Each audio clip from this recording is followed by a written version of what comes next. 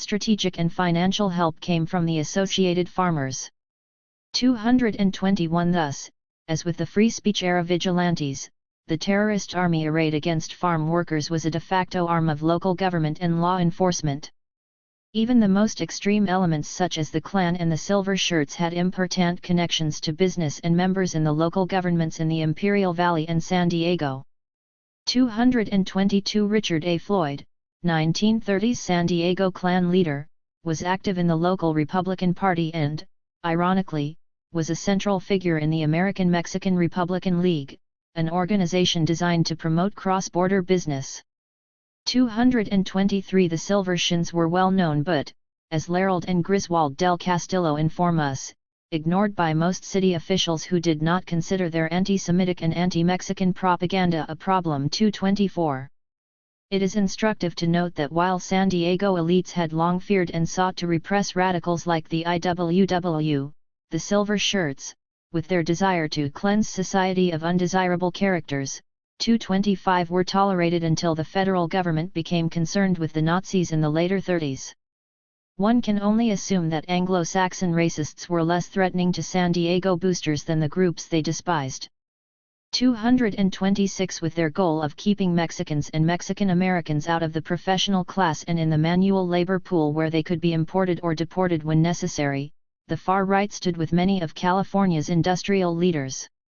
227 Indeed, in May 1934, the San Diego Chamber of Commerce, the Associated Manufacturers of San Diego, and the 200 San Diego Merchants Association decried the San Diego citizens who were promoting strife in the Imperial Valley and pledged aid for their neighbors who were ridding Southern California of the insidious menace of communism. 228.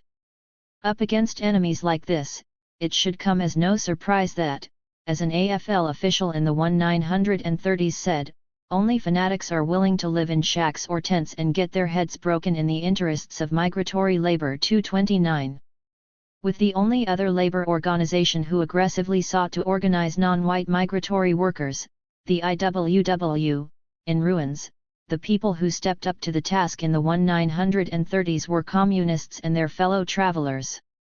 Whatever issues one might have with the brutality of Stalinism in the Soviet Union or the rigidity of the Communist Party of the United States, it must be acknowledged that, as Kevin Starr puts it, while their ideology represented a dead end, the cause they served, justice and decency in the fields, almost exempts them from the negative aspects of their communism. There was no one else on hand to do a job crying out to be done, other than the young communists, and they did this work with courage and high moral purpose. 230. The danger and difficulty of organizing agricultural and cannery workers required so much focus on bread and butter issues and practical necessity that many communist organizers became less ideologically rigid in the service of becoming excellent trade unionists. Vicky Ruiz claims that whatever the union's roots, communist organizers in the fields and factories time and time again, proved to be dedicated, tenacious, and selfless organizers. 231. The result was a stunning wave of 180 agricultural strikes involving 89,276 workers between 1933 and 1939 in California. As McWilliams says of this flood of strikes, no parallel of any kind can be found in the history of American labor. 232. San Diego's Labor Council, while thinking of Imperial Valley unions as branches of the San Diego unions, 233 did not make much of an effort to organize Mexican agricultural workers in the valley. In fact, through the 20s, the Labor Council showed little interest in overcoming its own anti-immigrant, racially exclusive policies. While the Labor Council did seek to work with the Tijuana Federation of Labor and formed a laborers' union in 1927, the effort fell apart and the council resumed its old calls for controlling Mexican immigration. Racism undoubtedly played a role. 201. In this failure. Throughout the 20s and into the 30s, the conservative AFL Old Guard in the Labor Council maintained a preference for native skilled workers. It was a local carpenter and communist, Stanley Hancock, who first argued for the organization of the unskilled in 1924, saying, you will never be secure in your wages until the laborers are well organized and their interests taken into account. 234. As early as 192-1, Hancock pressed for the end of racial discrimination in the Labor Council and the admission of blacks into local unions. Unfortunately, even when non-union blacks struck in solidarity with white union builders, the Labor Council still voted against admitting them into unions. 235. Thus it was not aggressive dual unionism that inspired the communist-led Cannery and Agricultural Workers' Industrial Union, CAUTO, to organize local Mexican, black, and Filipino farm workers in the 30s. It was the AFL's lack of interest combined with the communists' anti-racist, egalitarian idealism. Their first efforts came in 1930, when communist organizers sought to help with a lettuce strike. In The Story of the Imperial Valley, Frank Spector, a leading Communist Party organizer, tells of numerous open-air and mass meetings, in Brawley, El Centro, Westmoreland, Calexico, Calipatria, and other points that were attended by thousands.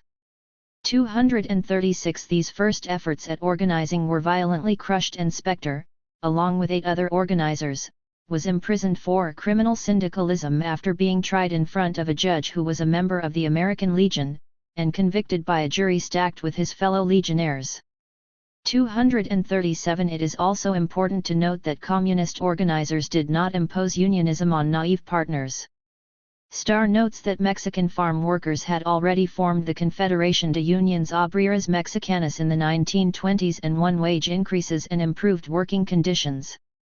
By 1933, however, their wage rates had dropped by more than 50% as a result of the Depression. 238. Nonetheless, the history of earlier struggles made many of the workers eager to be organized. As communist organizer Dorothy Ray Healy remembers, despite charges by the growers that the communists were conspiring to destroy California's agricultural economy, we were rarely the instigators of these strikes. They 202. Usually broke out spontaneously and then the workers would come and find us. Most of the workers we encountered in the early 1930s were Mexican, with some Filipinos, and only a scattering of blacks and Anglos. 239. Starr agrees and points out that, given the fact that farm labor was akin to slavery, the workers craved a way to fight back. From this perspective, the farm workers of California, Mexicans and Filipinos initially and most intensely, but later whites and African American as well, were more likely to be using communist organizers than to be used by them. 240.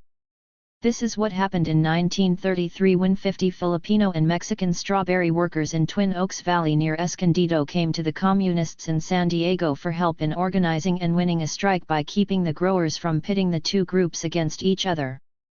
241. That same year, the Unions Obreras Mexicanas contacted the CAUTO about organizing farm workers in the Imperial Valley. As Stanley Hancock puts it, the San Diego Party was quite influential in Imperial Valley among the agricultural workers. In 1933, CAUTO workers were pouring into the valley from Salinas and the San Joaquin Valley, and Hancock remembers, that came into my territory, and I spent quite a bit of time in Imperial Valley, setting up locals of this Red Union. 242. Healy's account is a little more revealing as she admits that I had only given a couple of speeches. Stanley and I had a lot to learn when we set off for the Imperial Valley. 243. When they got there, Healy remembers, the Imperial Valley was a self-enclosed feudally run barony, surrounded by desert. The workers lived a miserable existence and were treated like virtual serfs. Those who lived there year-round lived in little shanties with dirt floors. Others lived in tents. It was usually brutally hot. Even in January when we arrived the temperature was in the 80s or 90s, and in the summer it was always well over 100. The growers provided no drinking water for the workers except for that in the irrigation ditches, and those ditches were used for everything, including washing and toilets. Driving into the valley you had the feeling of leaving the United States behind you. The ordinary legal rules and protections, imperfect as they were, no longer applied.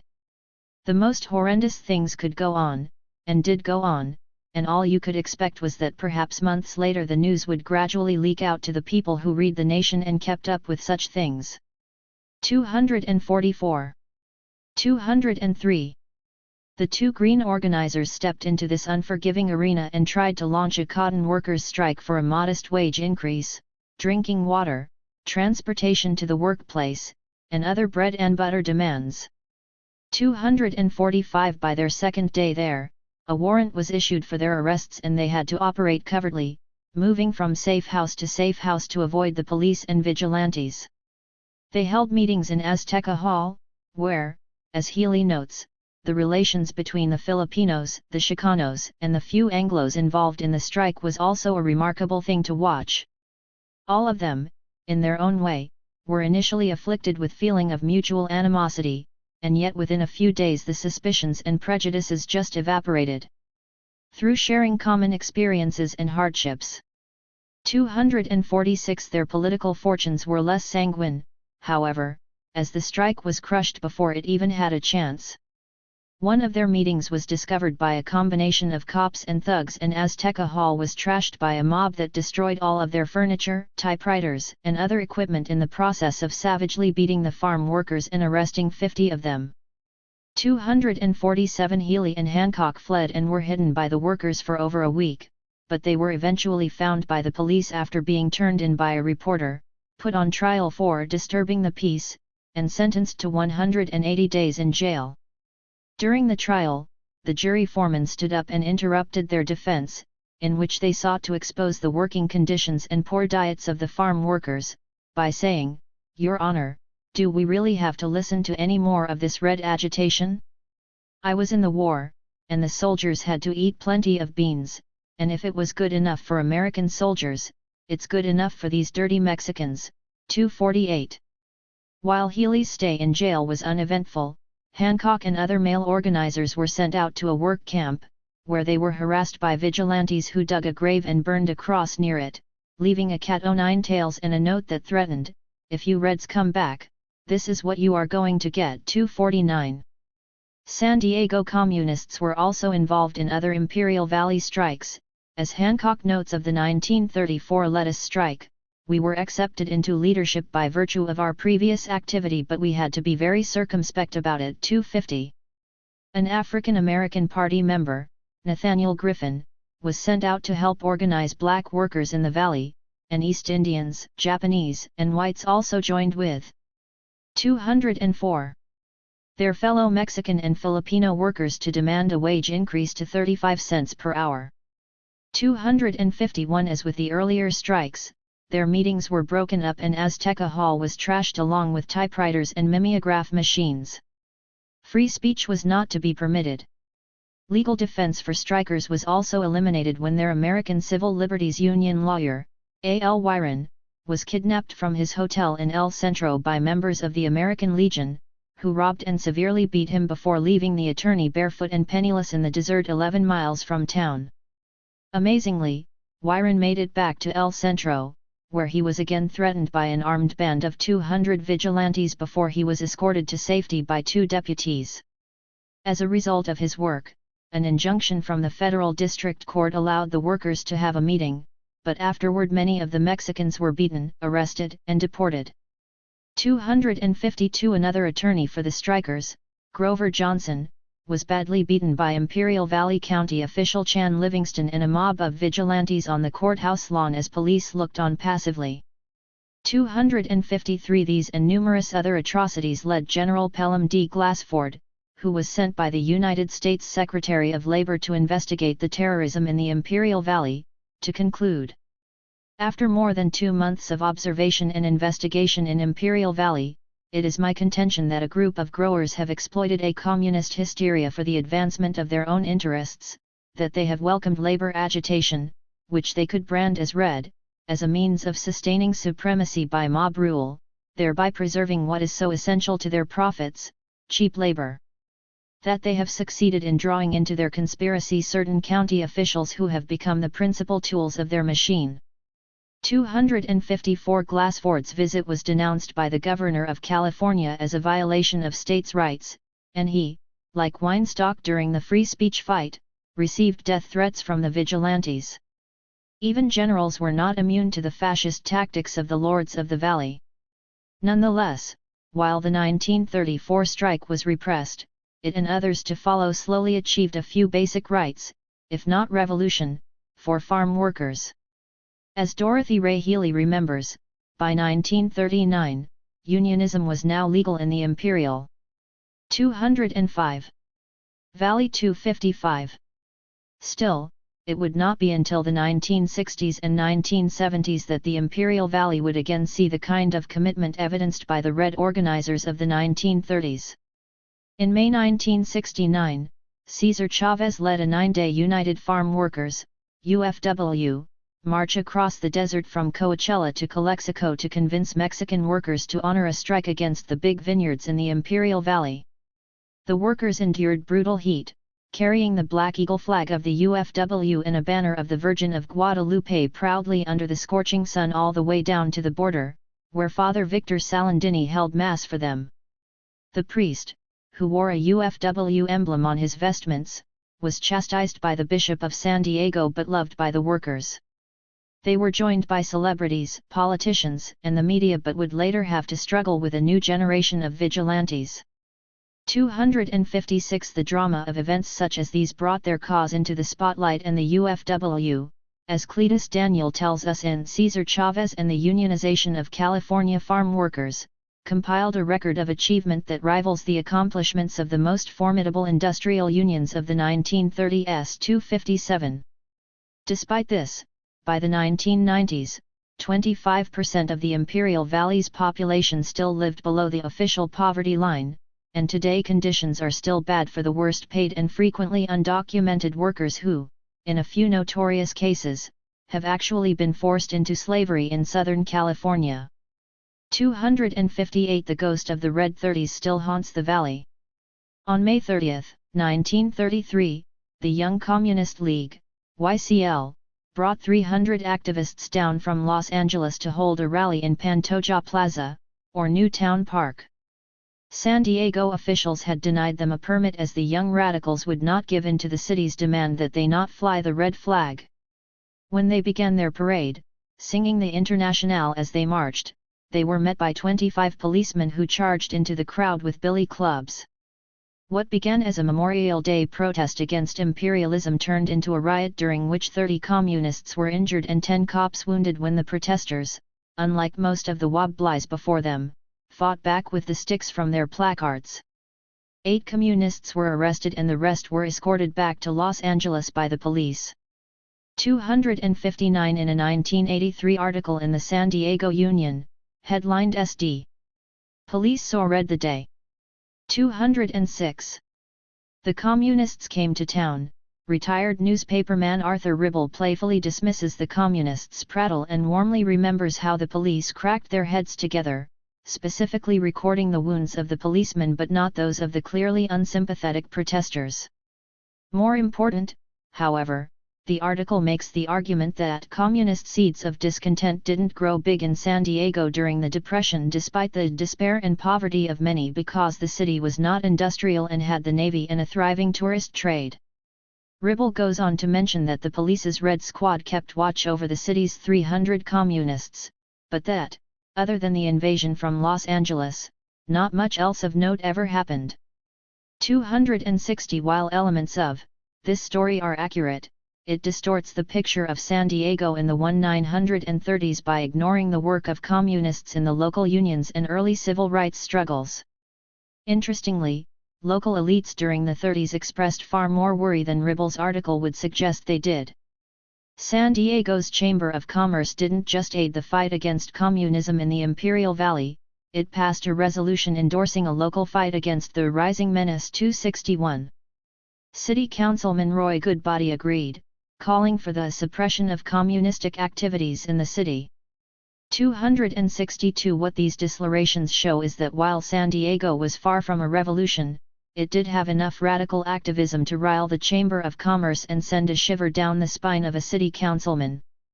The city of San Diego did not see the historic strikes and open bloodshed that characterized the Imperial Valley, but it did witness a bitter struggle for control of the local labor movement, and, after the 30s, it saw many of its radical leaders persecuted by relentless right-wing witch hunters. As has already been noted, the San Diego labor movement's leadership, with its bias toward the crafts, nativism, racism, and generally conservative outlook, was frequently slow to open its doors to unskilled workers, women, and people of color. 263 The legacy of the free speech fight's repression, the elite's constant fear of even hints of radicalism, the ever-present threat of open shop drives by the Merchants and Employers Association, criticism from the American Legion, and the conservative influence of the National American Federation of Labor are probably all factors in the basic conservatism of the Labor Council in the 20s and early 30s. 264 Despite 207 this, there were always more progressive elements in the San Diego labor movement and even on the council itself. In April 1912, the San Diego Sun reported that when an AFL official from the State Federation of Labor came to town and criticized socialists and called the IWW notorious liars in an address at Germania Hall, Union men laughed and hissed. The official, Paul Scharenberg, tried again and, according to the Sun, several champions of both organizations arose and protested. Hot words were passed back and forth. After this, Scharenberg informed the audience that if they did not keep quiet he would cease speaking. The cheers were redoubled, apparently 90% of those present participating. 265. In the 20s, Stanley Gue, an old wobbly, was on the council along with Stanley Hancock, a communist. There was also an active socialist element. The left together called for organizing the unskilled and promoting the cooperative movement. 266 Thus, while radicals never had control over the Labor Council or the overall direction of the labor movement, the seeds of the 30s conflicts were present throughout the teens and the 20s. In the late 1920s in San Diego, the unemployed were jailed as vagrants and, as Frederick Ryan points out, as the Depression hit San Diego's well-to-do citizens seemed to have no concept of the forces that had been unleashed in the city by the large numbers who had lost everything in the Depression, including any hope of betterment under conditions as they were. 267. Indeed, during the depths of the Depression, the San Diego Taxpayers Association pushed for wage cuts for city employees. WPA workers were used as union busters in Balboa Park, and local ministers and politicians suggested setting up central labor camps for the unemployed in remote areas, out of sight but difficult to access. 268 All the while, the mayor of San Diego was on the take and would later be arrested for drunk driving. 269 As if to add insult to injury for the city's struggling workers and unemployed, the theme of the 1935-36 California Pacific International Exposition in Balboa Park was the culture of abundance, and exhibits like the one in the Ford Pavilion presented a mythological view of San Diego's history, devoid of all race and class conflicts. As Matthew Bokovoy puts it, the Ford vision of industrial and agricultural servitude resonated with the white and middle-class hopes for social control. 208. Over working-class militants during the 1930s. Worse than that, the Ford vision indicated that working-class Californians were excluded from the culture of abundance and relegated to the mean cycle of subjected labor in the state's fields and factories. 270. Just as the boosters did when they used the fantasy of the Spanish past for their social Darwinist dreams of the future in the early teens, San Diego's current crop of promoters proclaimed in the advance literature for the 1935 exposition that the city was open shop and free from labor troubles. 271. Other boosters like Edgar Hastings, San Diego's county supervisor, crowed that when I hear of red riots, grave unemployment crises and other economic disturbances in cities of the country, I thank my lucky stars I live in San Diego. None is hungry here. And though some may be temporarily out of employment, jobs could be found.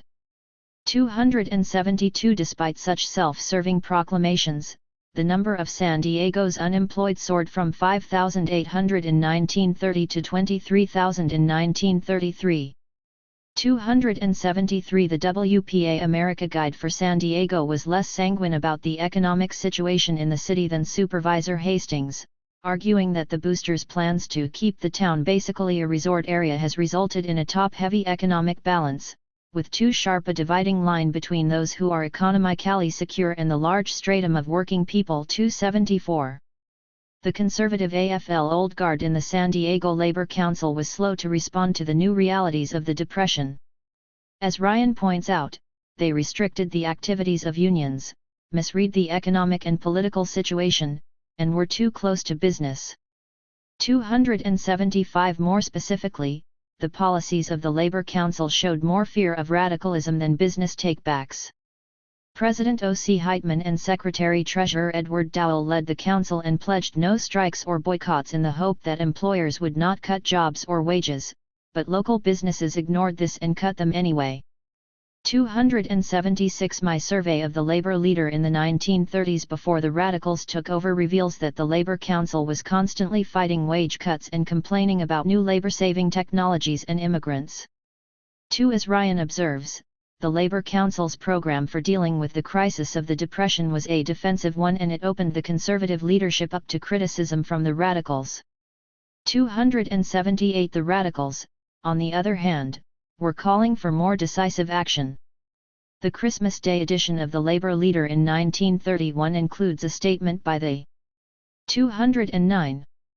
Unemployment Council of San Diego, led by Daisy Lee Worcester, a communist and member of the Teachers' Union, which asserts that for the unemployed, it is our moral right and our duty to our children to demand that the city, state, and national officialdom get busy immediately and create unemployment insurance by taking from the incomes of the rich and the millions of dollars that are spent on war preparations.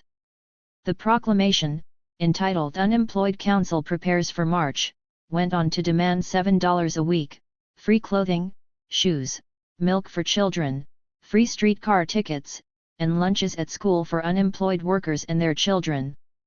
According to the Unemployment Council, there should be free rent, and no evictions, water, gas, and light for the city's dispossessed, and relief funds should be managed by a committee of workers.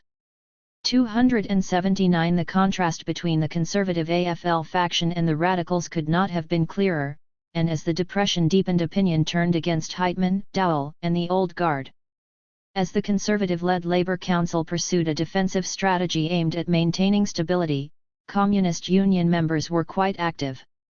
Communist Lee Gregovich of the Cooks and Waitresses Union ran a successful strike against the Golden Lion Tavern that involved much picketing and a few stink bombs.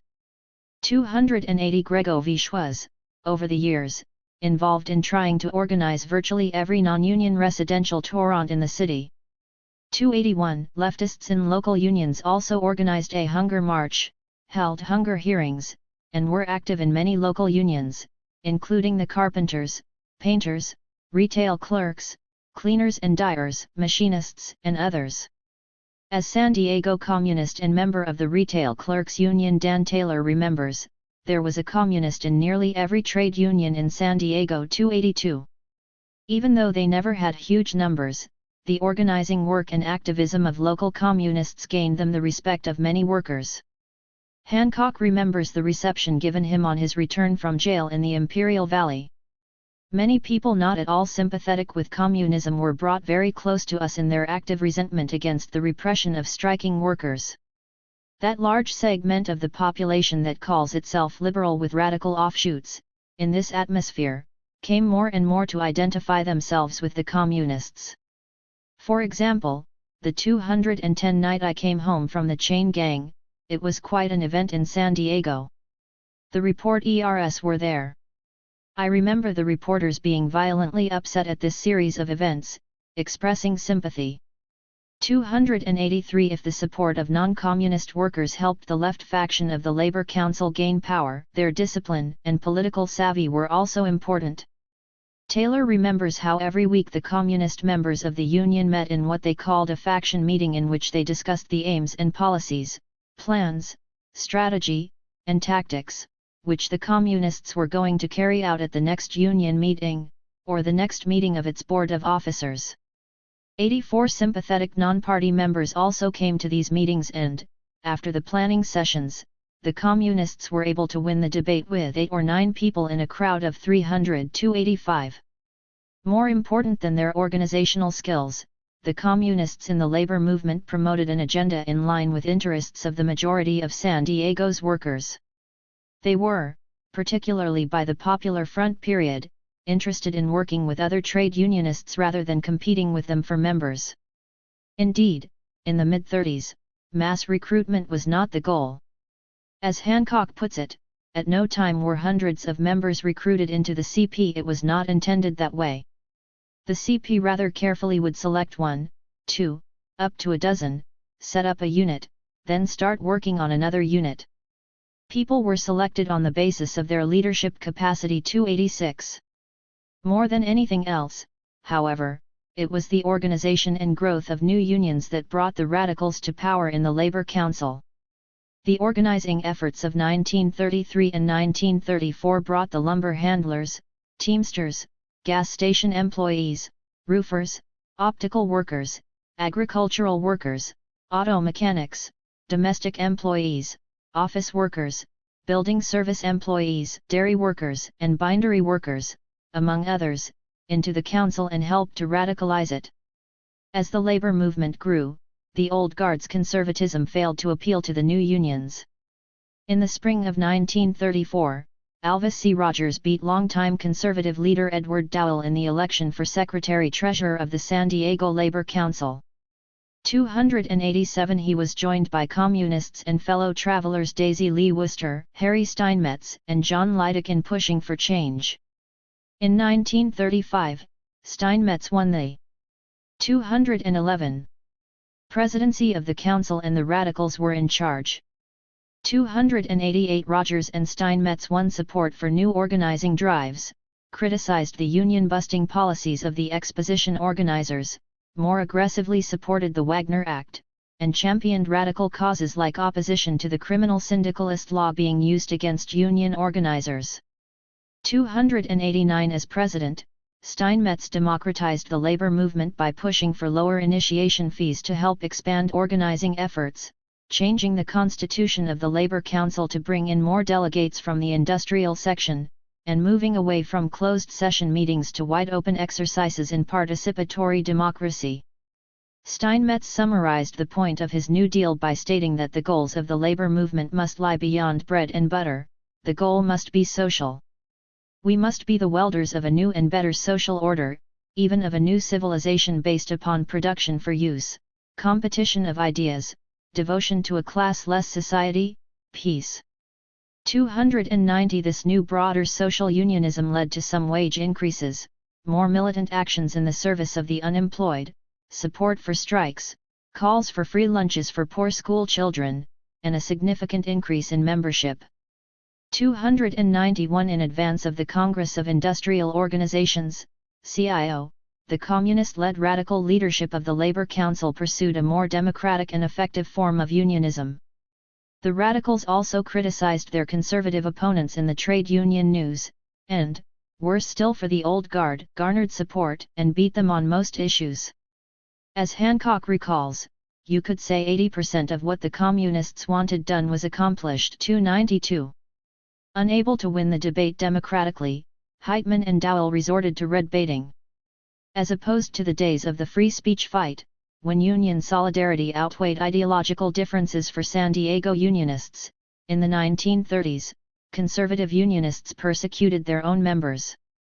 In the midst of a battle over whether to pass a resolution supporting leftist unionists on trial in Sacramento for organizing farm workers, Heitman lashed out at his enemies. He red-baited his opponents, charged them with disrupting and destroying San Diego unions, and openly threatened that we have the right to, and we will, protect our unions by eliminating any such disruptive influences. 293. In January 1936, probably after complaints from angry San Diego conservatives.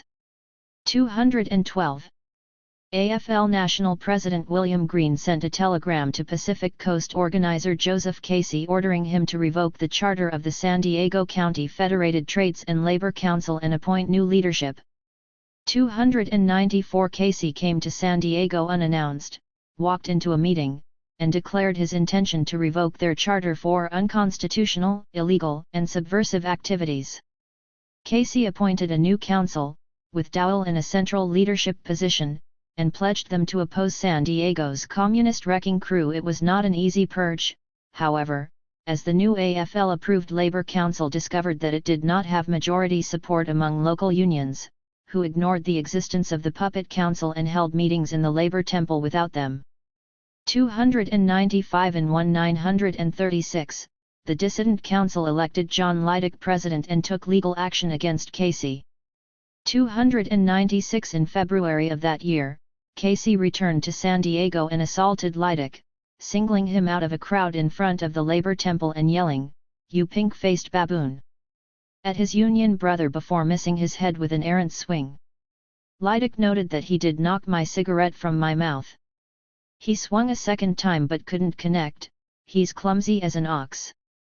Later, Casey turned on the whole crowd, declaring he would take on any three of them. As he was led away by police, Casey waged a complaint rare in San Diego history, "What's the idea of these cops siding with these communists?" 297. Casey's heavy-handed tactics failed and local unionists, led by Lydick, put together a compromise council to which most of the radicals returned. 298 Quickly afterward, however, Dowell set to red baiting again, using his seat on the Credentials Committee to refuse delegates he suspected were communists. This was then followed with a thorough purge of not just communists but also suspected CIO sympathizers, proving that the conservative Dowell-led AFL faction was not just anti-communist but intolerant of any form of unionism that challenged their narrow, bread-and-butter approach. 299 A post-purge Labor Day issue of the Labor Leader featured Walt Whitman's "I Hear America Singing," a popular front favorite, on the cover and celebrated the addition of new unions and the greatest progress in San Diego's labor history, while it solemnly discussed the dismissal of disloyal and disruptive delegates who were largely responsible for those gains in membership. 300 in the same issue is an 213. Editorial by a Unitarian minister, Howard B. Bard, who cautioned that labor was at a crossroads, having overstepped its justifiable bounds. The good minister then cautioned San Diego's working class that if it is led into the position of the extreme left, it must expect to lose public sympathy. 301. In the Copley-owned union, San Diegans were reading that their city council was preventing Reds from using schools for public meetings. 302 and that their police were jailing them for distributing handbills. 303 The city's conservative mouthpiece also told San Diegans that the communists were organizing against the GOP and that Steinmetz's arguments in favor of free speech for minority opinions at a local discussion group were specious. 304 By 1939, the labor leader cried out that AFL unionism is bulwark against foreign isms. 305. Along with the union, San Diego's Labor Council was on guard against the Red Menace, even if that meant turning on itself.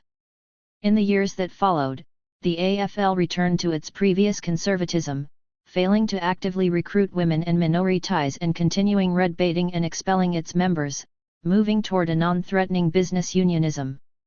306 By 1957, the labor leader decried the movement's lack of activism, asking, "Have labor members become tranquilized?"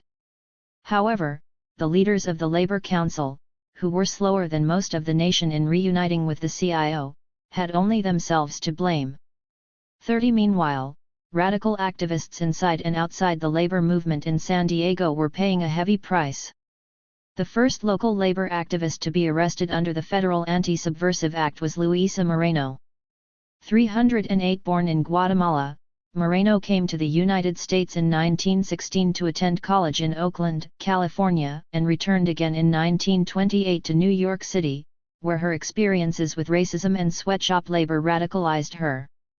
She joined the Communist Party in 1930 and remained a member until 1935 when she left as a result of ideological disputes.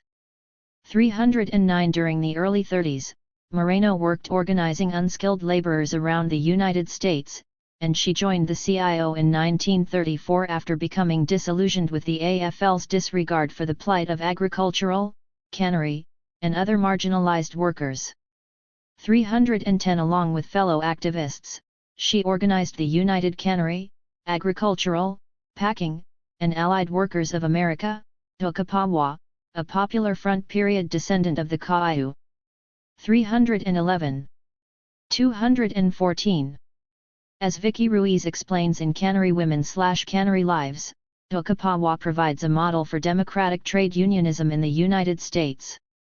As opposed to the local AFL, Hukapawa encouraged local control of unions and worker solidarity across occupational, racial, gender, religious, and political lines. 312.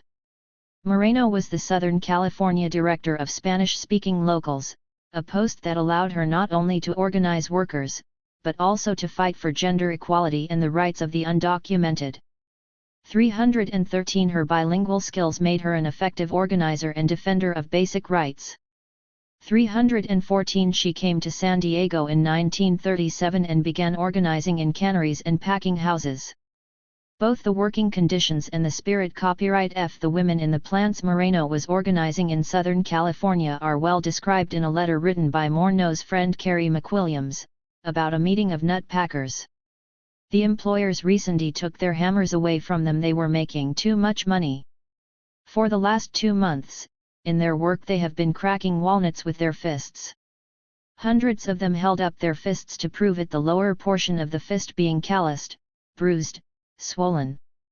They told of the hatred they feel for their miserable stooges who spy upon them, speed up their work, nose into their affairs. They were really wonderful people. You had the feeling that here, unmistakably, was a section of the American people. And you felt stirred, profoundly stirred, by their wonderful good sense, the warmth and excitement in their faces, their kindliness. 315. The San Diego canneries were segregated, the women had to deal with frequent speed UPS, and workplace injuries were common. 316. Together with Robert Galvin, Moreno organized hundreds of workers in places like the Old Mission Packing Corporation, San Diego Packing Company, Van Camp Seafood Company, and elsewhere. By 1939, they had established San Diego Hukapawa Local 64 at Van Camp Seafood Company, and, during the next few years, negotiated a contract that recognized the union, created a closed shop, and gave the Hukapawa cannery workers the highest wages in the tuna packing industry. 31. As a result of gains such as these, McWilliams called Hukapawa the most progressive, best organized, most intelligently led CIO movement in the country. 318. 215. Civil rights work went hand in hand with Moreno's union organizing.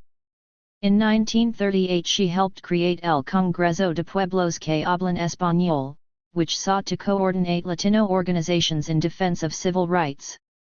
319. She spoke out against the internment of Japanese Americans, fought racism in the workplace, and, in the 40s, got a non-discrimination pledge from the Royal Packing Plant, and supported Madres del Soldado Hispano-Americano, which fought for the rights of Mexican-American soldiers and their families.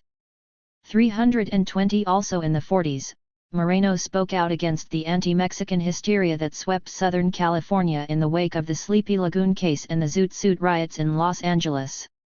321. The racist violence hit San Diego in June 1943, when gangs of vigilante servicemen, both sailors and Marines, swept through the downtown streets in search of Mexican youths who struck them as hoodlums. When they found them, the servicemen beat them viciously and stripped many of them of their clothes.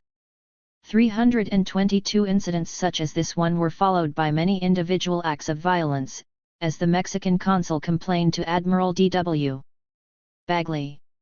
Moreno, who was also concerned about racism on the base, teamed up with San Diego Councilman Charles Dale and sought to bring the issue to the Navy, which, along with the local press, ignored it. It was Moreno's conclusion that we will never know much about the San Diego civilian casualties. The Navy and the local newspaper ignored the violence since most of the victims were Mexican. 323.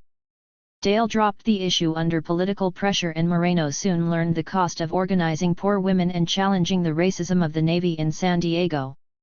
As Ruiz points out, red baiting was the main weapon used against Hukapawa. 324. As early as 1938, Moreno's union activity, along with the activism of El Congreso de Pueblos, gained the attention of Congressman Martin Dies of the House Un-American Activities Committee, HUAC.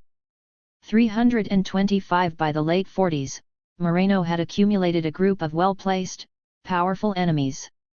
Old Mission Packing Corporation and San Diego Packing Company requested that their nemesis be questioned by the HUAC. 326 In addition, Admiral Bagley had allied himself with California State Senator Jack B. Tenney, who disliked labor and blamed the Zoot Suit riots on communist newspapers, as well as V.W. Keniston Sr., who, as Lerald and Griswold del Castillo tell us, 216. Stayed active against Hispanic labor and civil rights activities. While a member of the Klan, he was on the Building Trades and Labor Council and also an affiliate of the Federal Mediation Service. Keniston was well acquainted with the city's mayor and councilmen, and with local bankers and merchants. With the friendship of Senator Jack Tenney, head of the California Un-American Activities Committee, it put Keniston in an ideal position to incapacitate Mexican-American civil and labor rights. 327 In fact, as Lerald and Griswold del Castillo outline, the Klan had direct ties to the tuna packing companies. Specifically, California Packing Corporation, Marine Products Company, Van Camp Seafood Company, and several other firms actually financed the Klan to battle leaders like Moreno. 328. Thus, with the canneries, state and federal politicians, the Klan, racist labor leaders, and the local press against her, there was little the ever-defiant Moreno or her lawyer Bob Kenney could do. On September 10, 1948, Moreno was asked to appear before the State Senate Committee on Un-American Activities, which held a hearing in the San Diego Civic Center. The Union characterized her as a defiant witness as she invoked the Constitution's Fifth Amendment. When Senator Tenney threatened to send Moreno's transcript to the Immigration and Naturalization Service, INS, in order to foil her application for citizenship, Moreno shouted back at him, "Citizenship means a great deal to me, but the Constitution means more." Her spirited defense drew the applause of a middle-aged woman who was expelled from the meeting for violating a ban on demonstrations. 329.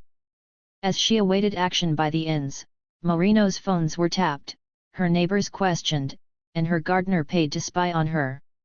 330 She was offered a deal for citizenship if she would testify against the famous Longshoremen's Union leader Harry Bridges, but, unlike Stanley Hancock and other local ex-communists, she refused to betray her principles. 331 After that, the Encanto grandmother, as the Union referred to her, was arrested under the Anti-Subversive Act and deported in 1950. From Mexico, Moreno made her way back to Guatemala in 195-1, only to be forced to flee her native country when, in 1954, a CIA coup overthrew the Popular Democratic Arbenz government in favor of a U.S.-supported dictatorship, leading to years of repression and tens of thousands of state-sponsored murders. 332 Moreno returned to 217. Mexico until her husband died in 1960 and then moved to Cuba to work as a translator for 6 months. After her time in Cuba, she moved back to Tijuana, where she ran an art shop on Avenida de Revolución for a time before moving to Guadalajara and finally back to Guatemala, where she died in 1992, forever freeing San Diego from the woman whom Senator Tenney called a parasitic menace. 333. After being purged twice by the Labor Council, Dr. Harry Steinmetz was followed by trouble for nearly 2 decades until he became the first employee of the state of California to be fired for insubordination and allegations of subversion. The American Legion first went after Steinmetz in 1936, sending a resolution to the State Board of Education demanding an investigation of Steinmetz for subversive activity. 334. Along with the Union, the American Legion criticized the professor with regularity, but they were unable to mount a serious threat until the 1950s. By that time, the local American Legion chapter was headed by Harry L. Foster, who was also chair of the San Diego County Counter-Subversion Committee and president of the Chamber of Commerce. 335 Foster made it something of a personal mission to persecute college professors whom he deemed subversive. Questions of freedom of speech were not an issue for the hyperpatriotic Red Bader, who had developed a polished doublethink on the matter. As Foster saw it, the question of academic freedom is not now challenged. Dr. Steinmetz's thinking has been far from an open mind. His mind has been closed to the fundamental principles which most Americans believe are the soundness and wholehearted structure of our educational system. 336. With that thorny question dispensed with, Foster and the American Legion went after Steinmetz with a vengeance. After Steinmetz had spoken to an off-campus peace group, the Legion swung into action, requesting that State Director of Education Roy E. Simpson remove Steinmetz from his position. 337. After Simpson replied that he was legally unable to do so, the matter was brought to the legislature, where Fred Kraft of San Diego introduced Senate Bill 1836 allowing for the firing of state college employees for speaking at meetings sponsored by a Communist Front organization. The bill passed easily in the legislature but was vetoed by Governor Earl Warren, who refused to sign a law designed to fire a particular professor at San Diego State College. 338. Thus, much to the chagrin of the American Legion, Stein. 218. Metz survived for another 2 years. In 1953, Steinmetz received a subpoena requiring him to appear before HUAC in Los Angeles. San Diego State College President Malcolm Love showed little of it, declaring himself unsympathetic to Steinmetz's dilemma. 339. At the HUAC hearing, Steinmetz was grilled about communist infiltration of the American Federation of Teachers, but he invoked the Fifth Amendment and refused to cooperate. Years later, Steinmetz admitted he was an undisciplined communist 15 years prior to his questioning but that he had refused to answer on principle. 340. His defiance would cost him his job. After State Attorney General Edmund G. Brown announced that Steinmetz could not legally be fired for his refusal, San Diego legislators again swung into action. 341. When Senator Dilworth of Riverside introduced a bill that would help purge the state's educational system of communists in the school districts, Assemblyman Luckel of San Diego introduced another bill that would include state college employees. Foster referred to the second piece of legislation as the Anti-Steinmetz Act, and he was right. 342. In December 1953, Steinmetz gave a talk to an SDSC political science club and denounced HUAC as the Un-American Committee. 343. His comments provoked the immediate rage of the American Legion, who yet again demanded his ouster. 344. This time they got their wish. A.L. Wyron, who during the 30s was beaten by vigilantes who were likely members of the American Legion, was Steinmetz's lawyer and advised him to hold to his refusal. Bob Kenney, Luisa Moreno's old lawyer and Steinmetz's friend, advised that he take a different course. 345. When he appeared before the State Board of Education, Steinmetz took Wyron's advice and the board, which included Max Oslo of the Butchers' Union, who would later spend time in prison for conspiracy and assault against his union competitors, recommended his dismissal.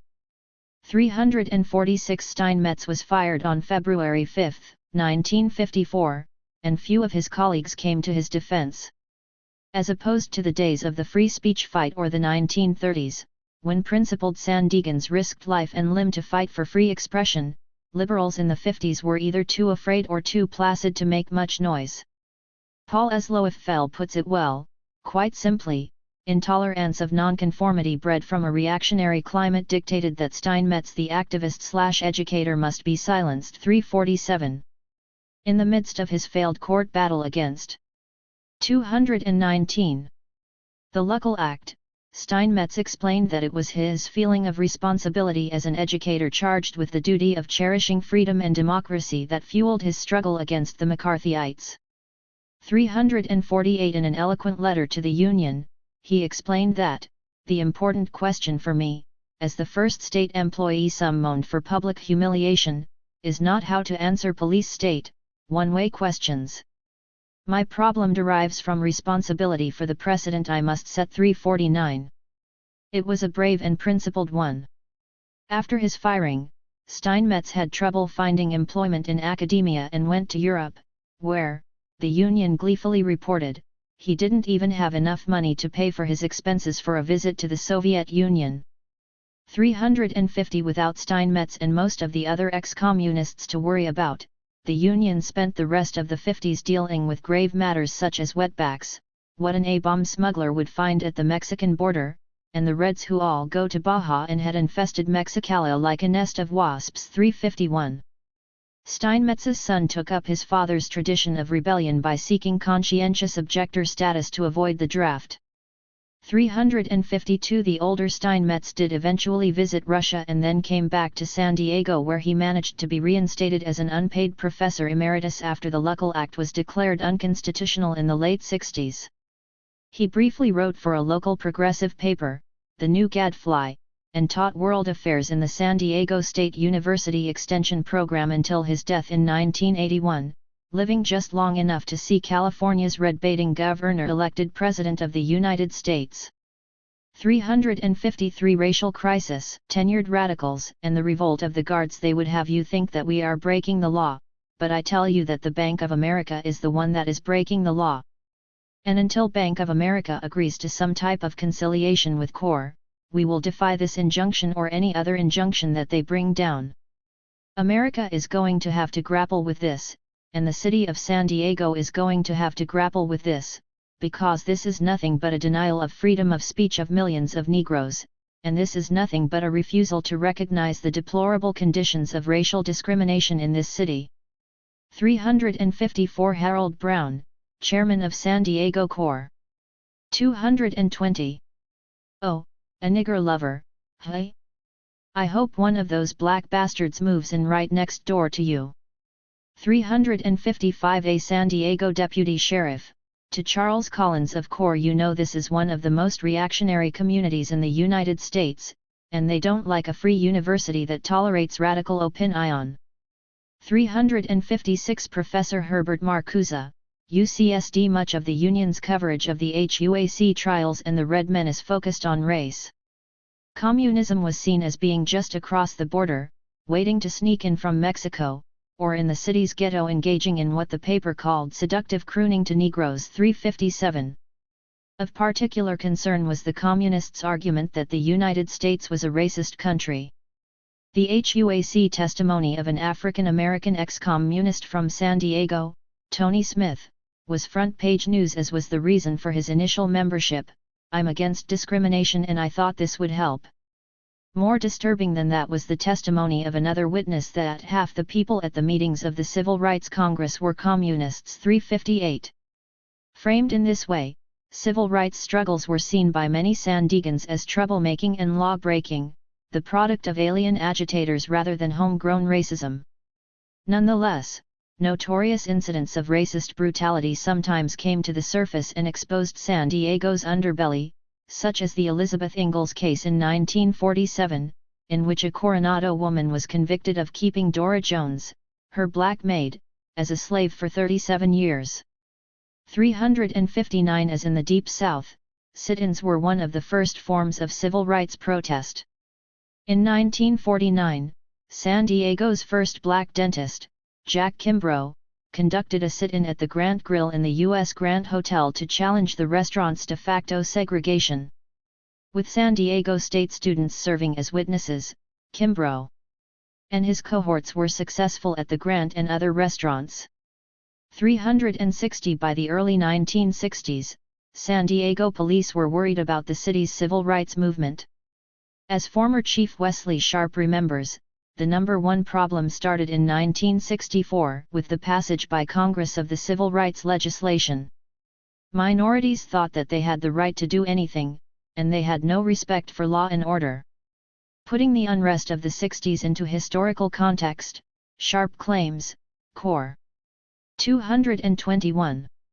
Activity was the first indication of unrest in San Diego, starting with picketing and sit-ins.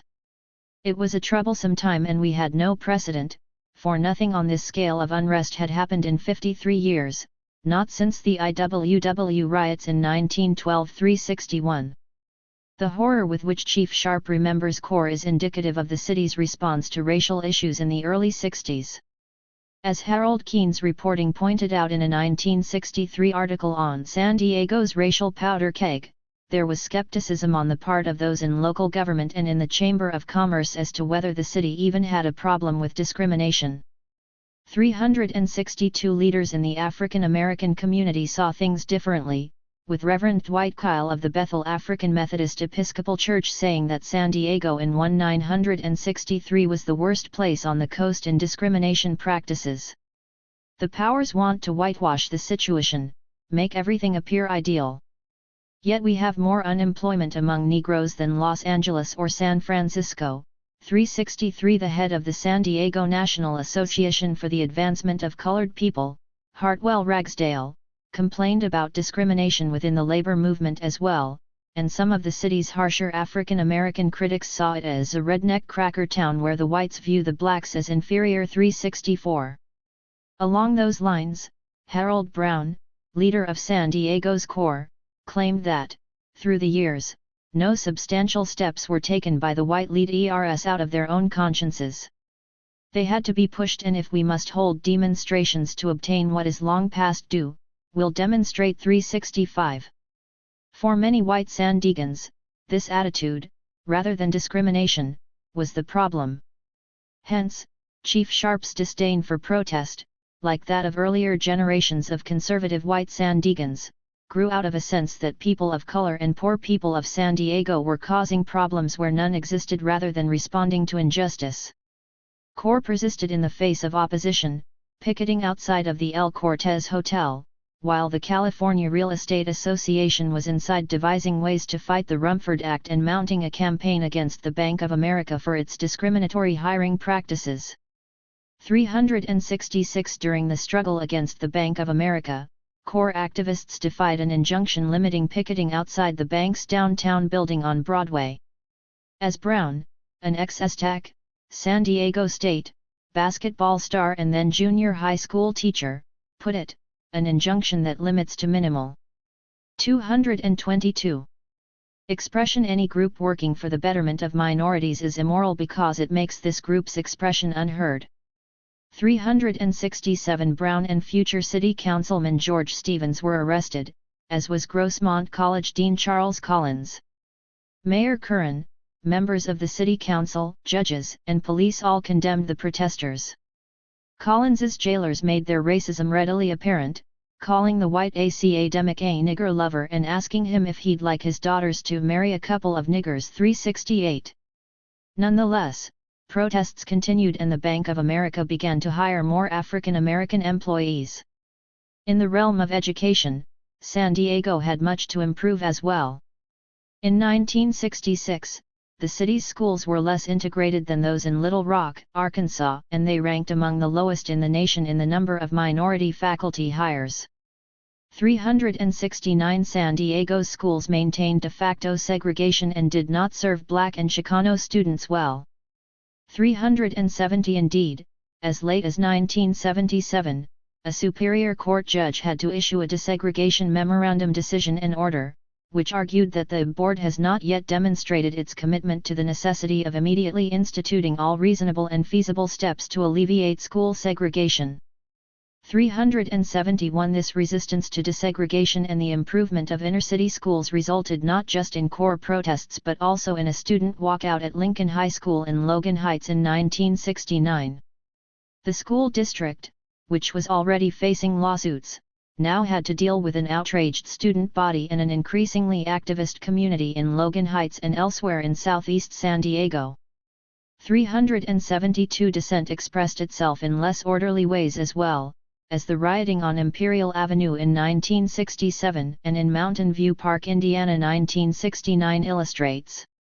373 Radical groups such as the Black Panthers, U.S., and the Citizens Patrol Against Police Brutality also had a presence in San Diego's ghetto in the late 60s and early 70s. 374 It was not action on the street, though, that most threatened the San Diego elite. It was the effort to bring dissent into the city's institutions and transform them from within.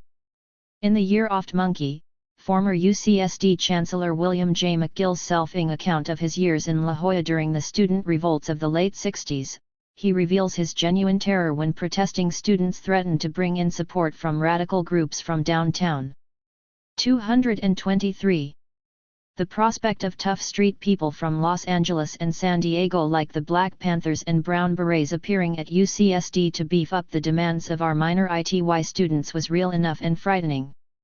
That was the direction the struggles with radical minorities had taken at San Francisco State, Berkeley, and in a number of other places. I made a mental note to call Walter Hahn, San Diego's city manager, to brief him on our new problem.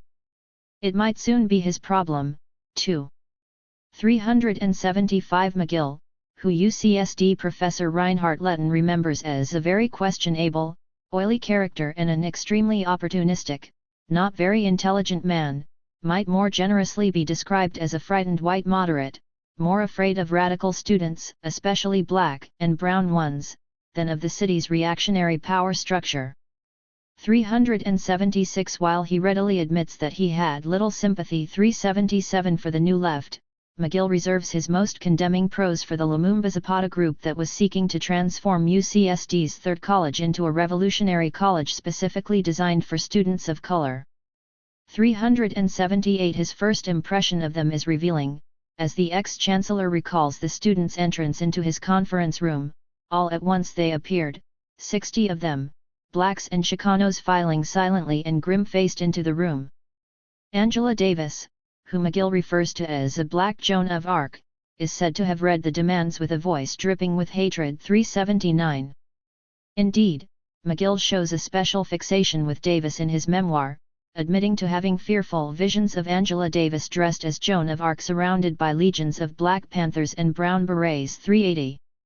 He describes Davis as macho, with violence in her rhetoric. 381 Interestingly, he admits to the fear that the snarling students led by Davis were pushing and threatening the provost, who came from a more golden era, in a quest for his emasculation 382. Clearly, in that golden era of the past, chancellors did not have to deal with dynamic black women or, for that matter, very many black women at all. By the end of the chapter on the Lumumba Zapata College, McGill is sure to tell his readers that Angela Davis and her radical supporters had lost their bid for a revolutionary college preaching slavery and genocide as the goals of white society 383. Civilization as it was known in San Diego had been saved. Angela Davis, on the other hand, recalls the creation of Third College with a focus on students of color as a victory of which all of us were proud, despite the 224 fact that it was not a revolutionary institution. In fact, rather than dripping with hatred, Davis sounds quite pragmatic. Concessions were going to be inevitable, however, the creation of the college would bring large numbers of black, brown, and working-class white students into the university. And it would be a real breakthrough to have a college in which students would exercise more control over the education they received 384. What McGill's somewhat hysterical version of the story shows is how anxious even liberal whites were at the prospect of an aggressive movement of people of color in San Diego. While he repeatedly laments double-edged racism, 385 McGill is remarkably unconscious of his own. The rude bombshell of the Lumumba Zapata paper was delivered to the UCSD administration in March 1969.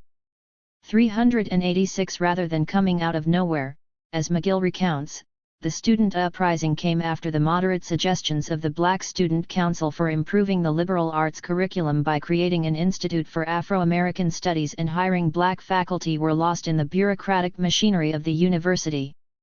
Particularly upsetting to students was the failure of the university to recruit more than one black faculty member.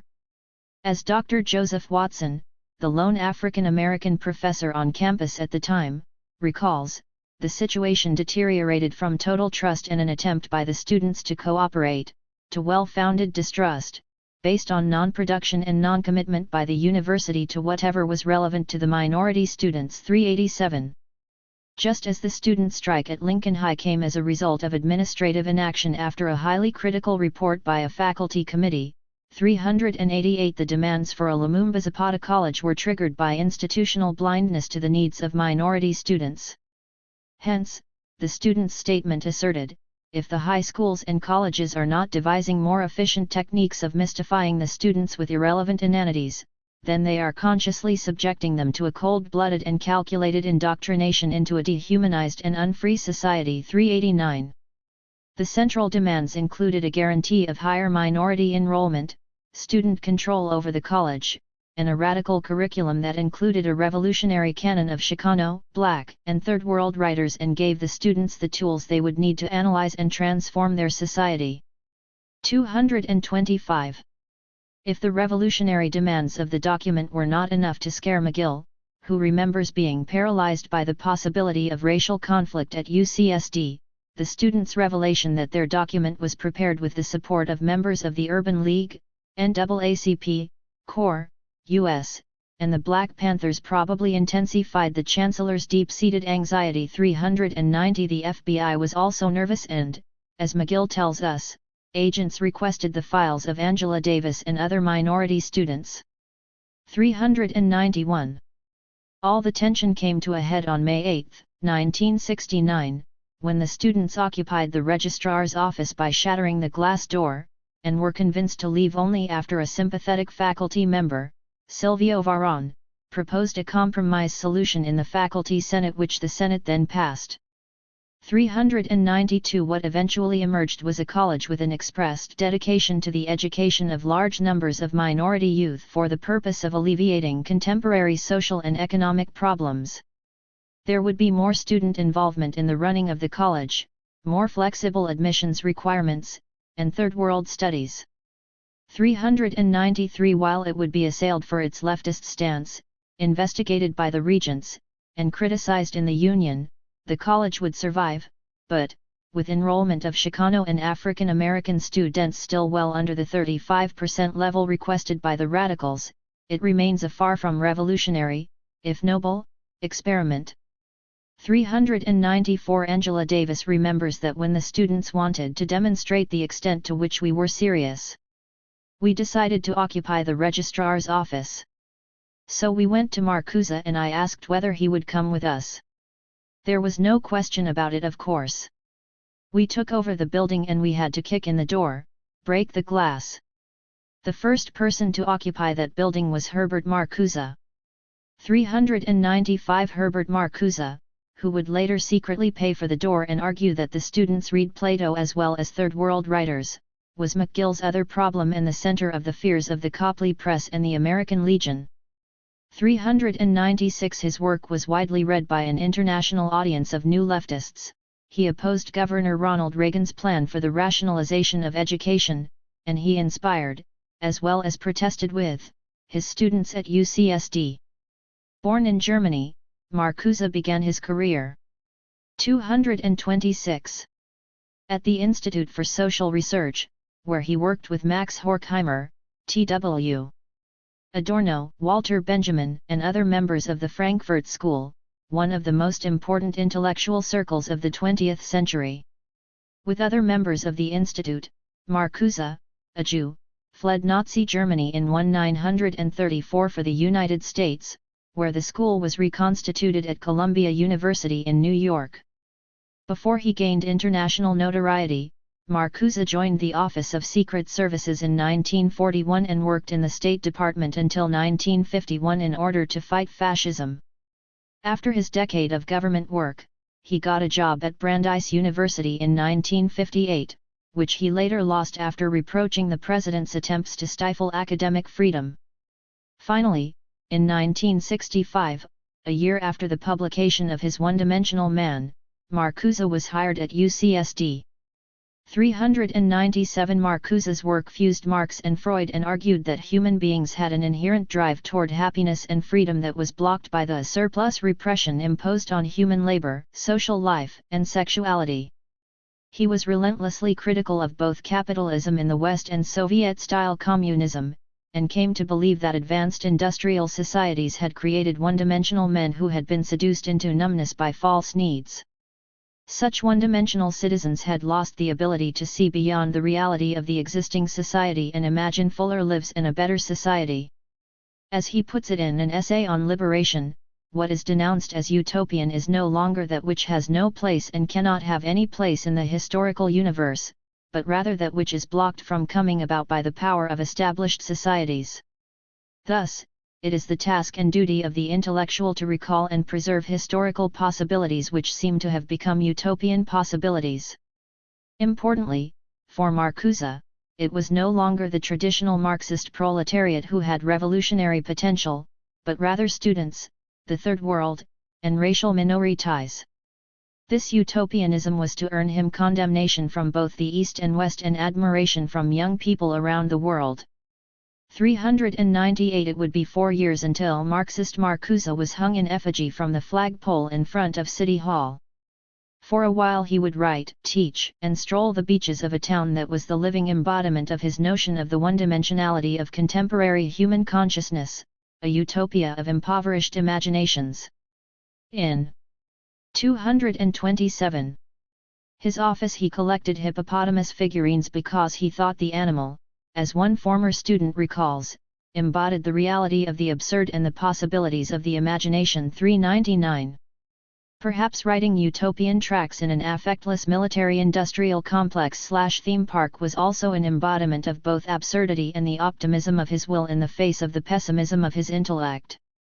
What began his persecution was a trip to Europe in 1968, during which he visited Berlin and praised Rudi Dutschke of the German Student Socialist Organization just before a series of huge demonstrations during which Dutschke was shot. Marcuse was also in Paris celebrating the birthday of Karl Marx during the May 1968 student revolt that was later transformed into a general strike. These coincidences, combined with the rumor that Marcuse had invited Dutschke to come to UCSD while visiting the recuperating radical in the hospital, sent San Diego's right-wing leaders into action. The Copley Press and Rep. Bob Wilson demanded that Red Rudy be denied a visa and the American Legion called for an investigation of Marcuse. All of this was despite the fact that both Marcuse and UCSD denied that Dutschke was coming to the university. 400 The truth, however, was not of much concern to the rabidly anti-communist retired military officers who edited the ultra-conservative Copley-owned Union. As McGill's memoir shows, Harry Foster had not even heard of Marcuse until he had read about him in the Union. Thus, when Foster went to McGill's home to extort from him a pledge not to reappoint Marcuse by threatening a full-fledged campaign against the Chancellor's running of the university, he was only operating as a front man for the Copley interests. When this attempt failed, a meeting with the paper's editors sought to persuade McGill, but finally it was only a relentless, coordinated campaign waged by powerful San Diego interests in business, government, and the press that forced Marcuse out. 401 Interestingly, McGill does not use the same invective he favored when describing radicals in his portrait of the right-wingers who sought to impose their will on both the university as a whole and on himself. Indeed, he associates those power interests with the community versus the university, 402, and is careful to compliment the self-appointed vigilantes' military records and to call Copley a nice man. 403. Apparently, radical right politics were seen as less of a threat to McGill. 228. Fueled by the vitriolic attacks of the Nice Man's newspaper, which also printed numerous hostile letters, 404 the death threats started to pour into Marcuse from anonymous sources along with those from the extreme right-wing group the Minutemen, and the Ku Klux Klan.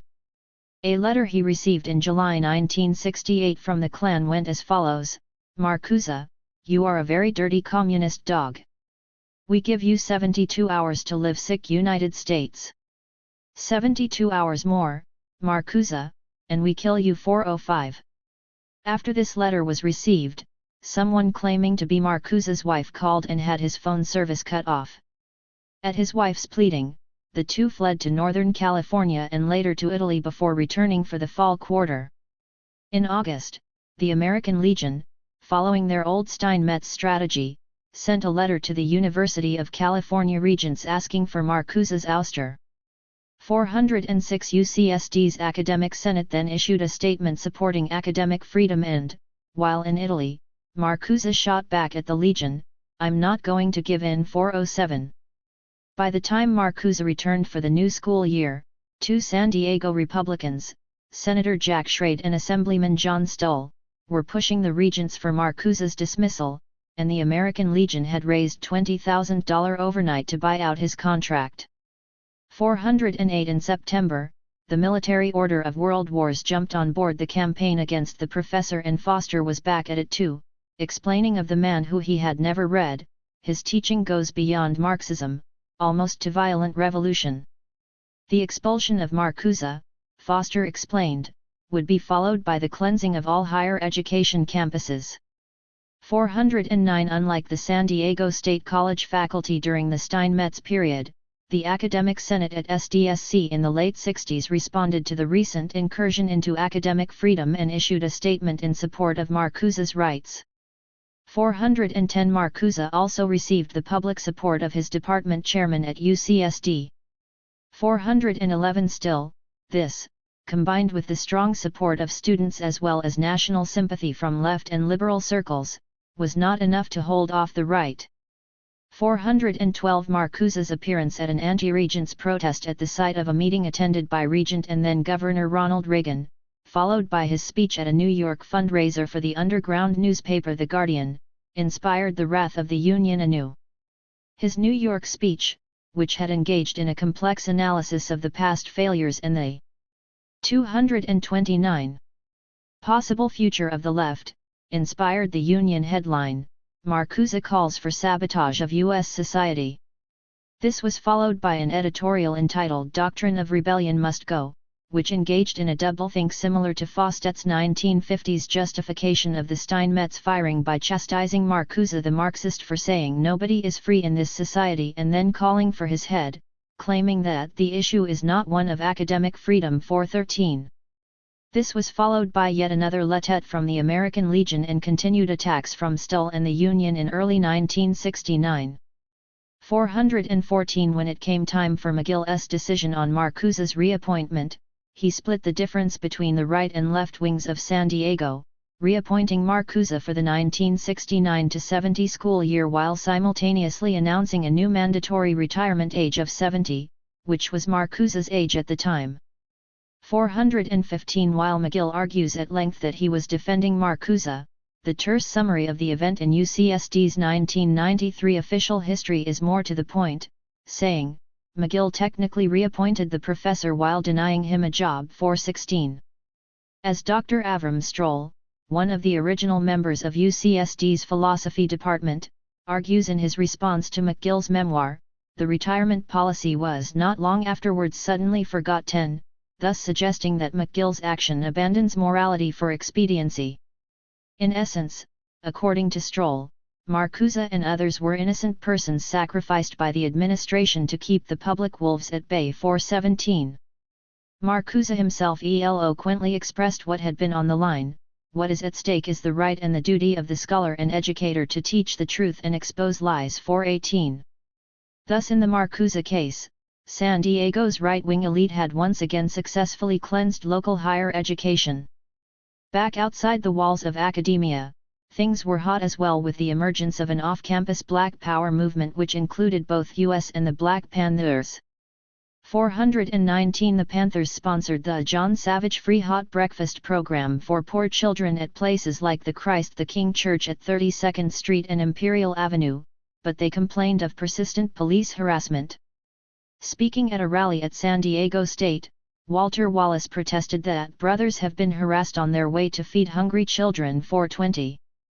Later, the Panthers would sue the city of San Diego, seeking an injunction that would stop detentions without warrants, unauthorized 230 searches, harassment, and surveillance. 421 There was also an intense conflict with US that resulted in the shooting of Sylvester Bell and another Panther as well as a retaliatory shooting of an US member. 422 Los Angeles and Oakland Panthers, however, generally thought of San Diego as US territory.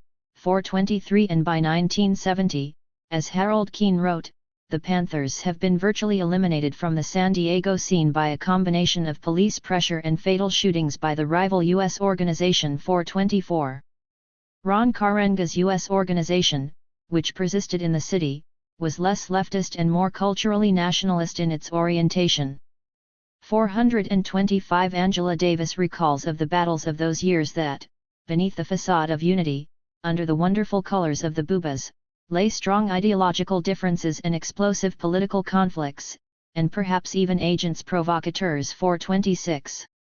Thus ended the Panthers' stay in San Diego. The Chicano civil rights movement was also gaining steam.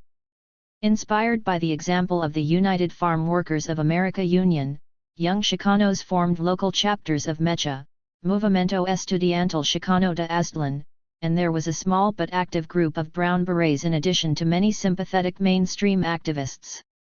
As opposed to the feud between US and the Panthers, local Chicano activists, while not always agreeing, worked together to gain one of the most significant achievements of their era: Chicano Park in Logan Heights. 427. In the 1950s, Logan Heights was California's second largest barrio until new zoning laws brought in industry and junkyards. The barrio shrunk and the quality of life deteriorated drastically. Things got worse in the 60s when Interstate 5 sliced through the heart of the neighborhood, only to be followed by the Coronado Bridge in 1969. 428. As Logan Heights resident Salvador Torres put it, "Nobody came and said we want to build this huge bridge on top of you. We want to annihilate you once and for all with something so big your humanity will just wither up and die." I can tell you everyone hated it. 429. All of that pent-up anger came to the surface when, on April 22, 1970, Logan Heights residents woke up and discovered that bulldozers had been brought in to clear the way for a highway patrol headquarters on what was supposed to have been the site of a new neighborhood park. More than 300 people occupied the site at the foot of the bridge and stopped the work crew from proceeding. 430. After 12 days. 231. Of occupation, the city agreed to negotiate with the Chicano Park Steering Committee. By May 1971, the state had agreed to a land trade, but Mayor Pete Wilson was not pleased and lamented that the park had already cost San Diego great sums of money. 431. Despite his opposition, the park was born, and in 1973, Salvador Torres and a group of other Chicano artists began what would become the largest set of Chicano murals in the world. 432. Now a historical site, Chicano Park is also a shining example of the reappropriation of public space by ordinary citizens lined up against powerful interests. Following in the tradition of Diego Rivera, these murals detorn the monumental ugliness of the underside of the Coronado Bridge and turn a statement about the city's racist planning into an affirmation of Chicano identity.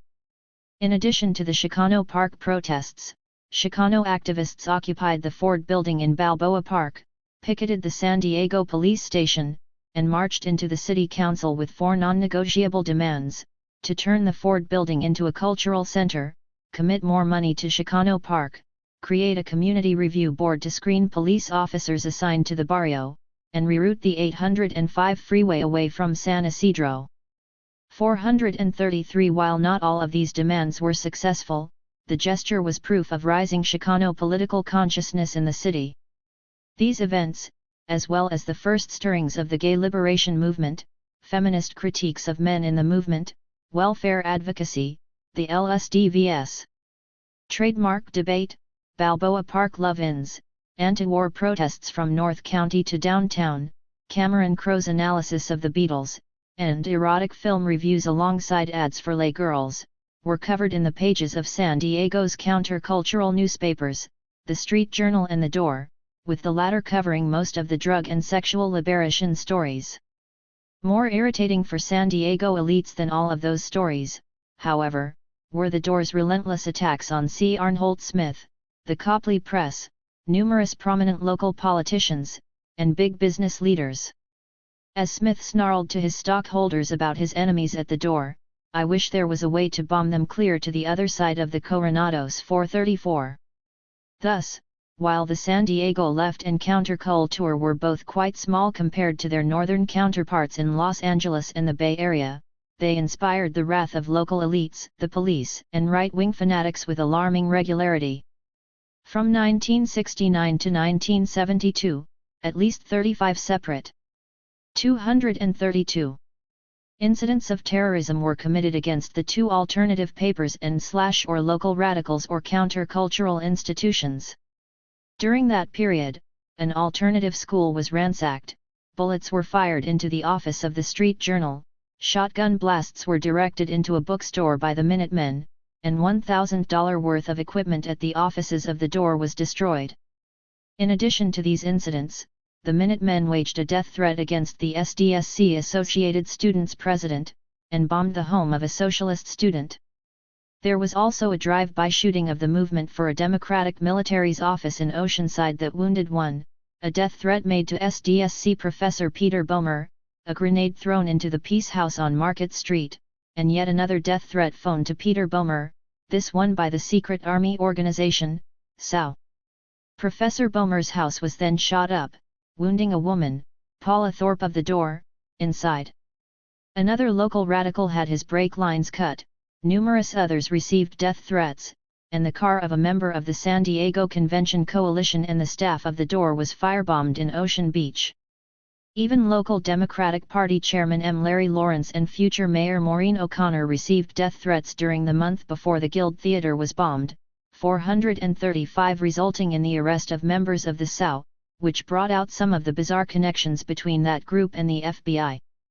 436 after the Guild bombing, the police arrested William Francis Yakopek, and, in a surprising twist, it turned out that the main witness against him was Howard Barry Godfrey, the local SOW commander and an FBI informant working under Agent Steve Christensen. Godfrey, it was revealed, had been working for the FBI since 1967, had infiltrated the Minutemen, and had actually helped set up and run the SOW. He was driving the car when SOW member George Hoover shot into Boehmer's house and wounded Paula Thorpe, and he later hid the gun in Agent Christensen's house. 437 after the Guild bombing trial, members of the SOW met with their old adversaries from the door at a Jack-in-the-Box in Lemon Grove and began to spill the beans about Godfrey. 438 What the door reporters learned was that SOW had a connection with the future dirty tricksters associated with Watergate and that Godfrey had cooked up some wild ideas for the then upcoming 1972 convention, including spiking the punch of anti-war groups with LSD or cyanide, bombing the 233 headquarters of the Vietnam Veterans Against War, bombing the homes of anti-war leaders, kidnapping or assassinating activists, and firebombing the vehicles of activists. More interesting, in light of the September 11, 2001, events in New York, was Godfrey's idea to acquire a drone plane, fill it with explosives, and use it as a flying bomb that would hit Air Force One and kill then-President Richard Nixon, who the SOW people saw as a traitor for dealing with Communist China. 439 Thus, the most insane ideas for acts of terrorism came not from the right-wing fanatics themselves, but from the agent provocateur supplied by the FBI.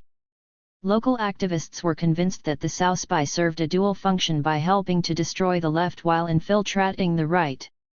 If all of this was not bad enough, local police harassed the advertisers in the countercultural press, a sheriff's deputy infiltrated the press staff to spy on them, and the city of El Cajon fought a losing battle to ban newspaper racks specifically to censor the door.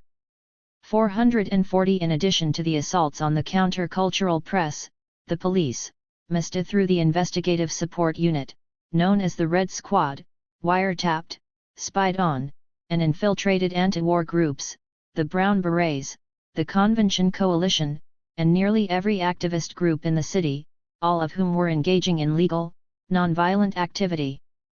441 In a blatantly political move, SDSC professor Peter Boehmer was also fired because of his activism, despite having been cleared of unprofessional conduct charges. Freedom of speech and political assembly did not apply to the left in San Diego during this period. Perhaps it was some form of cosmic revenge for the ghost of Red Emma that the 1972 convention was taken away from San Diego as a result of corporate and governmental scandal accompanied by fears of massive protests.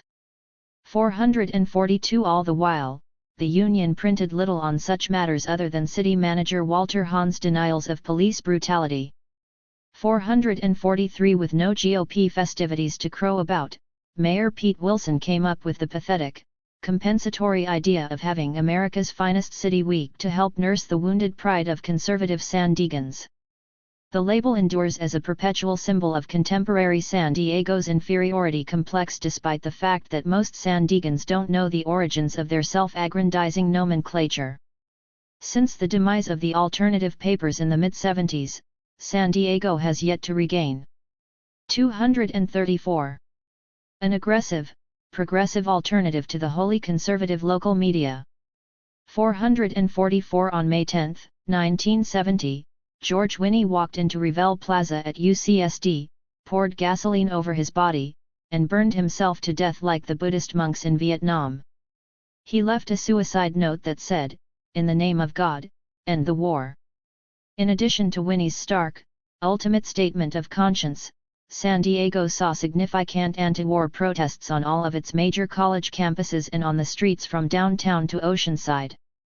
In November 1969, 5,000 protesters marched through the streets of downtown San Diego. 445. A May 1, 972 protest, which also drew thousands, demanded that the city council adopt an anti-war resolution. The marchers later stopped traffic by crossing the freeway. 446. Also in 1972, protesters in Del Mar were arrested as they sought to stop trains filled with munitions heading to Los Angeles and eventually to Vietnam.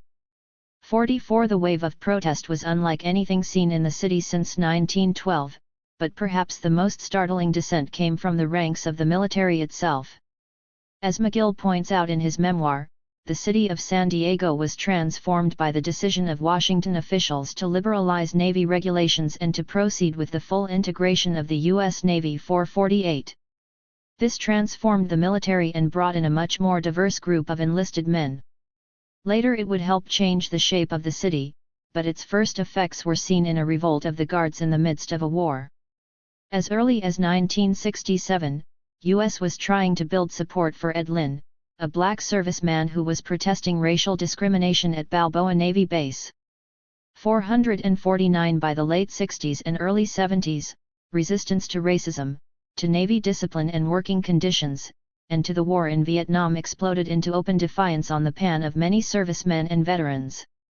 In October 1969, The Door published the 8-point program of the American Servicemen's Union ASU, which demanded collective bargaining, the election of officers, the end of saluting, a minimum wage, an end to racism, rank and file control of court-martials, the right of free political association, and the right to disobey illegal orders.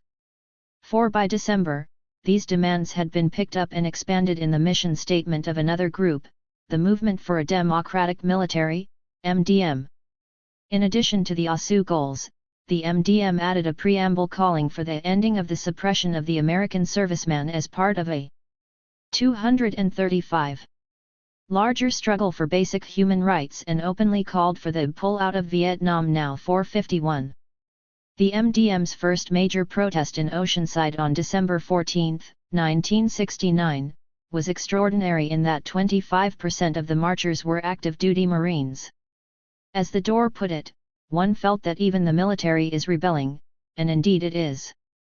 The MDM servicemen were surrounded by their allies, as well as a large number of Black Panthers. The marchers chanted, "All we are saying is bring the war home," as they were heckled and threatened by a smaller crowd of 200 Marines. Angela Davis gave a fiery speech at the end of the rally, and as the crowd dispersed, skirmishes broke out pitting protesting servicemen and their civilian cohorts against angry Prower Marines. 452. Camp Pendleton was getting hot. In February 1970, 30 Marines were injured in a riot in the barracks at Camp Pendleton. Upset over what they felt was harassment by 2 white corporals, 35 black servicemen went through the barracks smashing windows, overturning beds and lockers, and picking up sticks, mops, and brooms to fight the other Marines quartered in the barracks. No one was arrested for fear of sparking even more unrest. Commanding Officer R.R. Minor blamed the riot on the MDM and the Green Panthers. 453. On February 2, the Shore Patrol and San Diego Police occupied the block of J Street between 4th and 5th Streets downtown and broke down the locked door of MDM's headquarters without a warrant, arresting one serviceman inside and everyone who left the building that evening without reading them their rights or stating the charges. 454 that same month, 2 Shore patrolmen were involved in an altercation with off-duty GIs and MDM members in downtown San Diego after they were caught taking down numbers from the military decals on cars parked near MDM headquarters. 6 people then rushed out of the building with cameras, flashbulbs, and microphones and proceeded to survey the Shore patrolmen, following them up and down the street until one of the cameras was smashed by an officer. 455 This incident forced the Shore Patrol to retreat to their vehicles for surveillance, perhaps making absent without leave arrests, of which there had been 22 in 2 months, more difficult. 456 In March of that year, the MDM protested outside the court-martial proceedings of an enlisted man charged with desertion at the 32nd Street Naval Station, claim 236. The man was denied due process. Aggressive actions such as these led Marine Commandant General Leonard Chapman to say that the movement for military democracy is a serious threat to the defense of the country. Local terrorist vigilantes agreed as they showed by hitting the Oceanside MDM headquarters with machine gun fire, injuring one Marine deserter inside. 457 Despite military and police harassment of legal meetings, as well as struggles with the city of Oceanside for parade permits, MDM's organizing continued. In May 1970, it held a peaceful anti-war march of 5,000 people that ended in Oceanside's beach stadium. As in the earlier marches, this one was met with threats and heckling from angry Marines. 458 Nonetheless, these remarkable protests from within the ranks would continue. In August 1970, the DOOR published a statement by the Concerned Officers Movement, a fledgling group of 25 officers who have all served honorably in the armed forces, calling for freedom of expression for military men and an end to the war in Vietnam. 459 Anti-war protests, it seemed, would not be silenced. Vietnam veteran Peter Schiask came to San Diego in 1971 and remembers that if you were here in San Diego in the 1970s, to be in the anti-war movement was quite a deal. It really set people apart given the conservative nature of the town. It wasn't a big anti-war movement, but people were committed. 460. There was, according to Schiask, a distinct difference between the countercultural segment of the anti-war movement and the GI protesters. A lot of people in the anti-war movement who were countercultural or at the university tended to be more middle class. Then you had people in the GI movement who were not part of that at all. They still had short hair. They were anti-counterculture people. They were very political, but their idea of politics was to do whatever they needed to do to relate to GIs. So they kept their hair short, dressed conservatively. They were the heavies, they were more working class. There were more people of color. The Center for Servicemen's Rights was the group I knew of. They had various storefronts they operated out of. Probably the biggest and most successful was the one in the heart of the belly of the beast in what is now the Gaslamp Quarter downtown, which at the time attracted a lot of off-duty servicemen to funky rows of shops, bars, and adult. 237. Theaters. They advised people of their rights to become conscientious objectors while they were in the service. And they'd leaflet the bases. They weren't roundabout about it, everybody knew who they were and where they were coming from, and they had big campaigns. One of the big ones was advertised on a poster with beautiful multicolored graphics of the veterans' graveyard at Point Loma with the Connie USS Constellation steaming out of the harbor. So you had the picture of the ship with the backdrop of the cemetery. It was a powerful message. 461 On the USS Constellation, 9 sailors got the message. On September 29, 1971, 4 sailors walked off the aircraft carrier and went to several churches asking for sanctuary. Initially, a number of churches refused to shelter them, but they even too ally found sanctuary at Christ the King Church at 32nd and Imperial, where Father James Gallas and other Jesuits took them in. Later, they were joined by 5 more men. Once inside the church, the sailors put together a joint conscientious objector statement, which said, "We as men will no longer take part in war, and we are ready from within to suffer every persecution that our abstention from war will bring us." 462 The defiant sailors were arrested and taken back to the ship where, once on board, they began a hunger strike that lasted for 14 days. They were sent to the brig for the hunger strike and refused to work in jail. As San Diego sailor Scott Flanagan put it, "I have laid my life on the line. And it's up to the Navy what happens. I figure if my beliefs are worth anything, then my life should definitely be part of them." Their principled, persistent refusal worked, and on December 9, 1971, 8 of the 9 men were honorably discharged. 463 A statement issued by the men after the discharge read, "The Navy is totally unable to deal with a man's individual conscience. It can only react blindly with its own antiquated regulations." Flanagan, who claimed that as a human being he could no longer support the military machine that killed in the name of his country, sought to reframe the meaning of patriotism, as a patriotic American. "I must refuse to take part in my ship's Miss Zion. I have a conscience to live with. I could not live with the deaths of thousands of human beings knowing I was in any part responsible for those deaths." 464. This time it was not a communist who shocked San Diego, but one of its cherished Navy men. The guards had revolted. 238. In May 1972, the Vietnam Veterans Against War were denied a permit to march in the Armed Forces Day Parade, but marched anyway as an unofficial part of the San Marcos Drum and Bugle Corps and were booed roundly. 465 Other events in 1972 were more serious, as evidenced by the October 10 revolt at sea on board the USS Kitty Hawk, when black sailors, outraged by the racism, job discrimination, lack of free assembly rights, and unequal justice on board the Navy vessel, rebelled.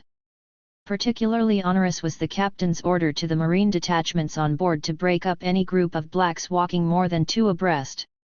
According to the Black Servicemen's Caucus, 25 black sailors went to the captain to air their grievances, and after dispersing they were set upon by Marines with nightsticks.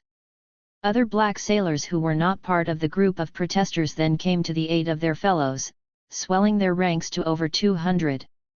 Black Marines refused to fight them, but on a ship with only 600 black servicemen out of 5,000 sailors, they were heavily outnumbered by gangs of white sailors. Only a threat to destroy the sickbay unless wounded blacks were treated along with wounded whites kept many of the injured from having to wait until all the whites were treated first. After it was all over, 21 black sailors faced a court-martial, while no whites did.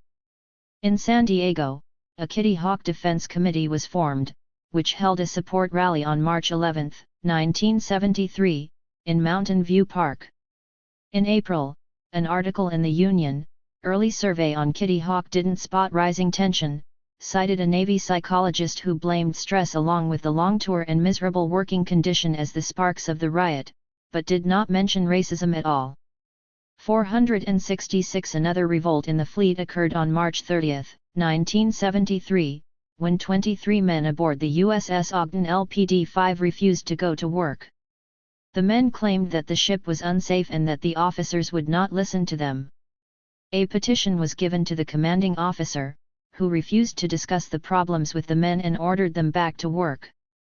13 of the sailors refused and were sent to the Philippines to be court-martialed. Back in San Diego, members of concerned military called for a congressional investigation. 467 Clearly, news of such a Navy strike was probably making San Diego's original boosters turn in their graves. The master plan for keeping the city white, middle class, and conservative was founded on the Navy end. 239.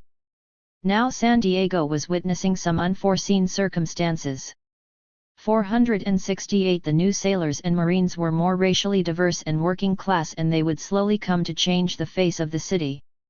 As for San Diego's famous martial spirit, while it would not disappear, it would never be quite the same.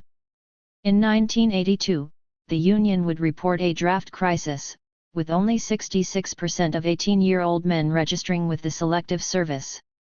469 Indeed, in 1980, San Diegan Benjamin Sasway became the first person in the nation to go to prison for violating President Reagan's sign-up order.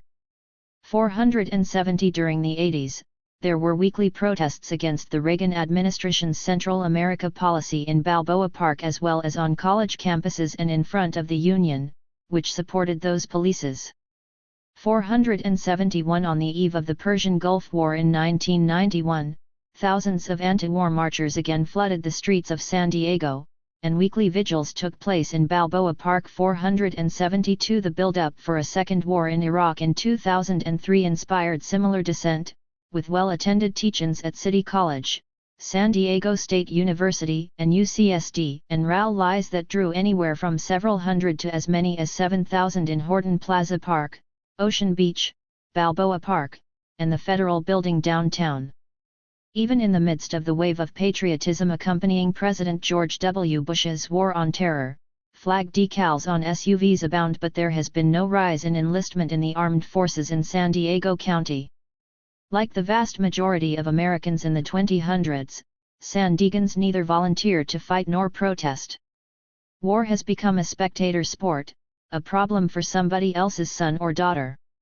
473 Perhaps the Vietnam Syndrome the city caught in the late 60s and early 70s still haunts San Diego like its other troubling ghosts.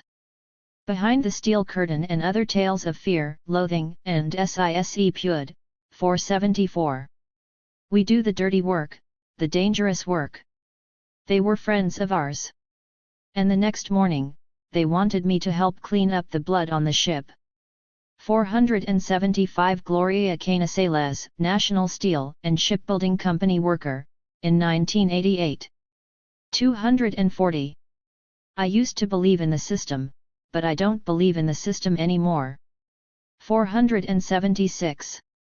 Tony Hernandez, drywaller, in 1992.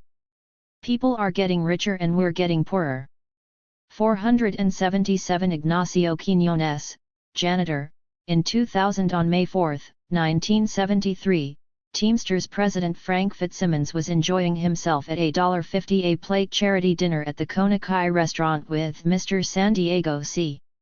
Arnhold Smith and Desert Inn casino owner Irvin Kahn, who was rumored to be linked with the mob. In addition to his control of the U.S. National Bank, Smith, through Hollis Roberts, was one of the biggest produce growers in the country. Robbins Farms had an unlimited credit line at U.S. National Bank, which also handled some $1 million of the Teamsters Central States Pension Fund, money that was being used by Irvin Kahn to fund a North County land boom that included places like Rancho La Costa, where John Alessio and James Copley were charter members, as well as projects in University City and Los Penasquitos. Both Smith and Fitzsimmons were close personal friends with Richard Nixon and, along with Roberts, bitter enemies of the United Farm Workers, who were angrily picketing outside the Swank Gala. 478 Thus, when Cesar Chavez linked his enemies with the White House during a speech at the National Press Club in May of that year, he was drastically understating his case. 479 The Teamsters' efforts to raid the UFW were indeed strongly encouraged by both the Nixon administration and the American Farm Bureau Federation, an industry group.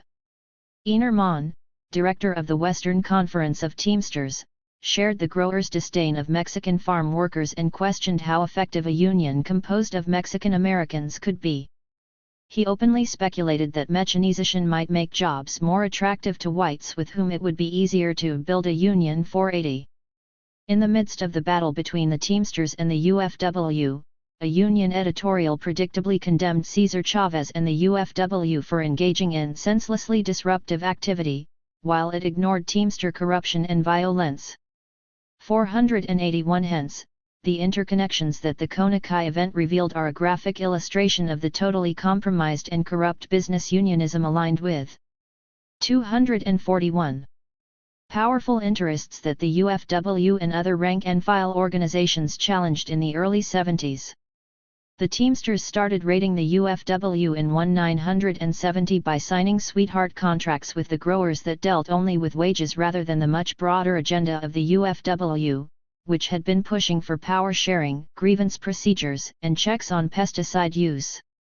482 Ignoring the fact that the majority of farm workers were still aligned with the UFW, the growers used the Teamsters as strike breakers in Coachella and elsewhere by signing contracts with the Teamsters once the UFW contracts expired.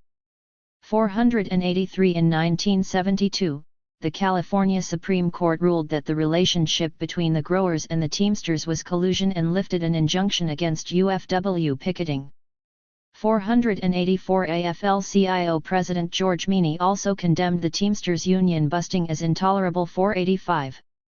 Nonetheless, the Teamsters sat back in a La Costa resort and planned to expand their raiding activities.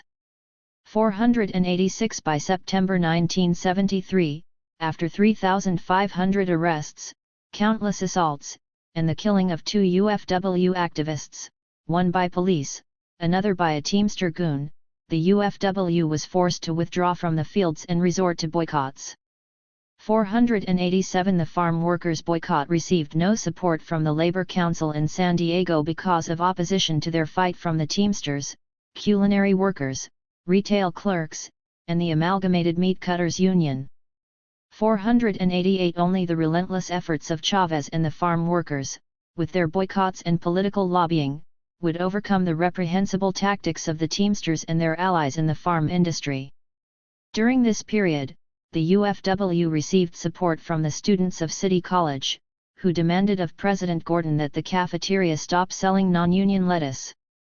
They then marched to the offices of the Deputy Superintendent of Schools to demand the same thing of him.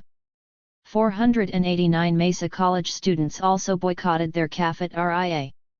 490 In 1973, over 400 UFW members and supporters marched from store to store in downtown San Diego demanding that the proprietors stop selling wine made with non-union grapes.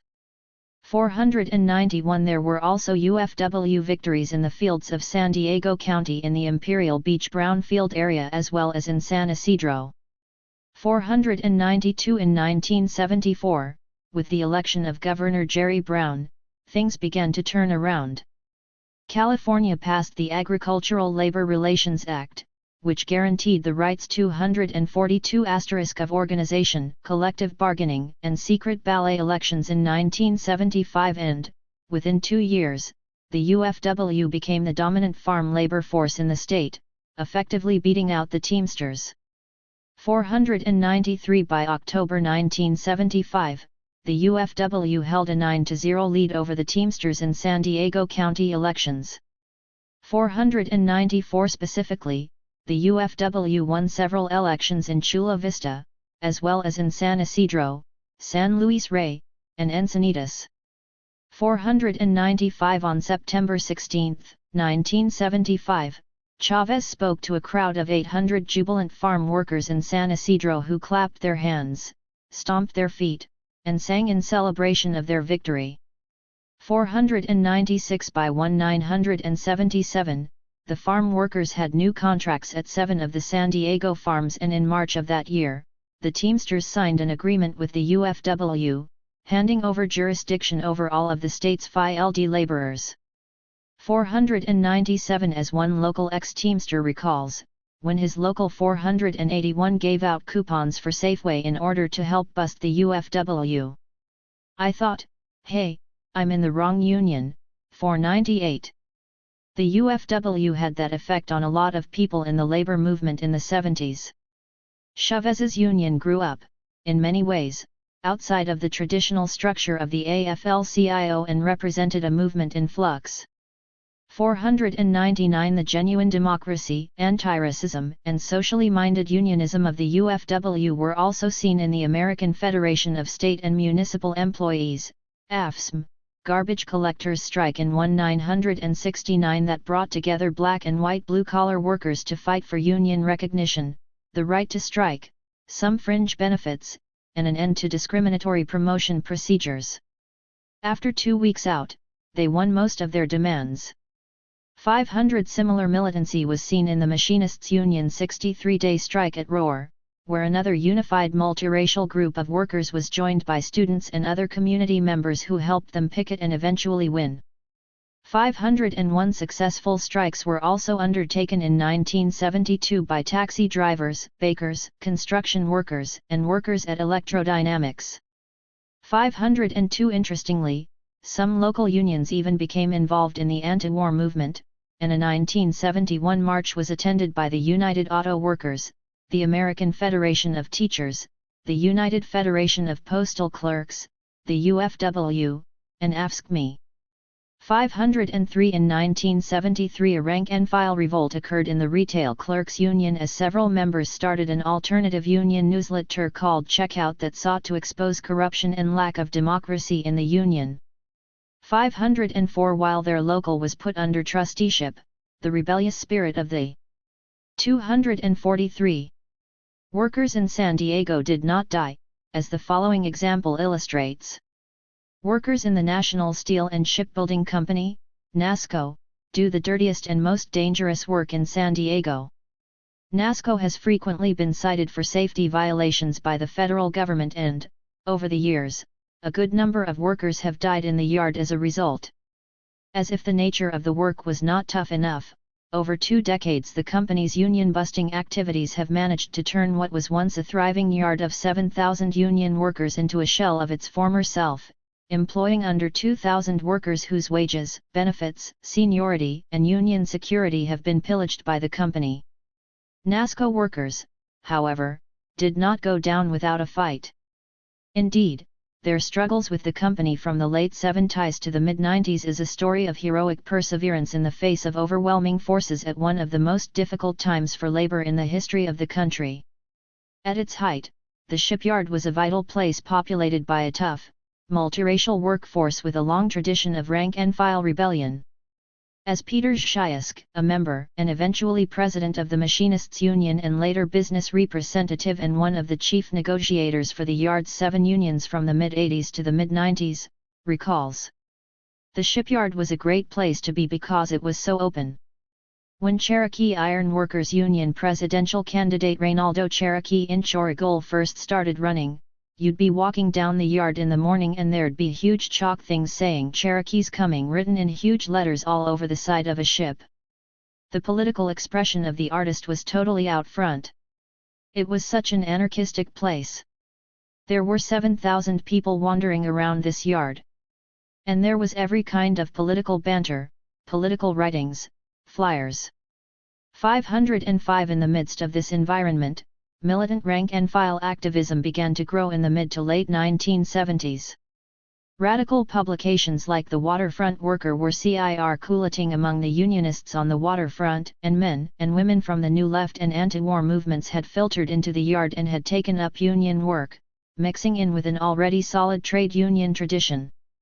506 In 1977 5 men died in the shipyard, and this helped radicalize the workers, particularly members of Iron 244, Workers Local 627, which elected a slate of progressive young union officers led by Reynaldo Cherokee Inchorigol and union business agent Miguel Salas. 507 The new group negotiated a contract that improved upon the previous one in 1978, but many were still unhappy with the cost of living formula, and safety issues continued to be a hot button as well as the subject of numerous flyers and petitions. 508 In 1979. Conflict increased as the union sought to reopen negotiations on the cost of living, COLA, formula and angrily protested the laying off of 350 workers as a result of subcontracting in a year in which NASCO made a record profit. 509 The workers held huge lunchtime rallies with as many as 3,000 workers venting their frustrations at the company and, at times, roughing up managers who dared to spy on them. 510 Much of the anger came to a head in August 1980 when a mass demonstration disrupted the ship launching ceremonies for the Cape Cod. 200 NASCO workers booed company officials, chanted "No more lies. We want a raise." Interrupt the speech of the Undersecretary of the Navy, and then took control of the podium to give their own speeches with bullhorns, denouncing the working conditions in the yard, low wages, and the suspension of a shop steward. 511 NASCO responded by firing 28 employees, an action that prompted a 3-day wildcat strike during which workers scuffled with police on National Avenue, sang blues songs over a bullhorn, and hung NASCO President Larry French in effigy. 512 While the illegal strike was not endorsed by the Iron Workers International or the San Diego Building Trades Council, other local workers largely honored the picket lines against the wishes of their leaders. After 3 days, the strikers met in Chicano Park and voted to bring the war inside the shipyard. 513 Both Inchorrigul and Salas were fired as a result of the wildcat strike but continued on in their union posts. 514 NASCO officials soon learned that they could not escape the consequences of the firings anywhere when the Shelter Island home of NASCO Vice President Joseph Flynn was picketed soon afterward. 515 Just when it seemed that tension on the shipyard could not get any higher, 2 men, Michael Beebe and Kenneth King, died in yet another fatal accident. 516 There were more lunchtime rallies and NASCO workers sought to turn their grief into solidarity by attending the arbitration hearings for the fired employees en masse. It 245 was clear to the workers in the shipyard that the firing of shop stewards who had aggressively filed safety grievances was a sure sign that NASCO cared more about union busting and productivity than safety. 517 Most of the activists were never rehired, but the militancy in the shipyard continued nonetheless. In September 1980, conservative San Diegans' age-old fantasies of bomb-toting Reds finally came true when fired NASCO workers and Communist Workers' Party, CWP, members Rodney Johnson and Clyde Lew were arrested along with fellow worker David Boyd for plotting various acts of sabotage and violence at NASCO 518. Interestingly, 2 of the NASCO 3 came out of the ranks of San Diego's beloved military. Johnson, an African-American Navy veteran, claimed that one of the factors that led to his radicalization was the time he spent in the Navy where he had the humiliating experience of being assigned to clean toilets. This, combined with the poverty of his Chicago childhood and the difficulty he had supporting his wife and 3 children on his NASCO salary, made him willing to die to end capitalism. 519 Boyd, a white Air Force veteran of the Vietnam War, told reporters that he had been transformed from a racist reactionary who wanted to come home and punch a hippie in the mouth to a militant activist by the indifference of NASCO for the safety of its employees. While never a communist, Boyd, the father of 2 sons, came to see that corporations had too much power and needed to be challenged in order to bring about sweeping change. Lew, a Chinese college graduate and father, joined the Communist Workers' Party, which was a small group that grew out of the New Left, after his work experiences and reading pushed him in that direction. 520 The 3 men were arrested and eventually convicted as a result of the work of an agent provocateur, Ramon Barden. Barden worked with NASCO, local police, and the FBI to help set up and convict the radicals.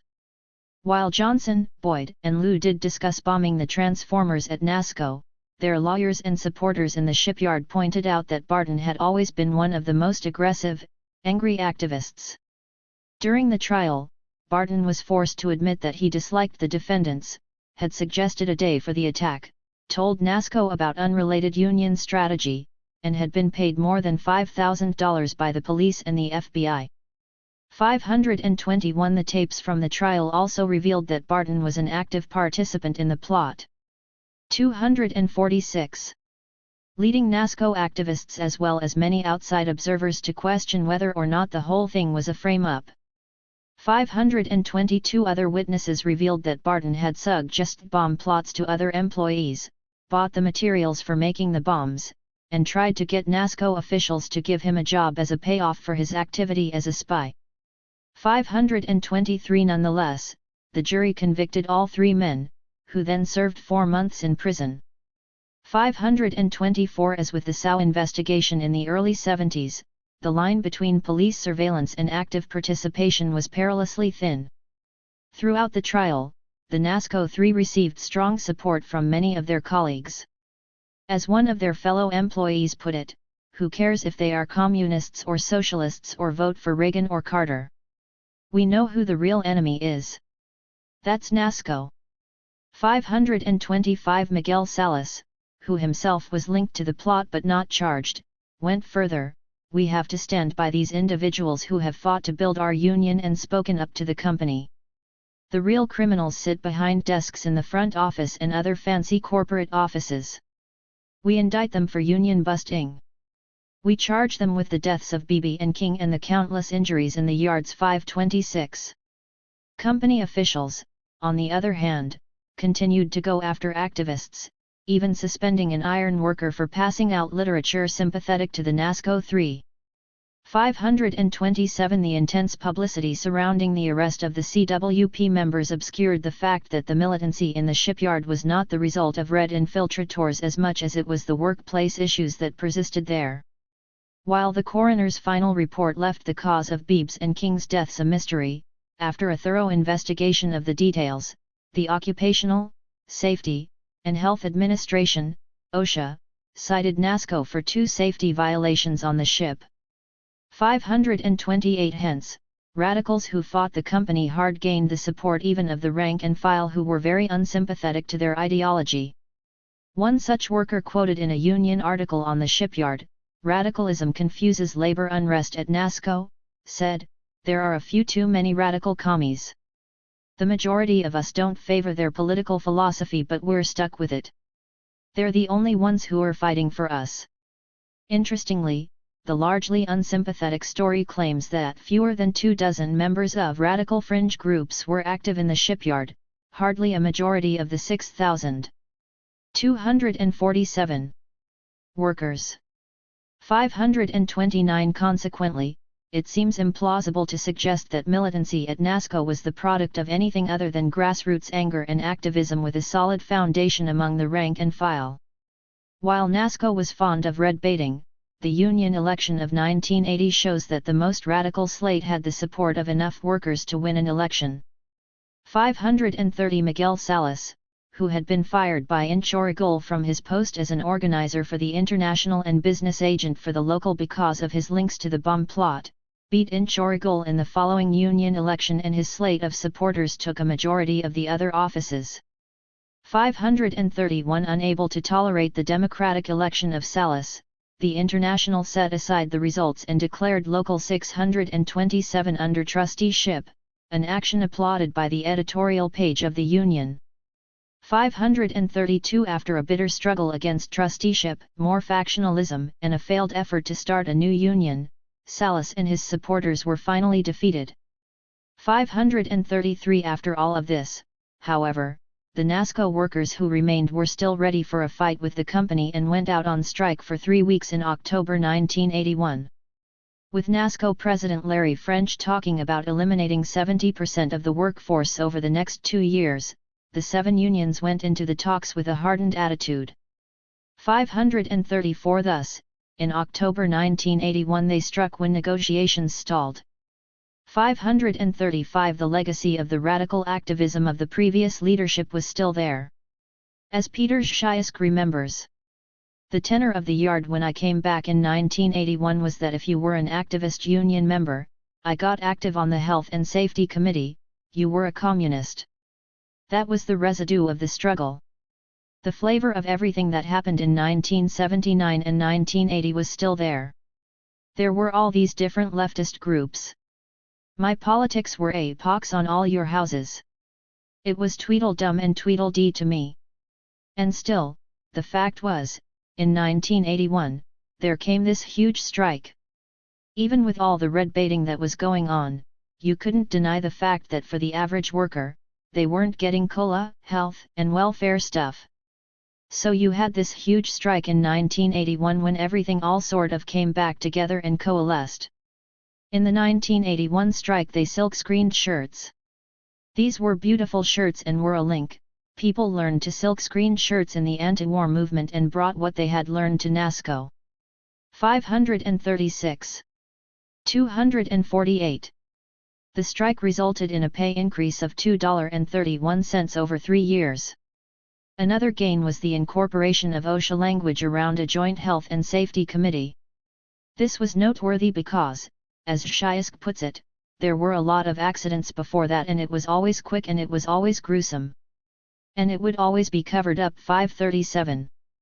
As important as these gains were, However, the hostile political climate of the Reagan years, combined with the race to the bottom for cheaper labor abroad, would continue to put pressure on the NASCO unions as they faced the hard edge of the new global economy. By the time of the 1984 one-week strike over wages, COLA, and job classifications, the workforce was down to 3,400. 538. There were over 1,000 more layoffs in 1986 and the workforce was pushed down to 2,300. 539. In 1987, workers at both Solar and General Dynamics had unsuccessful strikes and the owners of NASCO smelled blood. Thanks to the Reagan administration, the specter of permanent striker replacements gave management most of the cards when it came to negotiations. As the union business agent at the time, Shysk recalls, coming into 87 there were dark clouds on the horizon. The company was going through rock-bottom times. They were going to lowball the contract, which would be big takeaways in 87-540. The dark clouds soon turned into a proposed pay cut in January of that year, followed by one of the worst accidents in NASCO history when a steel basket carrying 12 men plunged to the deck of a ship, killing 6 and injuring the others. 541. OSHA would eventually exonerate the crane operator and cite NASCO for the deaths. 542. Later the company would even seek to bar federal safety inspectors before it was again cited for an additional 451 safety violations. 543. Nonetheless, NASCO ruthlessly proceeded to implement the pay cuts on their grieving workers after the union rejected the proposal. Specifically, the pay cuts reduced worker pay by 22% on average, 17% for journeymen, and up to 50% for more experienced workers. 544. Rather than striking in an unfavorable climate, the unions decided to play the inside game by working to rule and giving the company as much trouble as they could without risking being replaced by strike breakers. 545. In addition to this, NASCO workers sought to raise public awareness through protests such as the one. 249. In which striking Chargers linemen visited the shipyard to show support for the unions. 546. One of the more significant events was the Veterans Day March composed of NASCO workers who had been in the service. Greater than 47. As the crowd of several hundred men reached the gates, Shysk recalls, it was one of those times when I really realized how powerful that kind of thing can be, because at that point, those guys would have climbed that fucking fence. Those guys would have physically charged the gate. The guys at the gate, who were ex-Navy guys, were frozen. Everybody was totally silent. As one guard later said, if you guys had wanted to march into the plant, we couldn't have stopped you. 548. Another powerful event was the picketing of the homes of NASCO executives in December by workers, some of whom were dressed as Santa Claus. Greater than 49. As Shysk explains, the purpose of these mind-blowing events was to show the contradiction between our lives and their lives. At one of the homes in La Jolla, Juan Vargas, a newly elected city councilman from a largely Latino district, spoke to the Latino workers in the crowd in Spanish and told them that the only people who come up here are the people who make their beds and mow their lawns. 550. In February 1988 there was a 12-day hunger strike at the shipyard by NASCO worker John McCluskey. McCluskey, who lost 12 pounds before his union brothers voted for him to stop, was fired by NASCO because of his protest. 551. That July, the unions again rejected a company offer that failed to restore their pay, and the managers declared NASCO an open shop. 2. On August 10, the workers, by now down to 1,000, walked out, but, after the longest strike in company history, they were forced to come back and accept a contract that retrieved some but not all of what had been lost. 553. As part of the 1988 strike settlement, a profit-sharing program was established with the workers, which raised hopes that a less antagonistic relationship was on the way. 554. Unfortunately, the opposite was true. The company's managers, with the help of some outside funding, bought NASCO from the owner, Morrison Knudsen, and put in place the employee stock ownership plan that gave the new owners some tax benefits and a company-dominated concept of worker ownership of the yard. 555 As Shysk recalls, the new management caused the Machinists Union 250 to appreciate the old Morrison-Knudsen rules because these guys had no rules. The rule they lived by in business was that there are no rules. What we didn't understand was that the people on the other side of the table had no boundaries. 556. Thus the 1992 strike was over job security and the survival of unions. 557. Yet, after 25 days, NASCO workers broke the 1988 record for the longest strike, but they were nevertheless forced to come back to the shipyard with no contract. 558 It was all downhill from there. In 1993 the workers rejected another company offer, but by 1994 there was still no deal. 559 With seniority and union security lost, the 7 internationals took over the local unions but did not do much better. 560 In 1996, there was yet another strike, but, with no cards left to play, it failed. 561 In 2001, the Machinists Union signed an open shop contract and, presently, there is an effort to organize a new union at NASCO, but prospects for success there are dim. 562 The once fearsome waterfront militancy is gone, a victim of global economics. In the end, it was not the communists who destroyed the solid blue-collar jobs but NASCO managers and capitalism itself. In addition to the major bleeding at NASCO, San Diego also saw significant job loss and deunionization at companies like Rohr and General Dynamics. Tellingly, a column by Don Botter in the Union Tribune in 1983 celebrated San Diego's lack of unions and the excessively high wages that they bring as a huge boon for local business. The low level of unionization that Botter was crowing about in the early 80s was 18.4%. 563 By 1989 an article in the San Diego Economic Bulletin noted that the level of unionization had fallen to 13.6%, but by 1995 the San Diego Business Journal outlined labor's losses in industry while noting new gains in the public and service sectors. 564 With the disappearance of so many of San Diego's best-paying industrial jobs, the labor movement has declined in numbers, but it is far from dead. In the 1990s there were dramatic signs that new sectors of the San Diego working class were ready to wear a union badge. An August 4, 2002, front-page story in the Union Tribune touted labor's new clout in town. S6S. This new clout is a product of the energetic new leadership of Jerry Butkowicz since 1996 and labor's more recent political successes, such as the 2002 election of pro-labor environmentalist. 251. Democrat Michael Zucchet over Kevin Faulconer, a Republican supported by large amounts of money from developers and endorsed by the city's conservative mayor, Dick Murphy, as well as the editorial page of the Union Tribune. Heavily outspent, Zucchet's grassroots campaign beat the money put up by San Diego's right-wing elite and, as Donald Cohen of the Labor Council pointed out, fractured the old guard lock on San Diego politics. 66 Zucchet's election spurred much whining by the editorial page of the Union Tribune about labor's threat to the interests of taxpayers if the city's priorities shift. 56 But as a letter to the editor by Alan Schur of International Brotherhood of Electrical Workers, IBEW, Local 569, put it. Working people have become very active in San Diego County over the last few years. There are several reasons for this new activism. One, and probably the most important, is that up until the last few election cycles, working people and their interests have been ignored by the media and most local politicians. This evolution of this new activism is the natural result. If priorities shift to consider working people, the majority of San Diego's citizens and taxpayers will be well represented. 5*1 Other factors support the possibility of an even stronger labor movement in years to come.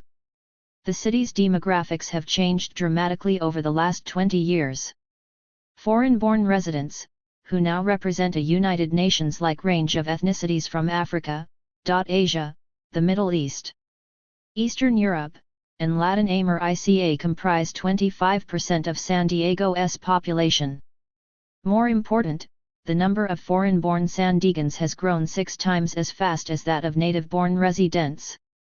560. In addition to this, 58% of the population below 18 years of age is now comprised of people of color, indicating a much more diverse San Diego in the future.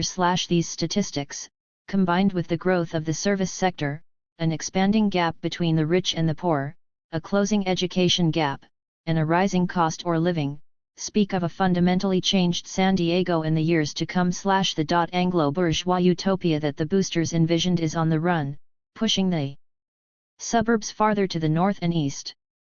An old bumper sticker in San Diego used to declare, "There is no life east of 1-5, but such a mindset will become increasingly difficult and dangerous to maintain." The voices of those who live east of 1-5, and 252.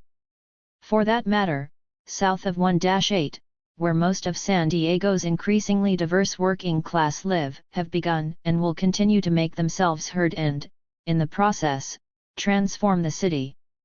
In doing so, however, they will have to deal with a long, enduring legacy of top-down class war and an utterly naturalized system that maintains white privilege through city planning, politics, economics, and the media. Some of the stories that show the face of the new San Diego include the struggles of recently organized workers, socially minded unionists, community-based environmentalists, and bicultural activists working in both San Diego and Tijuana. One of the first such struggles, in the 1990s, was the drywallers' strike of 1992. Reviving a militancy not seen since the NASCO strikes of the early 80s, the predominantly Latino drywallers sought to reunionize a profession that the industry had busted in the 1970s.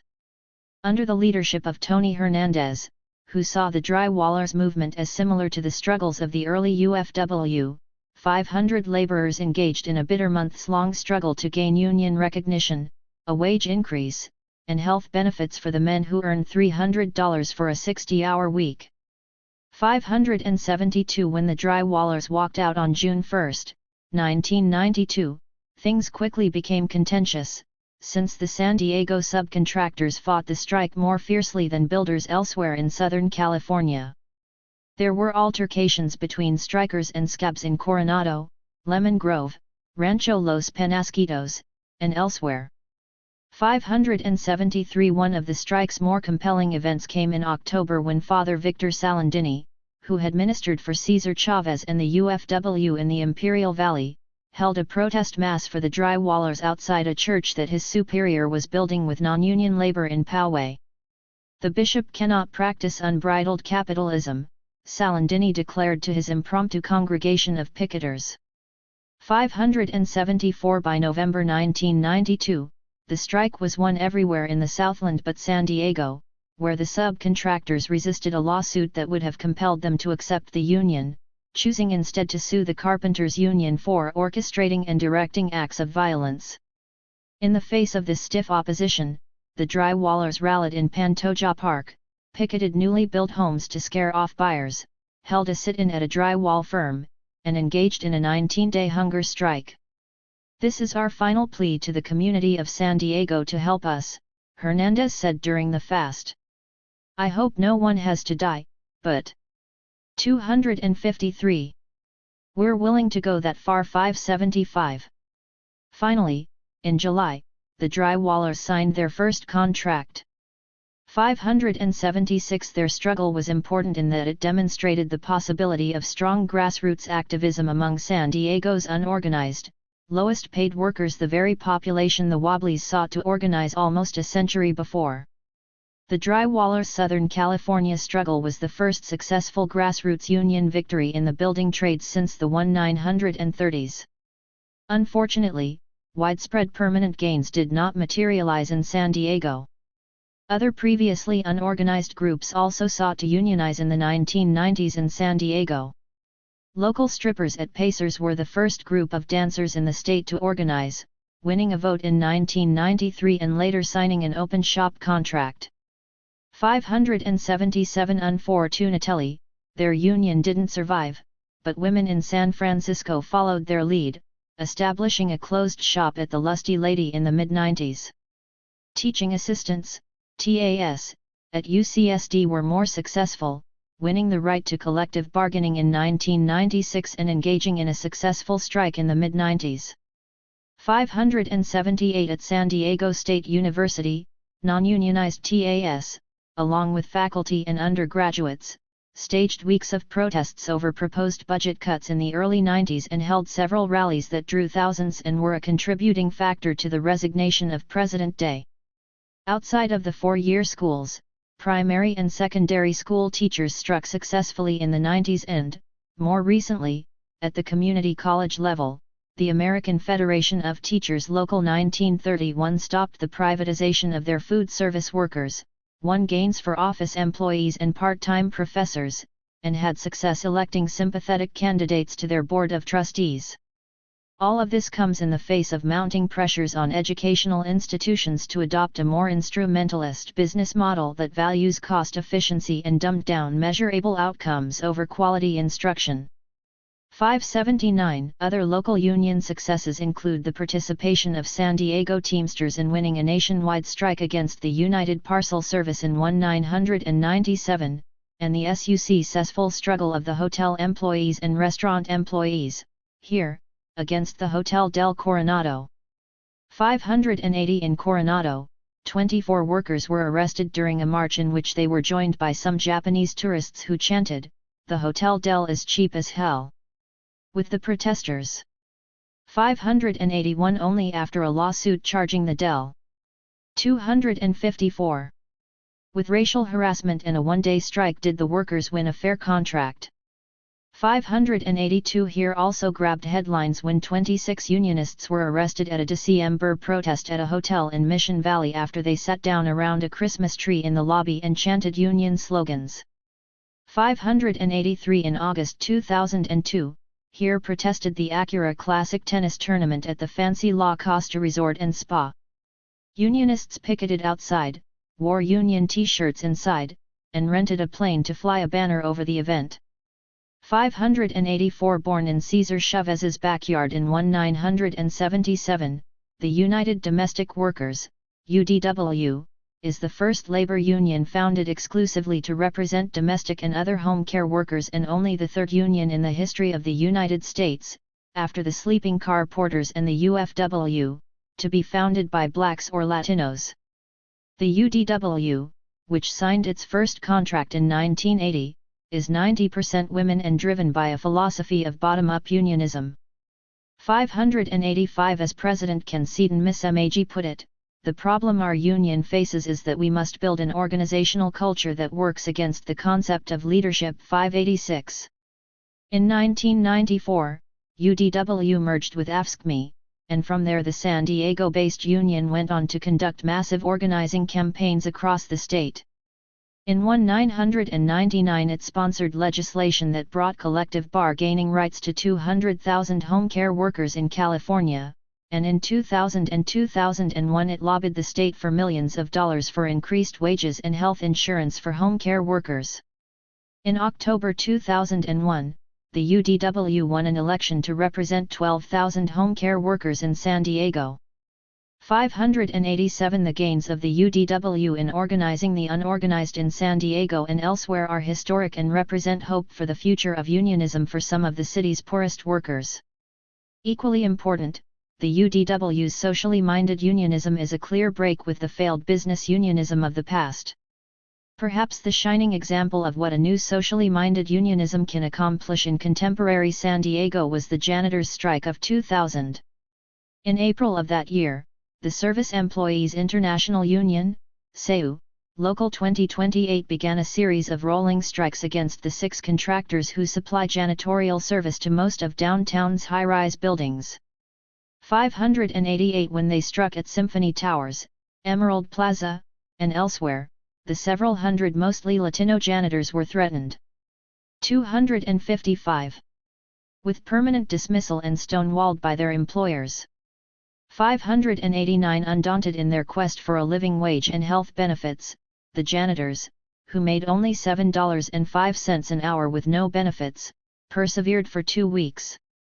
On April 16, 4 of them, along with SEU Executive Director Mary Grillo, went on a hunger strike to dramatize their plight.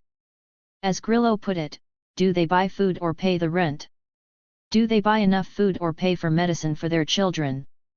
Do they buy food or fix their cars so they can get to work? Grillo was joined by Susana Rivera and several others as they fasted for 10 days. We want to pressure the companies, she said of their effort. Dick Davis, lead negotiator for the contractors, responded glibly to the hunger strike, if they want to starve themselves that's up to them. Ignacio Quiñones, a Vietnam veteran, was ready to endure hardship, as he put it, I've done a lot of hard things in my life. 590. As the days dragged on, it became clear that many Sandegans supported the janitors, who cared less about the money than the health benefits. 591 teachers, students, labor leaders, and Sandegans from many other walks of life helped them picket buildings and joined their Workers' Memorial Day march chanting SISE PUD, along with the janitors as they made their way toward City Hall. 592 Finally, after a month, the janitors reached a tentative deal with the contractors that gained them a modest pay increase and, more important, money for health benefits. 593 Although the gains in San Diego were less than what they would have wanted, theirs was a historic victory in San Diego and a sign that the poorest workers in the city could fight and win. Mexican immigrant workers had stood up to be counted. At the meeting at which the pact was approved, the janitors cheered and chanted SISE Pudo, reveling in the dignity that came with victory. 594 While the Union Tribune's coverage of the janitors' strike was fair, its treatment of its own unions in the 1990s was less than sporting. Ironically, the birthplace of the city's first labor union has always been ambivalent at best, shrilly critical at worst when covering progressive activism. In 1982, William McGill, the victim of a few union broadsides himself, argued that after the death of James Copley, Helen Copley had moved the paper into the mainstream of professional journalism. 595. This assessment may seem accurate to the superficial observer, but an investigation 256 into the paper's tactics during its war on its unions reveals the same old penchant for heavy-handed crusades against the paper's enemies as well as a disturbingly hypocritical attitude toward free speech. At a 1990 Newspaper Guild rally, Cesar Chavez criticized employers like the Union Tribune for having no qualms over using consultants. I call them industrial soldiers of misfortune to threaten workers and bust their unions. 596. This is precisely what the paper did in the 90s when it hired a union-busting law firm, King & Ballow, engaged in a strategy of ignoring rather than negotiating with the unions, and, as former assistant business editor at the UT James Kellenher puts it, stripped the union of its power as a collective bargaining agent for the 900 workers in the newsroom and advertising departments. 59. In addition to stonewalling the union, the UT's managers manipulated workers by taking them to lunch on company time in order to give them an anti-union pitch and inviting them to dinners and ball games to do the same.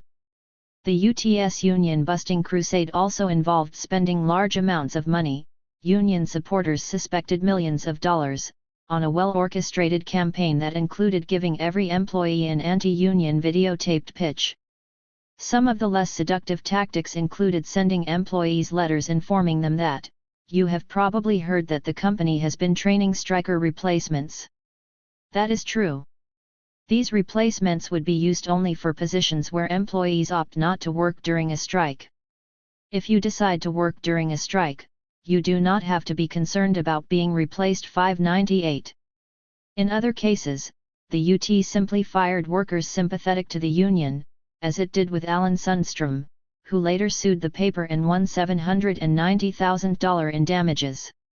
It's hard to imagine how a jury could decide a company owes someone a job for life, said UT Publishing Company President and CEO Gene Bell of the verdict. Unfazed, the UT pressed on, giving the unions the cold shoulder from 1995 to 98, setting the groundwork for the decertification votes, which, by very close margins, ousted the Newspaper Guild and the Communications Workers of America from the paper. 599 As Rick Dower of the San Diego Business Journal reported, several sources at the UT believed the hardball tactics employed by management were the result of Helen Copley's anger over the union's boycott of one of her Christmas parties and 257. A sign held by a picketer outside the Mission Valley offices that said, "She has the gold mine while we got the shaft." 600. This may be true, but the total elimination of the unions would also give the paper the flexibility it needed in the future without having to worry about any unruly overpaid workers with job security. The UT employee of the future will surely pay for the short-sightedness of the employees who voted out the union. When it came to ridding itself of the Pressmen's Union, the 7 to 7 pounds had a tougher time. After imposing implementation upon impasse, the paper sought to use the same strategy it had used against the other unions but was met with stiff resistance as Local 432M of the Graphic Communications International Union, GCIU, started a campaign of its own. The pressmen printed up flyers, t-shirts, bumper stickers, and signs featuring a skunk that proclaimed "Something stinks" at the Union Tribune. These materials in hand, they picketed advertisers, waged their own public relations battle, and started a successful subscription boycott of the paper. 601 union activists claimed that UT management responded by harassing them on and off the job and doing everything it could to break their spirit. 602 The most despicable tactic used by the UT, however, was the effort of its lawyers to get the National Labor Relations Board to bar the pressmen from publicizing their dispute even while they were not on the job. As GCIU President Jack Finneran put it, "They're trying to deny our First Amendment rights, which are the very rights that enable them to make the tremendous profits they do." I mean, Helen Copley is worth close to $800 million, according to Forbes magazine. She made that money on the First Amendment. It is incredibly hypocritical. 603. Hence, the Copley press was no more tolerant of the free speech of its union opponents than it was of the free expression of radical professors back in the red-baiting days of the anti-Steinmetz and Marcuse propaganda campaigns. When one remembers the paper's editorial condemnation of Cesar Chavez and its praise of the Iron Workers International's decision to void a democratic union election, it is clear that the U always had and continues to have a different standard for free speech for its enemies than it holds for itself. Not surprisingly, the 7 to 7 pounds gave no coverage of their legal efforts and very little coverage of the campaign against them. For example, a protest of 300 people in front of the Mission Valley headquarters of 258. The 7 to 7 pounds that included the Secretary-Treasurer of the Labor Council, who came to give the paper the Lemon Award for poor labor management relations, was barely reported and buried in the middle of the paper. 604 Nonetheless, Local 432M held out with the help of other unions and the community at large and finally settled in August 2002, nearly a decade after the previous contract had expired in October 1992. 605 The contract was not perfect, but it saved the union, an accomplishment in itself given the odds the pressmen were up against. Even more problematic for public discourse in the city of San Diego is the fact that the UT remains the only game in town, dominating not just its own pages, but also the weekly political forum on San Diego's only public radio station. 606 There is no other side to challenge San Diego's conservative media hegemony. Outside of the labor movement, San Diego also has a small but vital community of activists. Founded by Steph Scherer in the late 1990s and currently directed by Martin Eder, Activist San Diego is, according to its mission statement, a social justice organization that promotes and facilitates the development of an active, interrelated, progressive community in San Diego through networking, culture and electronic technology. Member organizations include the American Friends Service Committee, Compassionate Living, the City Heights Community Development Corporation, the Environmental Health Coalition, North County Forum, the Peace Resource Center, the San Diego and Imperial Counties Labor Council, the San Diego Foundation for Change, the Utility Consumers Action Network, and the World Beat Center. 607 Environmental groups are also quite active in San Diego. At the beach, the Surf Rider Foundation is debunking the Baywatch stereotype of vapid tan surfers and beach bunnies by energetically fighting the degradation of the coastal environment. Specifically, they call for conservation measures such as keeping houses and roads away from the beach, avoiding quick fixes for beach erosion that hurt the coast in the long run, keeping rivers natural so as to maintain natural cleansing processes, and ending poor city planning that encourages the destruction of the local ecology. Some of their activities include beach cleanups, stenciling environmental warnings on storm drains, water testing, and educating the public on environmental issues. 608. 259. The Environmental Health Coalition, EHC, is one of the oldest grassroots environmental justice organizations in the United States. For over 20 years, it has been alerting the public to the nasty environmental realities that San Diego's tourist mythology has swept under the rug.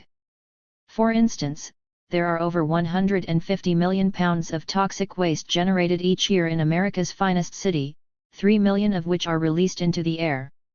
San Diego's beloved Navy is one of the city's worst polluters, as evidenced by the 22 contaminated sites on North Island and the fact that San Diego Bay is one of the most polluted harbors in the United States.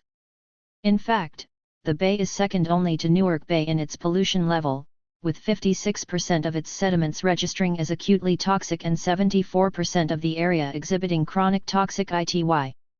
As opposed to freeing the city from polluting industries, the Navy has turned out to be the local environment's worst enemy.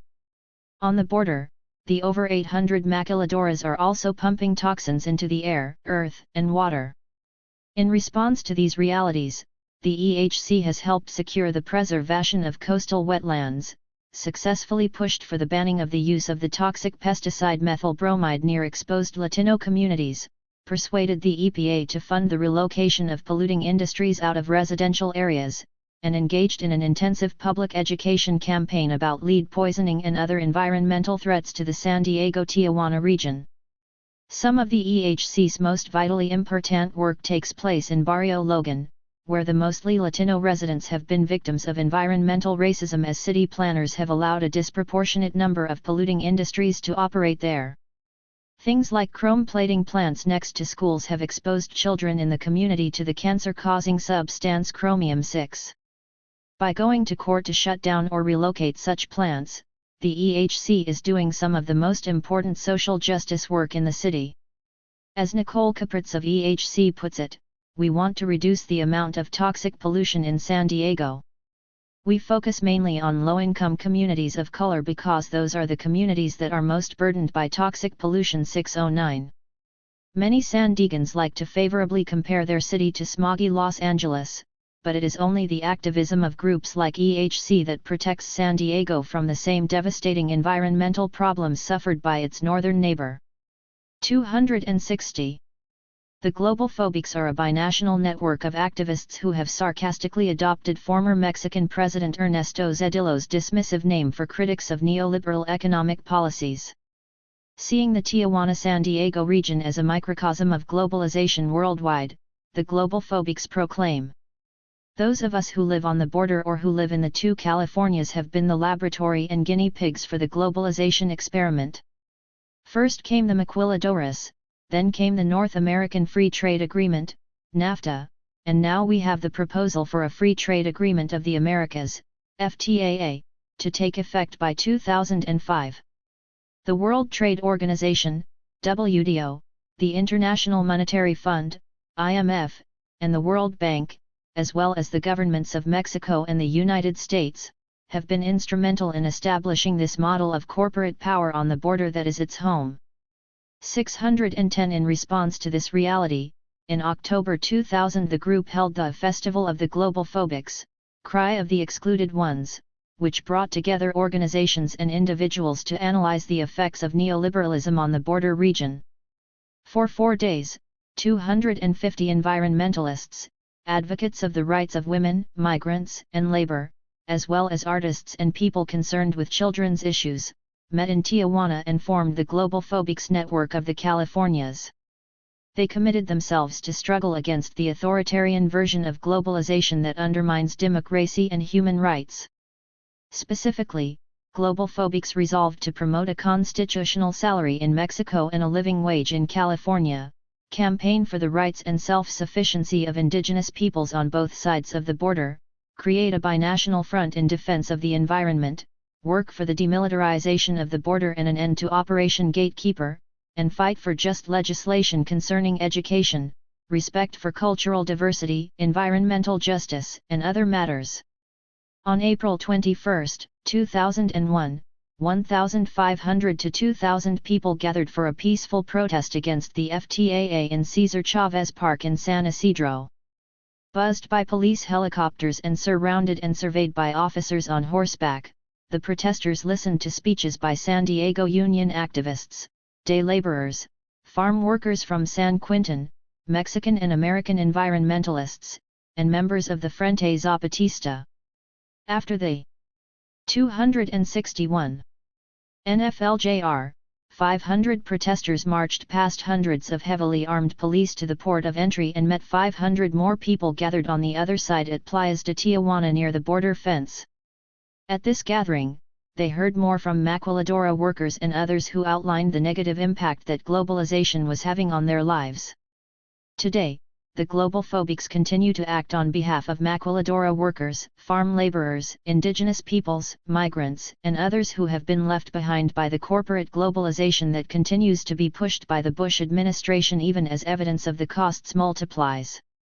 They stand as a local microcosm of a better future driven by grassroots democracy, international cooperation, and cultural reciprocity that might save us from the current apocalyptic dialogue between the institutionalized economic terrorism of authoritarian globalization and the reactionary fundamentalist terrorism of certain of its enemies.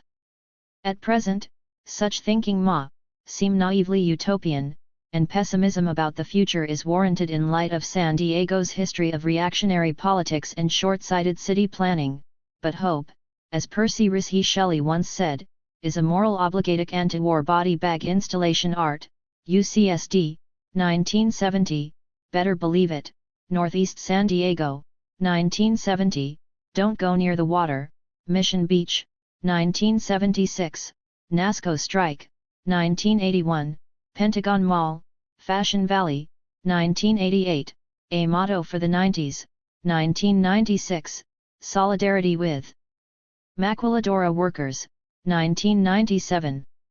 Chain-in by Han Young Maquiladora Workers, Tijuana, 1997, Life in Vacation Land.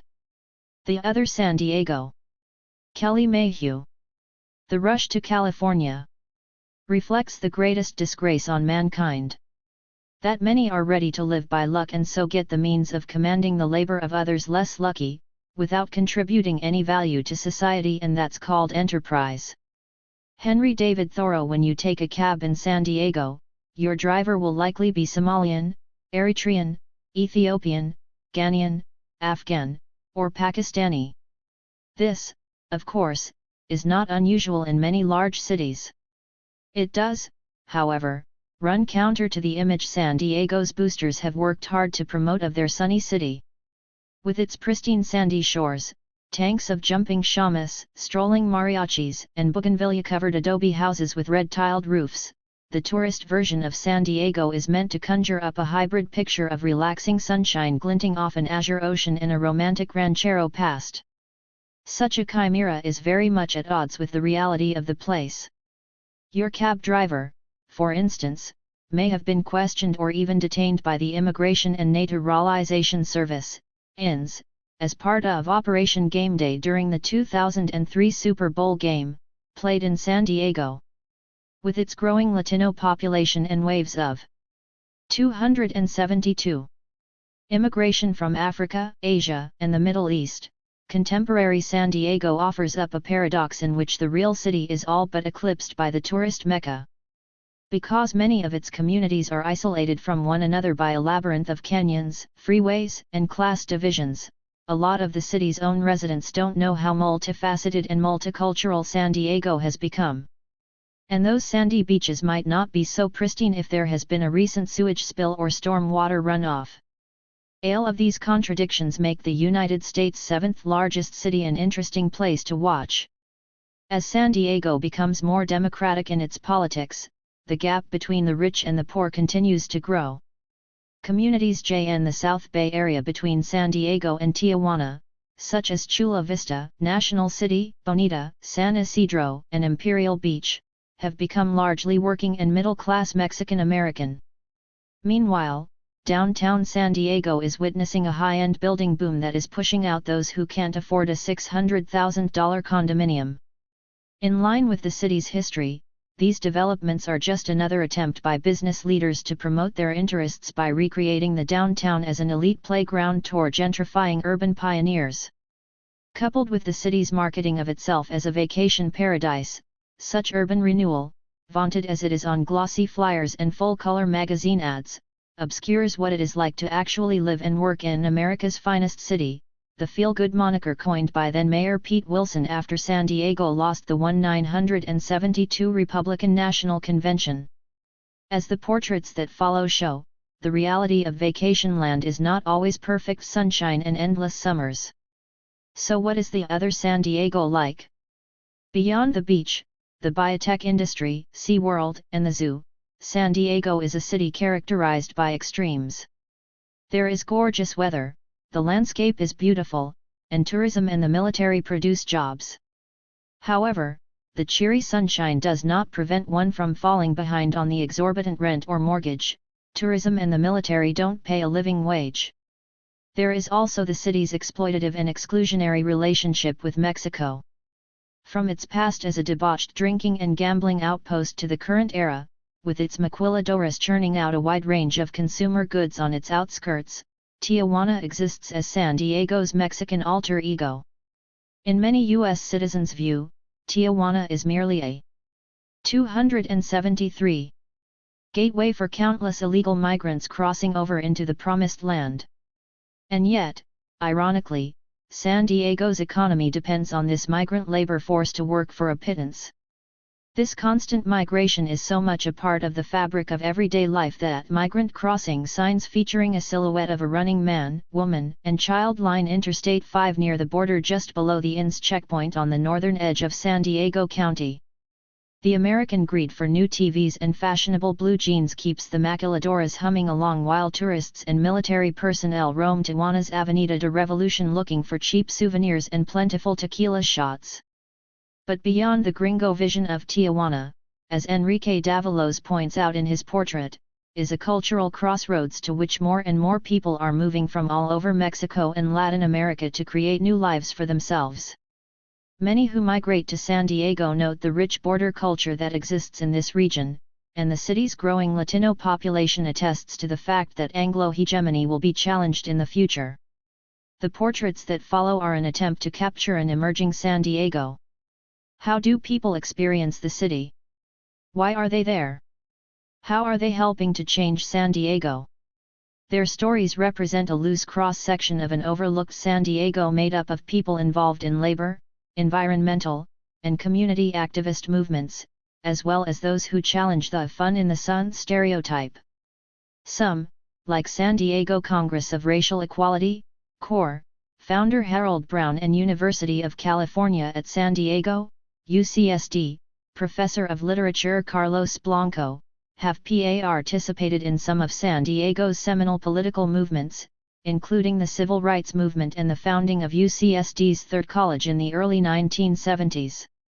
Others, such as Employee Rights Center Director and Machinists Union President Peter Zhyask, Service Employee International Union, SEU, Local 2028 Executive Director Mary Grillo, San Diego Imperial County's Labor Council Political Action Director Donald Cohen, and Graphic Communications International Union, GCIU, President and former San Diego Union Tribune pressman Jack Finneran, have been active in some of the most volatile labor struggles of recent local history. I have also tried to show the various ways environmental issues play out in San Diego by including portraits of Marco Gonzalez, an environmental rights lawyer and 274. Chair of San Diego's Safrida Foundation chapter, and Sonia Rodriguez, a former Maquiladora employee who now works for the Environmental Health Coalition, EHC, as a Barrio Logan activist. Finally, there are the people who are not so easy to categorize. Roberta Alexander is a longtime activist and professor of English at San Diego City College. Enrique Davalos helped to found the binational activist group Global Phobics. Geraldo M., an undocumented student, is trying to go to San Diego State University. Binh Hue Truong, a Vietnamese refugee and Canadian immigrant, also participates in San Diego's peace movement. Jennifer Chase is a Home Start program manager who helps young women. Jane Collins surfs and owns a hair salon. And Iris Blanco has been a bilingual educator and mentor to young women in Barrio Logan. The following narratives came out of interviews that took place over a 6-month period from the summer of 2002 to early 2003. Each person speaks for himself or herself, with only slight editorial intervention for readability. What emerges from these stories is a more complex view of the types of people who live in San Diego, as well as of the various efforts people have made over the years to alter the city. It is my hope that these narratives will inspire readers to think of ways to counter the prevailing power structures they inhabit, be it through activism, political engagement, or even surfing. Harold Brown, founder of CORE San Diego, director of the Center for Community Economic Development Program, San Diego State University. I came to San Diego in 1953 as a transfer student from Penn State to San Diego State University. I was an athlete, and I was recruited by the basketball coach at San Diego State. My impression of San Diego when I arrived was that it was a nice, warm, and friendly place to go to school, and that was all I planned on. I had no intention of making my home here. Since being black in America was a primary concern to me because it had the most impact on my life, more than anything else I was very much aware of and concerned about the conditions of living here as a black person. For example, at San Diego State, I counted 25 black students out of 275. Probably 1,000 students total. But it was similar to where I came from. There were the same problems of segregation and discrimination. My impressions have changed, however. San Diego is a different city now in terms of black-white relations. The opportunities that exist for a black American living in San Diego are much different than when I first came here. Now the society is gender-ally open. Back in those days, it was specifically or individually open, which meant that you had to have some help from a white person in order to move up and so on. We fought to have blacks and other people of color work as tellers in banks and even to get jobs to bag groceries in stores. Those were examples of entry-level things that were not open, much less the higher positions in those areas. So those conditions were really poor. Now those things are open. Another example of how closed the society was is that blacks lived primarily in Logan Heights and southeast San Diego. After that we all lived in those areas. We could not buy a home in another area, nor could we rent apartments in other areas. The conditions back then were pretty much closed to blacks' jobs, places to live, and other areas were all closed. Now it is different. You have blacks working as a result of the work that the Civil Rights Movement and the Congress of Racial Equality, CORE, did. When I say Civil Rights Movement, I mean as a result of the movement in San Diego and in the United States, around the country, but also of the work that CORE did here specifically, leading all of those efforts, mostly by itself. There was no help from other black organizations. Now we have black people who are teaching in schools all over the place. In the past, you didn't have black principals in schools, and you didn't have black teachers teaching all over. They taught primarily in the black areas. Law firms were in the black areas.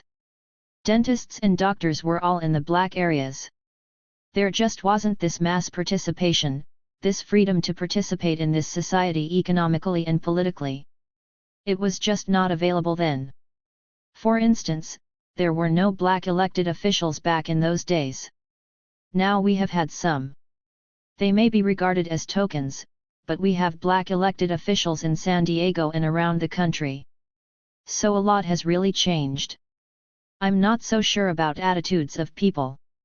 And most of us who came out of the civil rights movement weren't concerned about attitudes, we were 276. Concerned about behavior and visions of opportunity and so on. We wanted to change the conditions that prevented blacks and other so-called minorities from being able to live the life of a first-class citizen. As another example of how things have changed, my wife and I live in Del Cerro, which wasn't even in existence back in those days. And when my wife and I returned to San Diego from New York in 1971 after being away for 4 years, I was surprised to find that we could rent an apartment in Point Loma. I had found a nice apartment in Point Loma and I was sure that they were not going to rent it to me. When we left in 1967 that would have been the case. But they rented it to us. That was the beginning of integrated housing for me. In the mid-60s, CORE had demonstrated against the California Realtors Association over their stance on the implementation of the Rumford Act, which desegregated housing, in effect.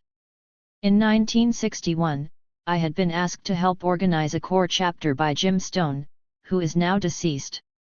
I was involved at that time with the El Cajon Open Housing Committee, and when we were working on getting whites in El Cajon to accept blacks who wanted to live there, we circulated petitions and went door to door and stuff, talking to whites about it. So Jim talked to me about CORE and about helping him form a CORE chapter here. One of the first things we did, if not the first, was to hold a demonstration when President Kennedy came out here to San Diego. The purpose of that demonstration was to send a message to President Kennedy that conditions in San Diego were just as poor in terms of its racial situation as they were in other places that he may have visited in America. We knew that that information would not get to him any other way, so we held the demonstration. And of course we were accused of all sorts of stuff. Harold Keene interviewed me to explain why we were doing what we were doing. But then after that, we held a lot of demonstrations. Over the years we demonstrated against food markets. One of them was in Southeast San Diego, where we demonstrated to try to get blacks hired there. We demonstrated against the real estate associations, the San Diego Real Estate Association and the California Real Estate Association, and against banks, San Diego Gas and Electric Company, and the zoo, and we also held mass marches on issues. There were some demonstrations. 277. Where we challenged the separate but equal practices that were going on around the United States. Unfortunately, there is no record of all the things that we did back then. Generally, it was a protest movement that especially protested the conditions in which blacks were living. One of the things about CORE membership is that in the chapter in San Diego, the majority of members were white, and people don't know that. They think that the Congress of Racial Equality was a black organization. It wasn't, it was black and white. In fact, the black numbers were in the minority, and it wasn't until we held demonstrations next to the Bank of America that we got a large number of blacks at all. We were constantly recruiting members by word of mouth, encouraging people to join, and the membership grew. I can't recall the top number that we reached, but our meetings used to be pretty full in number and in expression all that feeling of anger and everything else. As far as other civil rights and political movements in San Diego in the 60s go, the Black Panthers and U.S. were not in San Diego at the time of our demonstrations, so it was more of a question of what was CORE's relationship to the other black organizations in San Diego, like the NAACP and the Urban League. And the answer to that is that there was a very restrained relationship. The other organizations did not participate in almost any of the activities with CORE. The NAACP, the Urban League, the Black Muslims, the Black Church, and CORE were all the organizations dealing with race during this time. The Black Muslims didn't believe in integration, so they wouldn't participate with us. The Urban League and the NAACP thought that we were too militant, so of course they didn't want to participate with us. So CORE did it on its own. And any other participation from those groups was very minimal. The only time that there was any semblance of unity, as we used to talk about it back in those days, was when I organized a march which was sympathetic to either the March on Washington or the March from Montgomery to Selma. I forget which one it was. CORE organized a demonstration where we marched down to the county administration building on Pacific Highway. That was the only activity during all those years in which the other organizations participated with us. We were 278. Regarded as persona non grata by the people, and for years I've always hesitated to really say this, or to say it strongly. It was quite hurtful in those days and painful to go through that experience of being hated and disliked by so many people in the white community and ignored by those in the black community. It was a very lonely position. And I was at the forefront of that position, so I received much of the abuse. There's no need, at my age, to say that it wasn't that way or pretend that it wasn't that way, because it was. And out of all those other organizations, none of them participated with us other than at that one march. I don't know how to describe how it felt. It took a lot of strength on the part of core members to endure that sort of thing. The most hurt, of course, came because the other organizations were our own people and they did not demonstrate real support. That's a very general statement, I know. I don't mean to imply that there weren't supporters. Most blacks in San Diego agreed with what we were doing and supported what we were doing, but they didn't participate. And I don't know why that was. I've thought about it for 30 years or more. I just don't know. Some people disagreed with my analysis and they may be more right than I don't know. But my analysis is that there was a tremendous amount of fear of repercussions, as there was around the country, particularly in the South, where the repercussion could be death.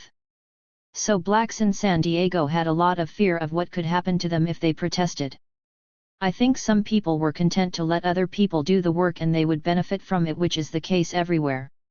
Sometimes they would realize more benefits than the person actually doing the work.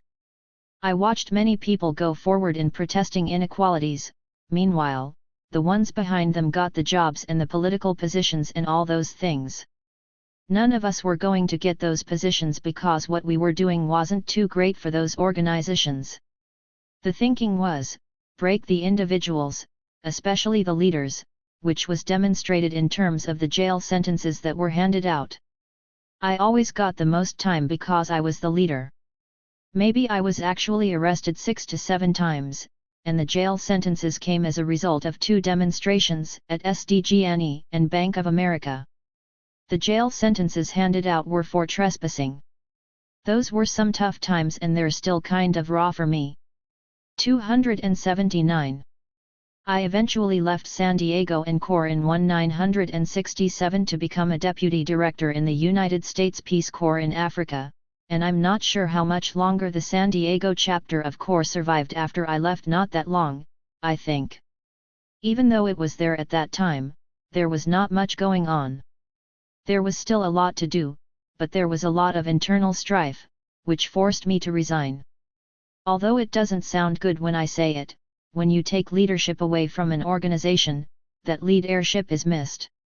Sometimes the organization doesn't survive and move forward. It's not the only time that's happened, either. Even the organization nationally became defunct after a while, although there are other organizations that did survive those times, the Urban League and the NAACP. People had stopped making donations to Corps, though, because we were so militant, as they described us.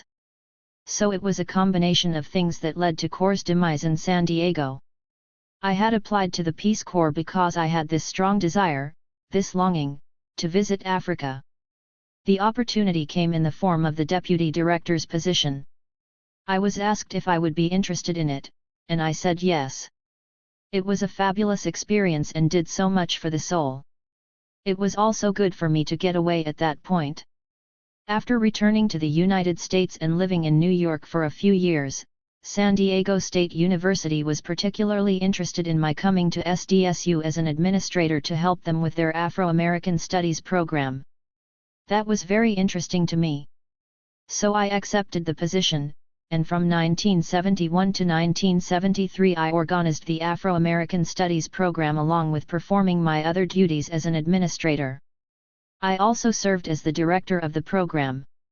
We formed a major and a minor course of study, hired the teachers from different parts of the country, and really created a good program that still exists today. Eventually I moved to the College of Business Administration as the Associate Dean and organized the External Relations Office. I did that until I proposed that we establish a program in community economic development. That is something that has also been near and dear to my heart over many, many years, because I'd realized at some point after the civil rights movement, or maybe even before, that economics was where we should be focusing our attention. Not that we shouldn't have done what we did, that was very necessary, but we needed to evolve into attaining 280 economic clout that commanded respect.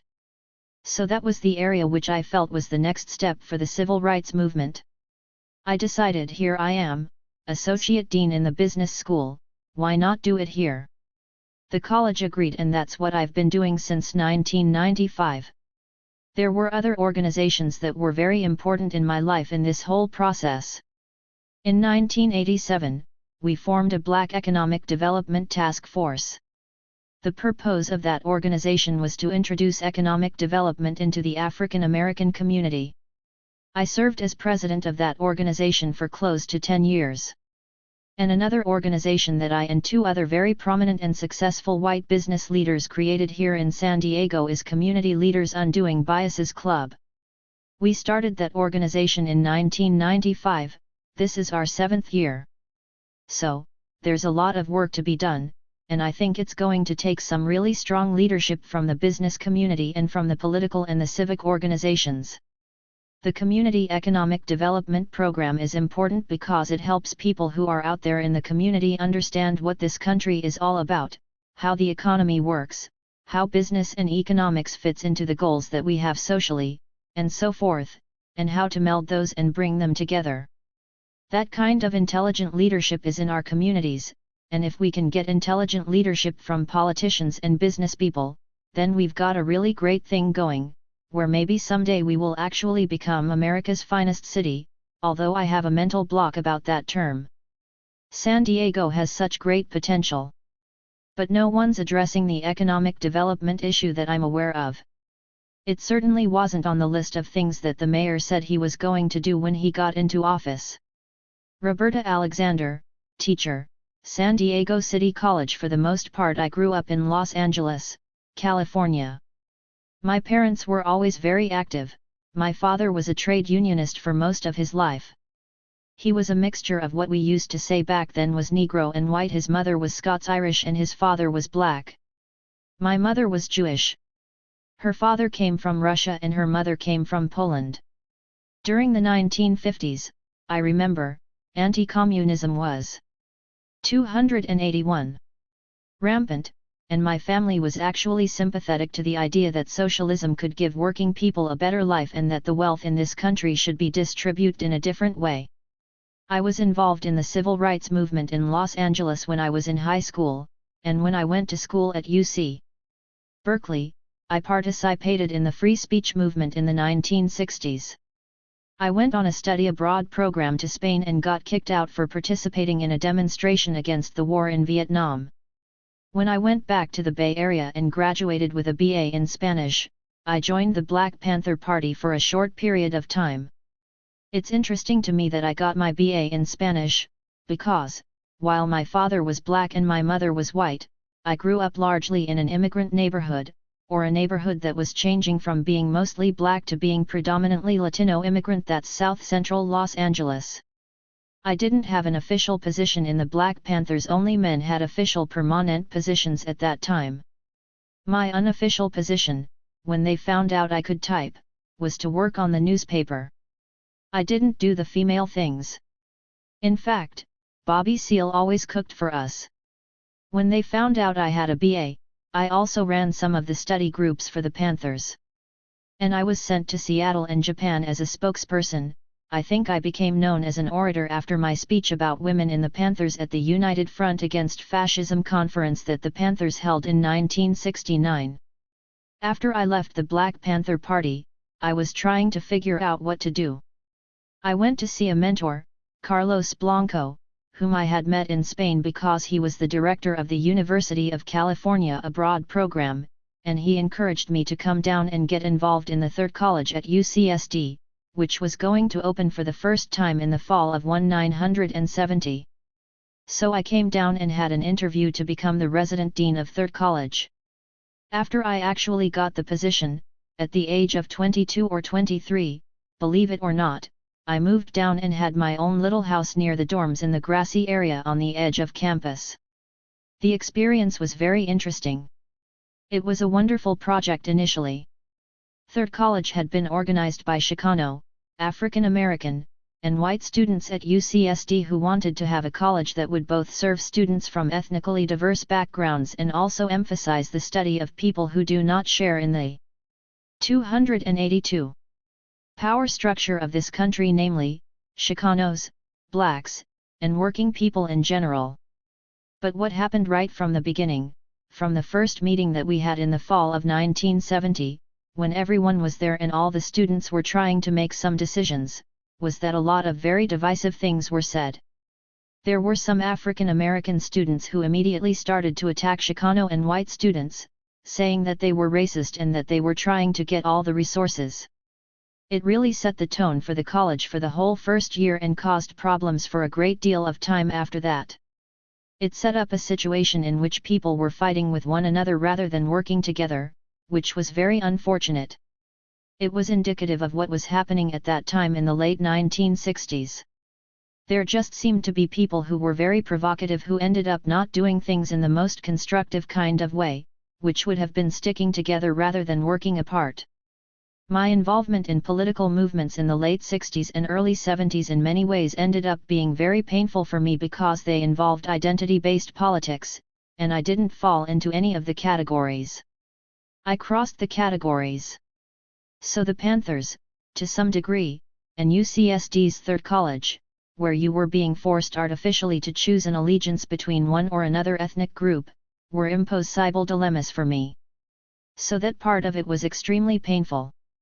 The anti-war stuff was different, though. I will never forget the two demonstrations I participated in that were ostensibly going to stop troop trains. One was in Berkeley in the spring of 1966, and the other was at UCSD in the early 1970s. In Berkeley, we thought we were going to sit on the train tracks to stop them. Well, a lot we knew about trains. The train comes slowly, with steam coming out the top, and guess what? We got up off the tracks as fast as we could because it wouldn't stop. The demonstration in 72 in Del Mar was similar. But I think some students set something on fire on the tracks. We said we were having a picnic down there so that it would not be considered an illegal gathering. There were a few thousand people protesting. I also remember the police came in large numbers and surrounded the area. We were able to get out on the sides, but some people were arrested. After 1 year of being the resident dean of Third College, I decided that admin 283 administrative work, especially at that age and in that particular capacity, was not very good for me. So I applied and was accepted to the PhD program in the literature department at UCSD. From 1973, I had been teaching adult school in Logan Heights, which turned into a contract. I didn't want to deal with the tenure thing, and I didn't see myself as the kind of academic who wanted to publish or perish, so I ended up staying in adult education. I taught English as a second language for many years. I worked with Vietnamese students when they first came in 1979. And in 1977 to 78, I worked with a lot of students from Iran, because that was when there was a lot of trouble with the Shah in Iran at that time. It was very interesting to work with Vietnamese students because these were the students who left after the National Liberation Front, the Communists, was successful and had won the war. These students were people I thought I wasn't going to like because I thought they were going to be a bunch of rich people who were just anti-communist and unreasonable. This was my first real contact with people from Vietnam. When I got their individual stories, I could understand the other side of the story there, too. Many of them did not come from wealthy families, but explained to me what their experiences had been having to be refugees and boat people. Some of them became very good friends of mine. In East San Diego and, until lately, in Linda Vista, there are large Southeast Asian communities. Many of them work very hard and have become pretty successful, especially the Vietnamese and the Chinese from Vietnam who had done business in Vietnam as well. But then I got more and more involved in and enjoyed working with Spanish-speaking students, mostly from Mexico, and I was able to use my language history with these students more. In the time I started teaching ESL to now, there have been many different waves of immigrant populations. The first students I worked with in adult education were immigrant students in Logan Heights, and they were from Mexico. The next group of students I worked with, when I taught in Myram Mesa, actually had come from a variety of backgrounds, but many more of them were from Asia, even Japan and China, and many were from Iran, as I mentioned earlier. And then, in 1979 and 1980, I worked with a large influx of students from Vietnam, from Laos, Hmong students from the mountains of Laos, a minority population from that region, and 284. A few Cambodians, but not very many. Toward the mid to late 1980s there was the amnesty program that affected mostly students from Mexico and Central America. That program required that students study English, so we had a huge influx of Mexican and Central American students at that point. We were teaching in elementary school cafeterias and all over the place to accommodate the large numbers of students. In the late 1980s, I transferred over from adult education to organize the ESL program at San Diego City College, which, beginning in the late 1980s, had an influx of students from the Horn of Africa, mostly from Somalia. Those students lived primarily in East San Diego. So when I started teaching at City College I had students from Somalia, Ethiopia, and Eritrea at the beginning of the 1990s. City College is a particularly unique institution of higher education in San Diego. Because it is downtown, bordering Golden Hill, Sherman Heights, and Logan Heights, City College serves largely working-class people and a number of ethnic minorities. However, what's important about City is that there is no one majority group, which makes it a very interesting atmosphere to teach in. We have a lot of students who are in the military and a lot of other places, but I think people choose to go to City College because they get along there. They have other alternatives if they want to be someplace else. I don't see San Diego as a real cohesive city but as a bunch of enclaves, each of which has its own culture. And those cultures don't necessarily communicate with one another. San Diego in general is, and has historically been, a very conservative city. We have a large influence from the military presence here. There appears to be a lot of protest activity in other cities north of here like Los Angeles or in the Bay Area. The African American community is somewhat smaller here, although it certainly does exist, but it's really pretty much located in Southeast San Diego and in East San Diego, where the community is more mixed.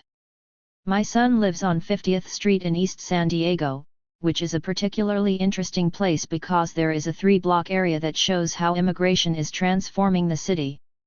This is so because the area is an important center of spirituality. There is a mosque with a Buddhist center right next to it, and about 3 blocks away, there is 285. A Buddhist temple that looks like you're in Thailand or Laos. There is also a Russian Orthodox church within a few blocks of that area. This single street, 50th east of University Avenue, used to be called, and still is called, Little Mogadishu because of the number of Somali people who live there. But it's changing a little now because there are a lot of Mexican families who live there as well, and there are a couple of Pakistani families and families of Muslims, including my own daughter-in-law, who is from Gujarat, India, and my son, who practice Islam. So there is an incredible variety of languages that are spoken in this area. If you are there around 2:30 in the afternoon, you see a pack of what looks like 50 kids of all colors walking home from middle school, though they divide up into their little groups pretty quickly. 5 times a day you hear the call to prayer from the mosque and you see people, men only, coming from several directions to pray there. So, they're all from many different countries. There's a delivery truck that comes twice a day with produce for Mexican people who don't speak English. It honks its horn and people come out of their apartments. They sell produce and eggs and little things for people who are stuck at their houses. Mostly Mexicans, but a few Somalis, know what's going on. The Somali women walk around with their big scarves and bright colors on their heads. A disproportionate number of men have canes or something else that's happened to them. The other day, in my house, I had a cane and my grandson, who's 3, said, "What's that, Grandma. I replied, well, that's a cane for someone who's having trouble walking. And he said, oh, like the masjid, so often he sees disabled people go into the mosque. My grandchildren stand on the trash cans next to the fence to see the street because they live in a house or compound with a big gate so that nobody can see their mother. When they're fidgety, we set them up on these big trash cans so that they can look over the fences and they say hi to everybody because there's always something going on in the street, especially when the men are coming to the mosque. The men all know them and say, hi, Abdullah. Hi, Hassan. There is a sense of community. People know one another and, among Muslims, the men know one another. I'm kind of this oddity, though. Everyone knows who I am, they know who my son is, and half of them know that I teach at City College. In many ways I cross over. 286. Because the men know who I am as well as the women. A lot of the Muslim women come from all kinds of places, like Turkey, India, and parts of Africa, and they often visit my daughter-in-law's house. After the events of September 1, from what I understand, women have been attacked more than the men. They feel more threatened than the men do, apparently they get more comments on the street than the men do, and there is some discussion among the women who wear veils that cover everything but their eyes that they are much more worried about things now than in the past. So they've restricted themselves. There is a story I heard about an Ethiopian cab driver who grew up in Somalia, which is the case for a lot of the people because the border or distinction between Ethiopia and Somalia is sometimes blurred by the circumstances of the area. He said that a couple of days earlier, he had delivered 3 guys from the Navy to the 32nd Street station, and when he dropped them off they said bye, slave. He didn't expect this sort of thing from people in the Navy. At the same time, though, perhaps ironically, the presence of the Navy integrates the city in ways where it would otherwise not be integrated. The whole Murphy Canyon area in Tierra Santa, where I live, is very integrated because of the presence of the military, and in some ways, that's really positive, otherwise, much of that community would be white and middle class. So it brings different things. Carlos Blanco, UCSD Professor of Literature, and Iris Blanco, La Jolla resident/bilingual educator/mentor. Carlos, I came to San Diego in 1964 to found UCSD. It was a beautiful experience, with good work. The story of UCSD, roughly speaking, begins with Scripps Institute of Oceanography, which had very good scientists of all kinds, mathematicians, physicists, biologists, and so on. In Clark Kerr's master plan for founding the different University or City of California campuses for the expansion of the student body, the regents had to pick the places for the campuses. They decided that San Diego would be a very good place simply because Scripps was already here. So there was already a bunch. 287. Of scientists. In 1963, they brought in more scientists, not associated with Scripps, necessarily. And in 64, they brought the rest of us because they couldn't have the kind of university that was cultivated without us. And so they began to bring in the humanities people, and the first ones they brought were the literature people, and a couple of philosophers. We planned Revelle College and the scientists loved it because they were the kinds of scientists who were not like these guys today, they were the kinds of scientists who were humanists, too. They knew literature, they knew something about philosophy, and some of them played instruments, so they loved to have humanists around. The humanists loved to talk about Picasso or theories about Melville or whatever. The physicists were all theoretical physicists, none of them were like these guys now who only work in a lab. They were really cultured. We had 3 Nobel Prize winners on campus and about 6 guys who thought they were going to be Nobel Prize winners. So it was very hot, very high-powered stuff. The first students came in 1965, I think, and there were maybe 500 of them, with not a single black or Mexican. They were all Anglo and all had 4.0 GPAs, the best in the state system. Herb York, who was then acting chancellor, a physicist, totally committed to economic development, had a social consciousness, so he initiated the idea of having some black students and some Mexican students in the next year. By the way, there was not a single Chicano professor, nor a single black professor at that time, either. To recruit non-white students, provided their grades were reasonably good, we went to high schools in the area. So we were doing affirmative action without affirmative action. And by 1968 there were about 40 black students and 40 Chicano students. This was all in Revelle College, which had this very strong humanities sequence that was supposed to go on for 2 years while students did all the sciences, too. What were the humanities courses? The Bible, Plato, the Greeks, the Romans, the English Middle Ages, the 19th to 20th centuries, the great French and Russian novelists. At a point, shortly after the death of Martin Luther King Jr., in April 1968, the black students began to demand that the humanities sequence have some African American or African relevance. I had been in Spain, and when I came back in 1968, this was going on. By then, 288. These 40 to 50 black students and 40 to 50 Chicano students had organized their clubs, the Black Student Council, BSC, which later became the Black Student Union, and the Mexican American Youth Association, MAYA, which later became the Movimiento Estudiantil Chicano de Aztlán, MECHA. They didn't have much against each other because there were so few of them. The black students began to ask for changes, a text or a novel here or a picture there in the humanities sequence. They did this with the help of a wonderful Jamaican professor, who, when he went back to Jamaica for a vacation, wasn't allowed to come back into the United States, and with Angela Davis, who had come in 1966 to 1967 to work with Herbert Marcuse, who had arrived in 1965. The first graduate student we had in Spanish literature was a woman named Graciela Molina de Pic. One day she walked into my office and asked me, "Well, how can you be sitting here while all these poor Mexicans are wandering around campus not knowing what they're doing? And you claim to be a Mexican?" Shortly afterward came one of the Chicanos who says, "Would you be the advisor for MAYA?" Clubs and organizations needed advisors from the faculty. So what could I say? I said yes. Immediately the Chicanos began supporting the BSC students, who wanted some changes. By October or November 1968, as fast as that, the plans were laid. The second college had been founded, and Muir was what it was going to be called.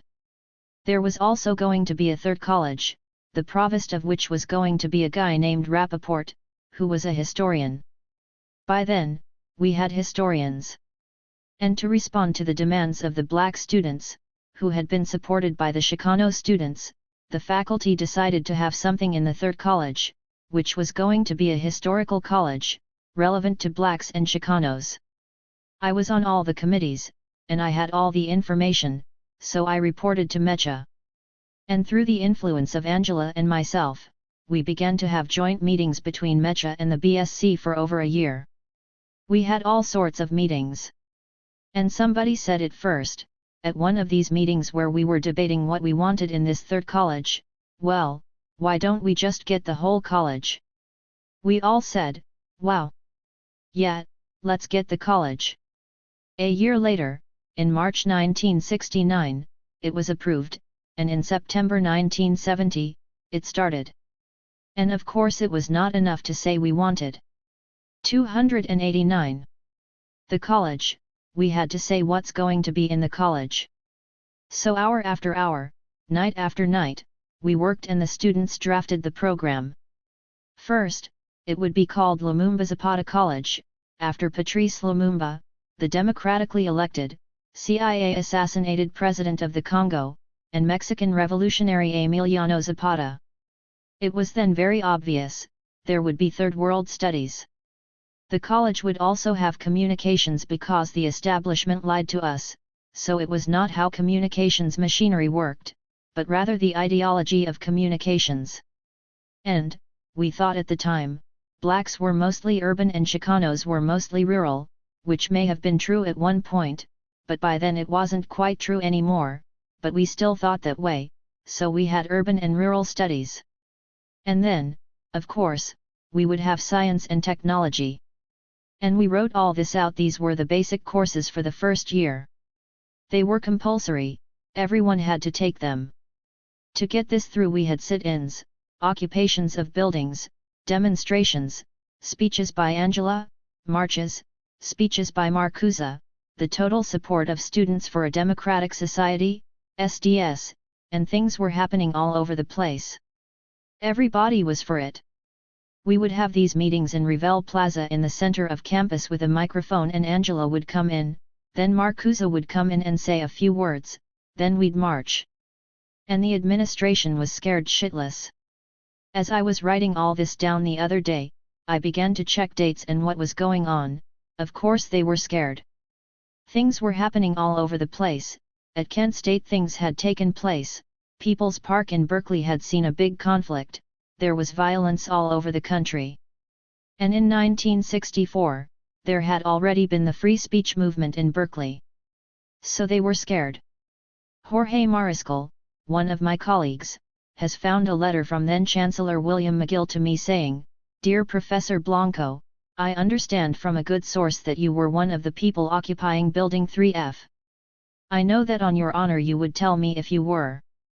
Jorge also has the answer, which says, "Dear Chancellor McGill, I don't know 2F or 3H. Because the buildings in Muir didn't have names yet, they had only numbers. How could I know if I was occupying it?" He thought, by the honor code of the profession, that I would say, "Yes, I was there." And I didn't. I didn't read.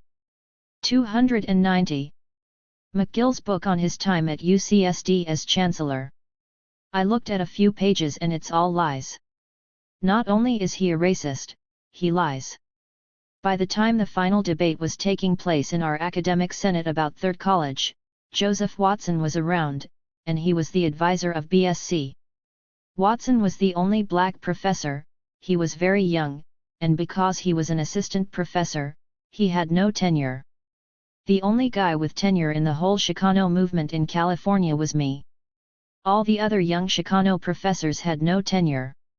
That's why I have such affection for Joe Watson, who would get involved like that. He was a young, promising chemist with parents from Jamaica who were immigrants to New York. He was raised in Harlem, became a chemist, and then he came to this fabulous institution and he got mixed up in the revolution. Joe and I were always together, and he's tall, so we were like Mutt and Jeff. We were sitting in the Senate meeting, and we thought, this is going to be very exciting.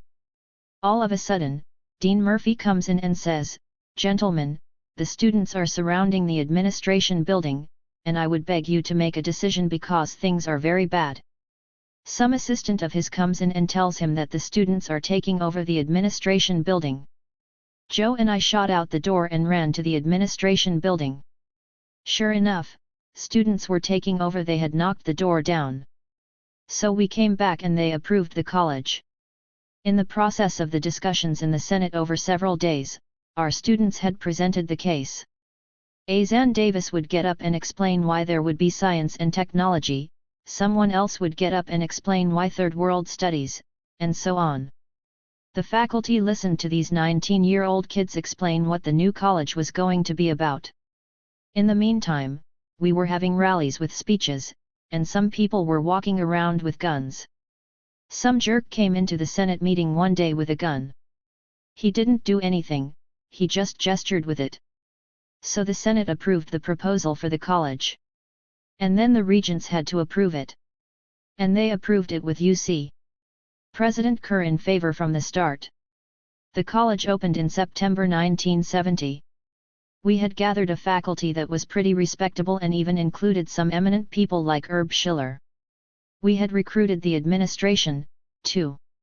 The students had interviewed every possible 291 candidate for everything in the college. It sounds like science fiction, especially when you see the students now. It was so science fiction that they invited me to talk about it in New York. I went to New York to explain how to found a third world college. People from Germany came to visit. How was it done? It was done because they were scared and because of the times. There was the Vietnam War, the civil rights movements, the murders of the Black Panthers, everything. It was just the right moment. After all, we had figured it out. In terms of what was happening, we spent days and nights and hours figuring out tactics and the strategy. For instance, one May 1st we said, let's do a May 1st thing. All of a sudden comes Angela and says, let's have a party. So we had a rock and roll party in Revel Plaza. There were police and everybody was waiting. They sent the secretaries home because they thought there would be trouble, and instead we had a big dance. We violated regulations because we brought beer. So instead of a revolution, we had a dance. We did figure things out. And that, I think, we should take credit for. We were not so dumb. And after that, it was all downhill. Actually, before that, it had begun to go downhill. The last time I saw Angela for several years, I met her at a gas station and she was beginning to be on the run. The last words she told me were, "Watch out, be careful, because now the nationalists are going to take over the BSC." Which is exactly what happened. Even though she was in Los Angeles during this time, she still had connections and some control over the BSC, so she knew what was going to happen. One day I was in my Third World Studies office, I guess this must have been 71, the following year, and somebody knocked on my door. This big guy came in, an ex-con, and he said, "Are you Professor Blanco?" And I said, "Yes." And he said, "My name is Sunny Ali and I'm a new student here. I just got out of prison. And I've been told that you are the leader of the Mexicans, so I'm going to play it straight with you. I want you to know that all cooperation between the two groups is over. We're going to do our thing." Just like that, directly. And I said, "Okay." He had to be one of the provocateurs. There was all this FBI presence around at the time. I mean, a guy like Sunny Ali shows up who must have been, what? 32 years old, coming straight out of jail. Then, things got very bad at about that time, with fighting in the dorms. Joe 292 would call me or I would call Joe, and he or I would say, "Are you ready? Let's go." He and I would walk along the dorms just to show that the solidarity had not been broken. We did this at least 2 or 3 times a week. We would walk along the halls and say, "Hello, hello, hello." Maria, my daughter, who was going to UCSD and living in the dorms at the time, has told us stories that we as faculty didn't know. They would be having a little dance in one dorm with 4 black students, and the Chicanos would come in and say, "What are you playing?" And another guy would say, "Get out." Or vice versa, with Chicanos having music and the blacks coming in. Or the ones coming into a mixed room and putting the Mexican record on and the other guys taking it off and back and forth. This apparently started going on every night. The whole thing got resolved in a very dicey fashion. Third World Studies was nearly eliminated, not quite, but nearly. And that was that. Fortunately, it's still the college that has the most minority students. What is amazing to me is that until it became Thurgood Marshall College in 1992, from 1970 to 1992 the college had no name. The students kept voting no to various names. It could not have been Lumumba Zapata College, so it was called Third College. Students kept refusing to name it. They had a referendum every year. Shall we give this name or that name? They always said, "No, Third College." Until 92. Some of the myth remains, but that's the reality. Iris. La Jolla, where we live, also had racial issues going on. The Mexican community ran into all kinds of problems in La Jolla several years ago because Clinton, the guy who was the owner of one of the local newspapers, threw everybody out of the low-income community. He said, "You have to leave the place." At that time, I don't remember what election it was, La Jolla people gave permission to build higher buildings, so everybody saw the opportunity to build condominiums. All the people who owned property in that part of La Jolla, in the minority community, they got very upset. Clinton sent his men to scare the people at night by saying, "If you don't get out." So we had 60 or 65 people, along with children, who were going 293 to be thrown out of their houses. We called a meeting. The developers had said, "We are going to bring the bulldozers in." We said, "If you bring the bulldozers in, we shall bring the Chicano community in from Logan." They got sort of scared. This is what's interesting, the white liberal women in La Jolla who were employers of these Mexican maids all of a sudden said, "Gee, we'd better do something, otherwise we're never going to have our maids." From one day to the next, they found houses for all the people who were going to be thrown out in a day. The most interesting part is that they were city houses in downtown La Jolla that had incredible rents like $135 to $150. So all the families were accommodated in very nice houses. I also worked with the Chicano community to create the first bilingual daycare program in La Jolla. And then we said bilingual education should be in first and second grades. People started saying, "No, it's not good for the children," and so on. But we already had proven that all the kids who went through the bilingual daycare did well when they went into kindergarten. Children were not very common in La Jolla, so the school was in danger of closing because they didn't have enough students. They decided to bring students from Logan into La Jolla to go to school. I was there teaching a class on basic things. They sent me all the Mexican kids who were in trouble. I was working in two areas.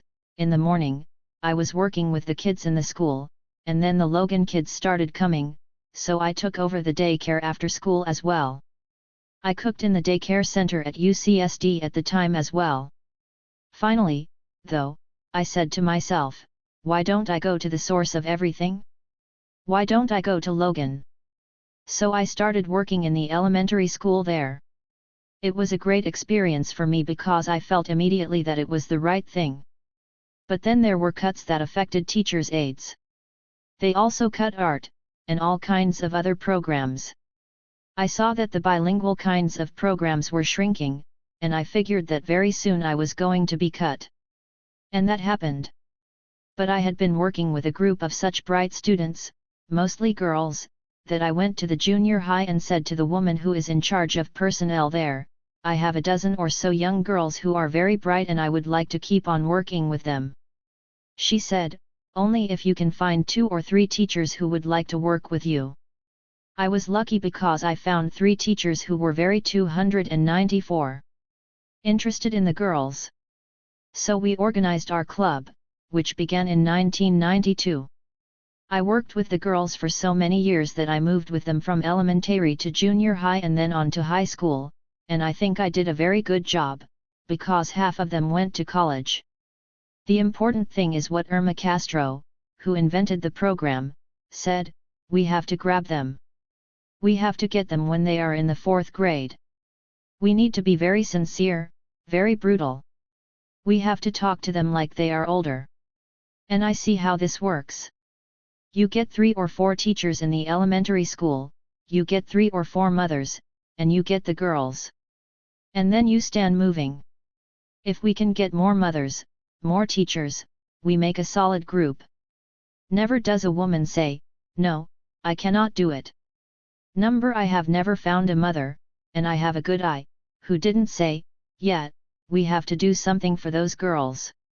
It was a feminine group, a group of women for many years, and it was beautiful to work with them. So, we didn't change the system, but we did change some lives. Carlos. Let me tell you something about these girls. They're from San Diego, right? Which is by the water, right? They're from Logan, which is right there at the docks, where they construct ships and whatnot.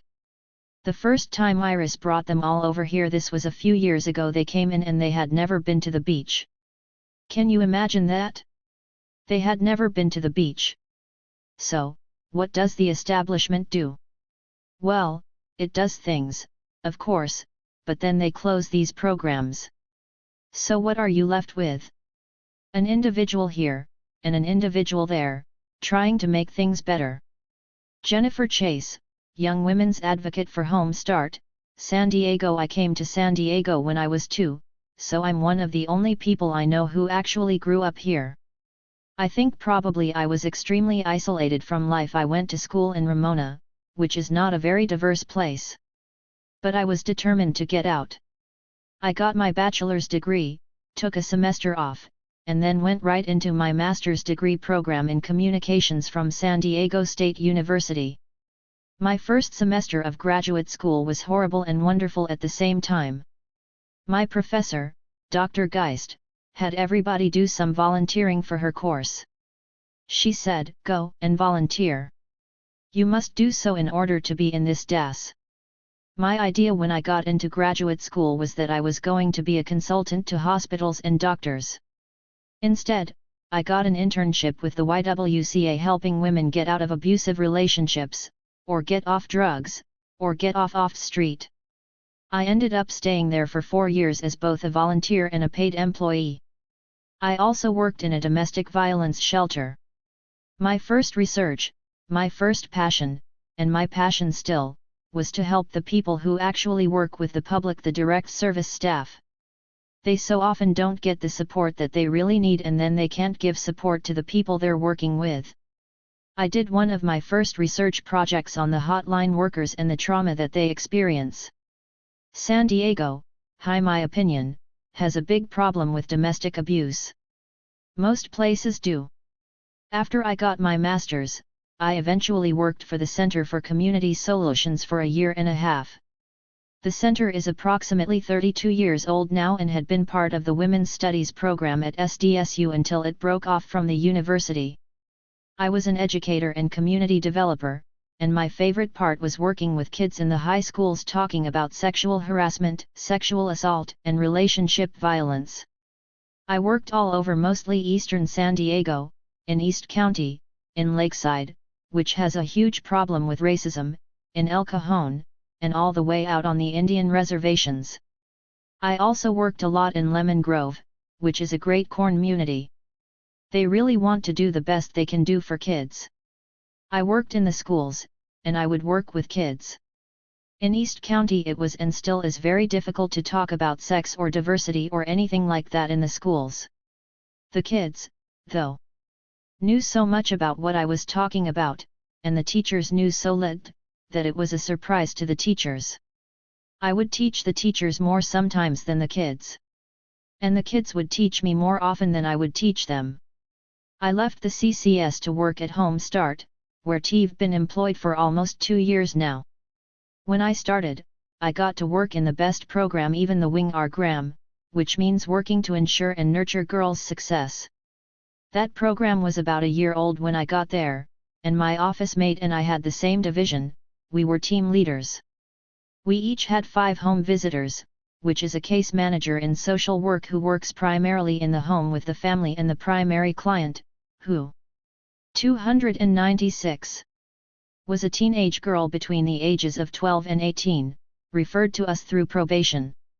Sometimes they came in for having a knife at school that they never used, and sometimes they came in for battery, prostitution, stealing sometimes large sums of money.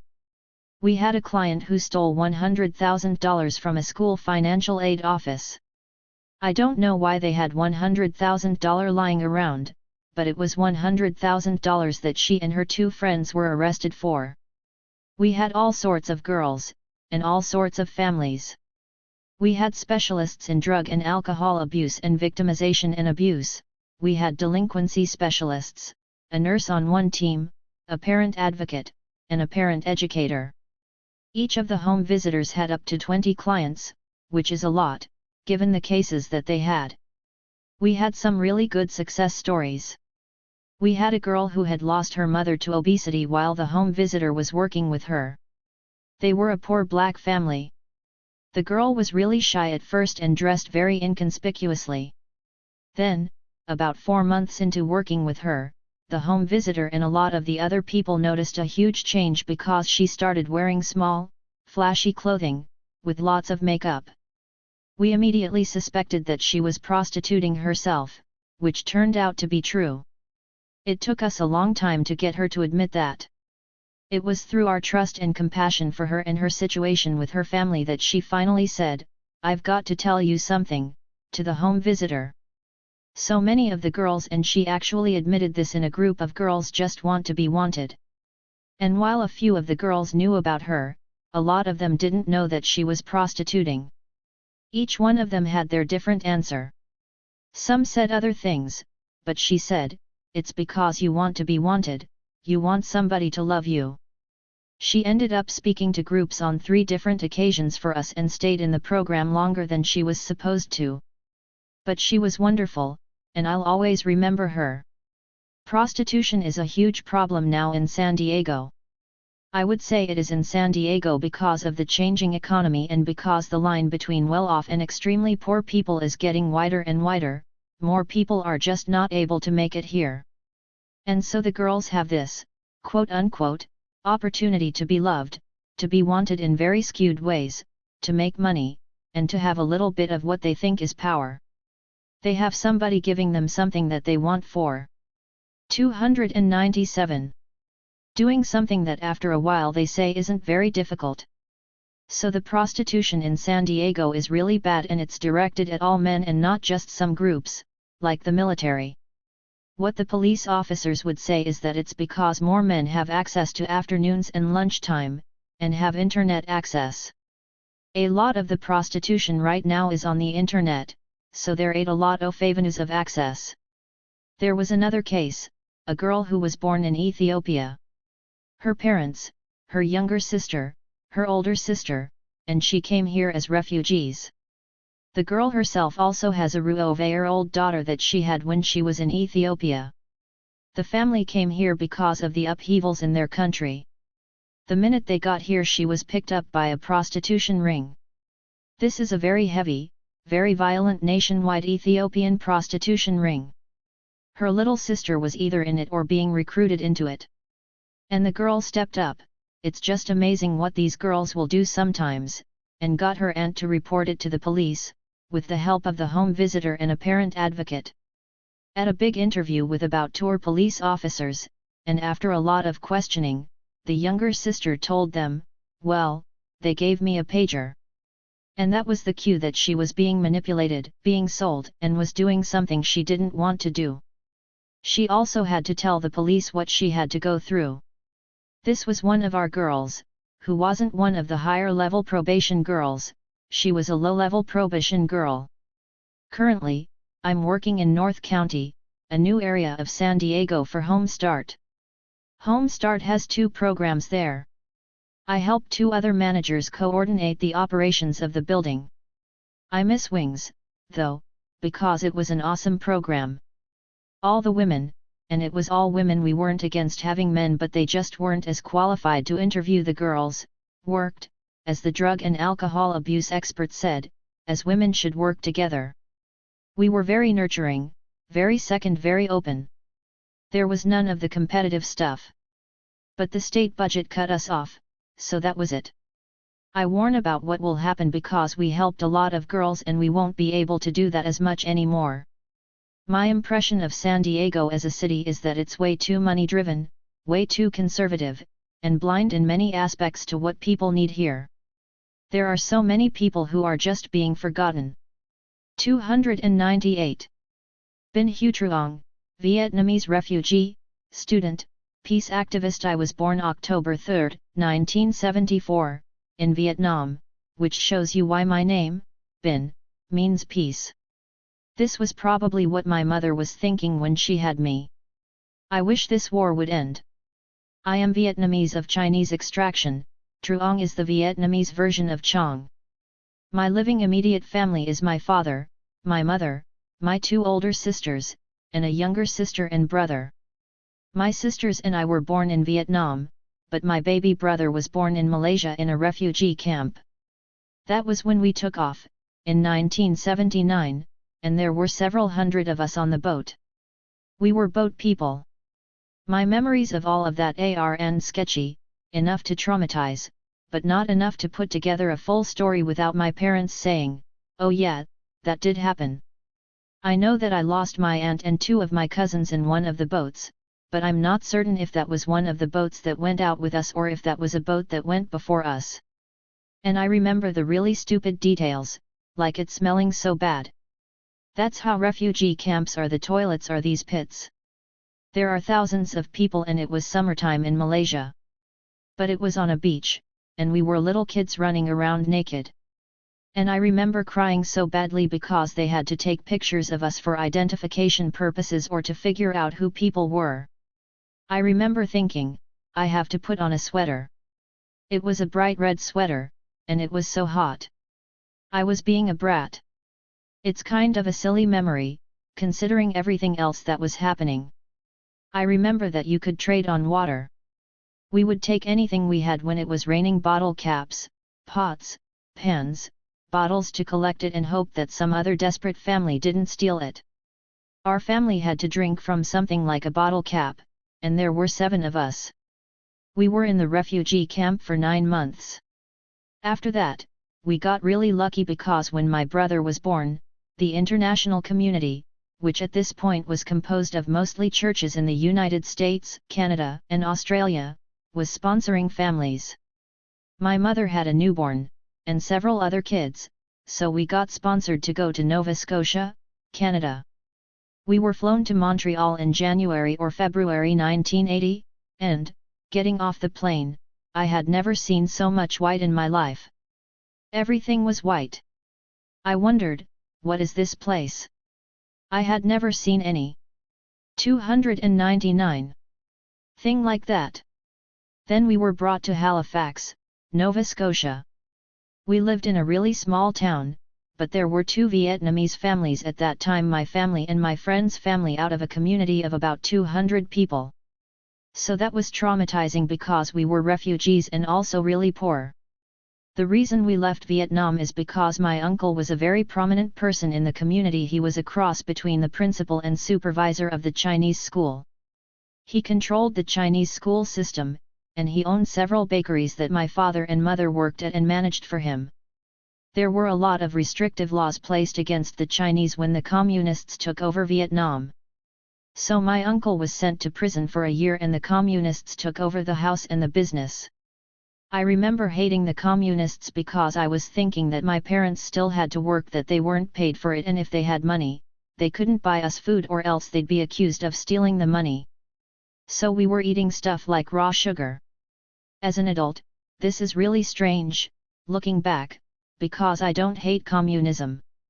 As an idealist, I make a very distinct line between the idealism of Ho Chi Minh and the subsequent communist government and those policies. So basically, I separate the ideal from the policies. But, if I was part of the older generation who had that happen to me, who had everything taken away, and who were brutalized like that, I might not be able to make that distinction. I feel that I speak from a privileged vantage point. So I don't blame people for being angry, but I think it's hard for me to be angry because the way that I see it, instead of victim/victimizer, there were all these desperate people trying to make this work. After my uncle got out of prison, my family decided to leave Vietnam. I think he was the one who got the boats together and got the money. This was all totally illegal and really scary because even if you did this, even if you pooled all your money, what you were pooling your money for didn't cost that much to make these rickety things that fall apart. But what you were actually doing was bribing the soldiers to look away from what you were doing. One of the most awful things happened. Parents would choose to send their oldest child off first because they thought this might be their only chance rather than have them stay in Vietnam and starve. My parents were going to send my 2 oldest sisters in a boat, but I'm so glad they didn't. 300, about an hour or so before they were supposed to get in the boat, my mother got this feeling. She said, "We can't put them on this boat." So she pulled them off. A little bit later, the boat blew up. Somebody had squealed. It's one of those things I think about, wow, to not have my sisters. It's really disconcerting going to a Canadian school or going to an American school and to hear people talking about war and peace in these abstract terms. For me, people die. It's hard for people because they don't connect, they can't possibly understand what that means. So this is a really odd time for me to be living through right now. We are recreating the Cold War. I don't care what other labels you put on it, terrorism could be communism. We're just interchanging the villains. I came to San Diego a year ago. 2 years ago, my husband got a postdoctoral fellowship at Stanford University, so we moved to Northern California. Then my husband got this phone call saying, "Would you like to move to San Diego and start up a biotech company?" He was asked to make his decision and call them on September 1, 201. So I really remember that day because it's when we decided to move to San Diego. It's a strange marker for me, especially since I did not watch TV at all that day. I got home and found that my mom had been frantically trying to call me all day. She's in Nova Scotia, and she has no idea where New York is, so she freaked out. Regardless of what political side you're on, it was devastating. My impression of San Diego is that it's warm. I really like the weather. It is a strange city because we're on a border. We have one of the most multicultural populations, and yet it hasn't managed to reach our representation in power and who has money and who doesn't. It's just disproportionately odd. I live in Hillcrest. We had a month to move down here from the Bay Area. We got on the internet, and the internet said Hillcrest is the most walkable area of San Diego. You can walk out the door and you can get a cup of coffee. There are a couple of things about Hillcrest that I do like. It's considered a very gay area and I just like that. I'm bisexual. I came out in high school.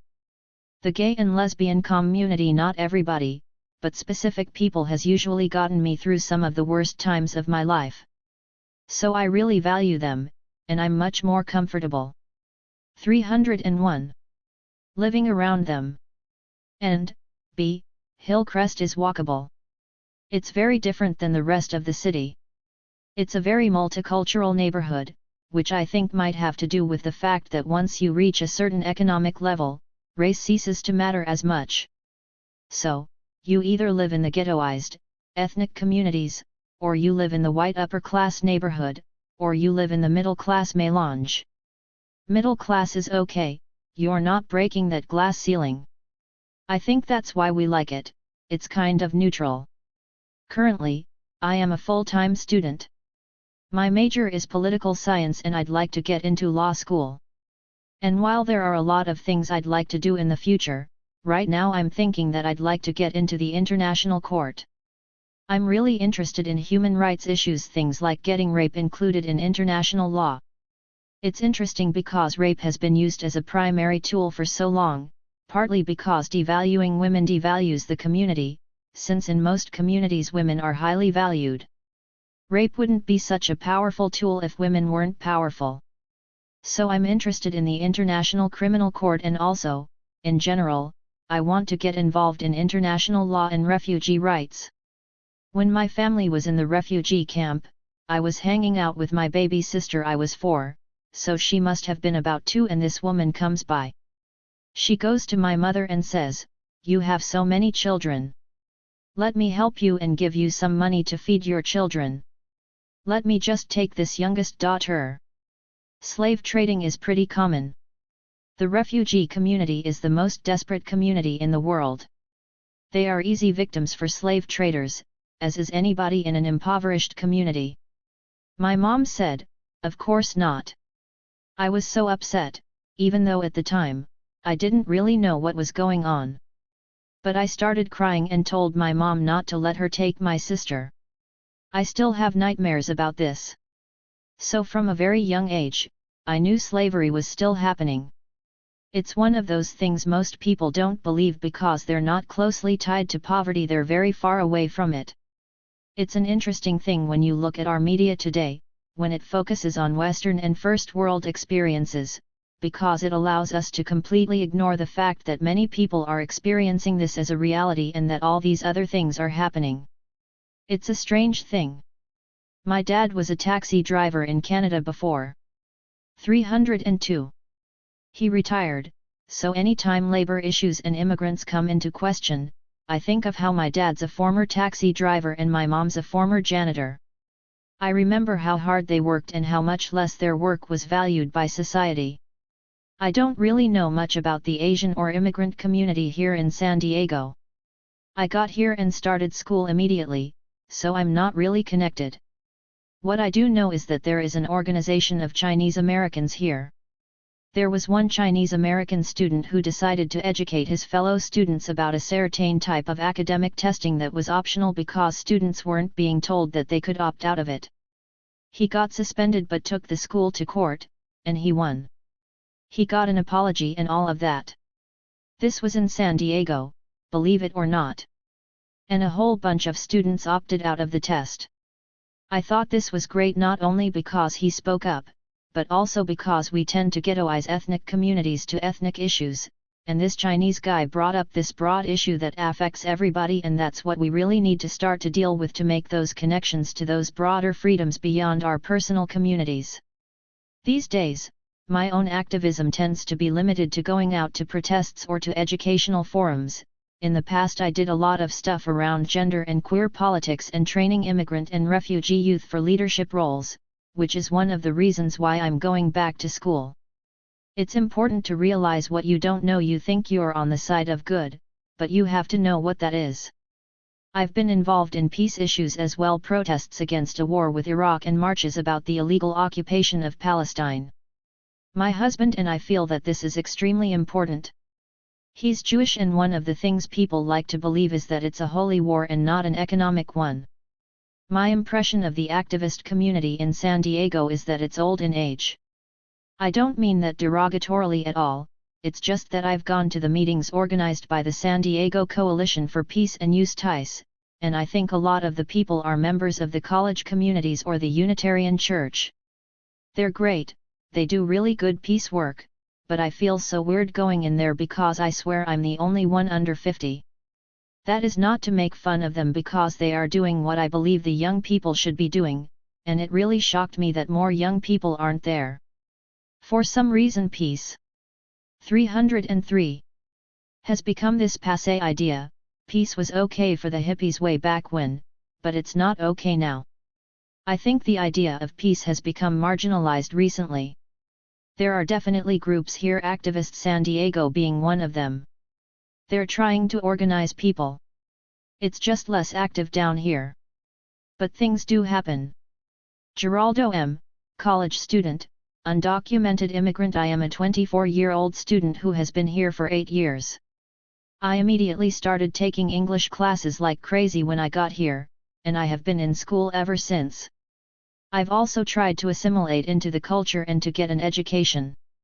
I came from a state in the northwestern part of Mexico. I was born in the area of the country where the capital is located. I was starting the preparatoria in Mexico, what you would call the 10th grade in high school here.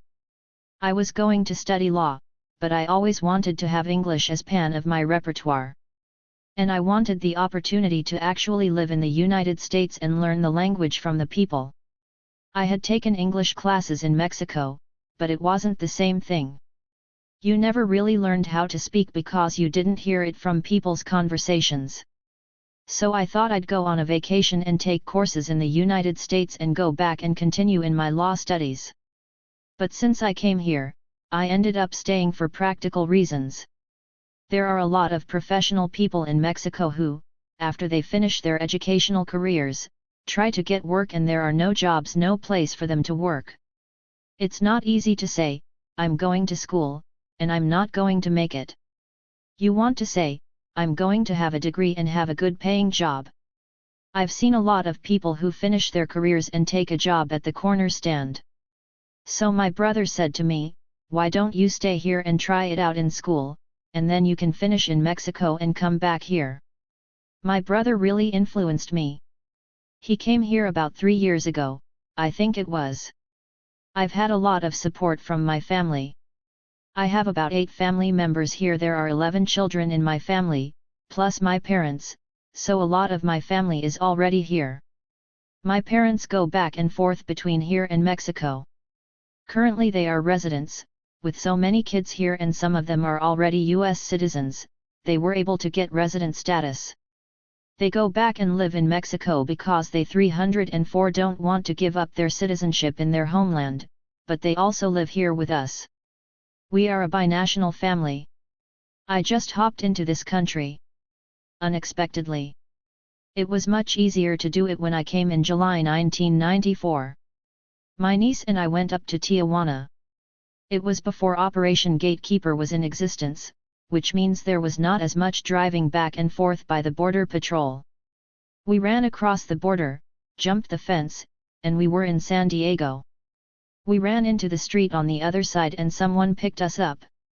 So we jumped the fence in San Isidro and that's how we came into this country. My illegal status has caused me some problems. For example, since I was here illegally, I couldn't drive a car because I couldn't get a license. So I flew to Oregon and got a driver's license. It was much easier to do it in that state because, since it is not a border state, they pay a lot less attention. It is impossible to be without a driver's license here in California, and when you drive without one, you get a $1,000 fine. There is nothing you can do because that is the law. Another thing about my status is that I had a lot of concern for when I had to make the jump from high school to community college. I took the risk on my own, because I was hoping that something would allow me to go to the university someday. I was able to go to high school in San Diego because they basically don't ask for any documentation. I just brought in my transcripts from the preparatoria in Mexico and proof of vaccination shots for the protection of other children, so I wouldn't bring disease from the tropical place I came from. But that was as far as it went to get enrolled in high school. My first semester of high school was very stressful for me because I could not speak the language. But also the need to feel like I fit in was very strong. The first couple of years I tried to hang out with as many English-speaking students as I could because I was determined to get the language down. That helped me absorb other cultures as well. There were a lot of white kids, Somali kids, Chinesa, and of course my Mexican friends. But I tried to communicate more with the ones who did not speak my language. I don't know if it was my personality that I had to meet as many people as I could or what. After I graduated from high school, I let one semester go by because I was afraid to enroll in community college. I was hearing from everyone that it would be impose. 305. Sible for me to go to college here. I talked to a guy who became a very good friend of mine and he said go ahead, so I did, and it worked out okay. I stayed away from applying to other colleges, although now I think I will be able to 2,0 to San Diego State University. However, all of this I have to finance myself, since, as an undocumented immigrant, I don't qualify for financial aid. I've been working ever since I got out of high school, and even in high school in my senior year I started working. I got a more stable job when I got out of high school, as a busboy in a restaurant. And I've been working there ever since. It's how I can afford to go to school, afford food, and afford to help out my relatives, since I live with them and don't pay rent. The recent legislation that Governor Gray Davis signed into law allows undocumented students to transfer to the University of California and California State University systems and not have to pay out-of-state tuition. As long as you went to high school for 3 years in the United States, you can pay as a resident, which I'm glad for since that really helps my situation. But as far as financial aid goes, that is something I cannot get. I'm lucky that I have a lot of family members here, but I know a lot of high school kids who are the eldest in their family and their parents have a construction job or a cleaning job and they are barely able to pay for food or other necessities. So FVE had a lot of advantage since high school. I know a lot of these people are very smart, very bright, but the reality is that their families can't afford for them to continue their education. And without being able to qualify for financial aid, they can't go on to school. The system is more flexible than it used to be. But it still keeps people out who want to go on to another level. I come from a farming family, so I came from the bottom. It's tough to get an education coming from where I did. First of all, there aren't many universities in Mexico. Because of the high demand for classes, you don't even know if you're going to appear on the next semester's enrollment sheet. If you're the child of a politician or an ambassador or an entrepreneur, it's much better. It's a corrupt system because it only works for those with special interests. That is why I decided to stay here. And I feel I am going to do a lot because of my brothers. They paved the way for me here. FM luck, that my family is supportive. The brother I live with went to some college too, but he didn't have any financial aid. He went from working on the farm to Cur. 306. Rentley taking classes at City College to get a 2-year degree. He wants a career in computer programming. I have mostly lived in the east part of San Diego. I've compared the conditions living here to where I came from. The quality of life is much better here. But when I go to other areas of San Diego, like La Jolla or other places where the upper classes live, I can see a big differences in San Diego. It's much better up there. So it depends here on what position you have in society. I would say San Diego is a pretty conservative city. I read a lot of stuff from New York and Los Angeles, and it's not like those cities. My people don't tend to mingle with the first-class citizens. I don't see a lot of my people going to the theater, or going to nice restaurants. Why? There are not a lot of us who have the careers that would allow us to do these things. You have white people who don't like school and just drop out of high school. There are a lot of us who don't have school and there are things that stop us from going. It's like when they show you a candy and you can't have it. I can be part of it. I like a good lifestyle, but, in reality, I don't know if I can make it, if I can get a visa to stay. I don't know what will happen to me. I might have to go back to Mexico. It feels very strange. There's been a big change at the border since September 1, 2001. There was a piece of legislation that would have allowed people living here illegally to get their driver's license and also food stamps, but after what happened on September 1, the bill was not passed. I see on the news that the security along the border has become much more tight. I don't go down there, I can't, but I have watched it on the news. I understand about the desire to be more secure, but it has negative effects on us, especially on those who come over every day, who live in Tijuana and come here to work. The government now keeps a close watch because there are a lot of us. We're spoiled here in the United States. We can pay for someone who has more need to do a job that people here don't want to perform. When it comes time to give recompense to those people who bring the food to our table, then it gets political. 307. Enrique Davalos, activist, part-time community college teacher. Before immigrating to the United States and San Diego, I went to the largest Mexican public university in Mexico City. I majored in pre-Columbian Mexican history with a focus on gender and sexuality in pre-Christian cultures in Mexico. While I was in school, I became active in social issues. In Mexico City, there are always a lot of demonstrations, especially during that time period of the 80s. In doing activist work, I felt I could not only follow my beliefs but also establish some sort of identity for myself. I made my circle of friends around activism, and I got married to an activist.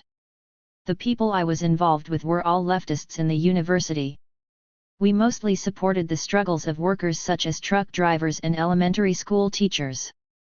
Then a crisis occurred in the communist world. The Soviet Union collapsed, and I had a personal crisis as well, so I decided to stop participating in the group I had been with. I didn't return to activism again until the Zapatista movement of the mid-1990s. In the meantime, I got remarried to Lisa, who is a gringa, and that's how I ended up in San Diego. To elaborate a little on what I said earlier, in the late 1980s, after 5 or 6 years of spending all of my free time doing activist work, I began to feel disappointed because my general sense was that we weren't going anywhere. The conditions for activism at school were becoming more and more difficult as well.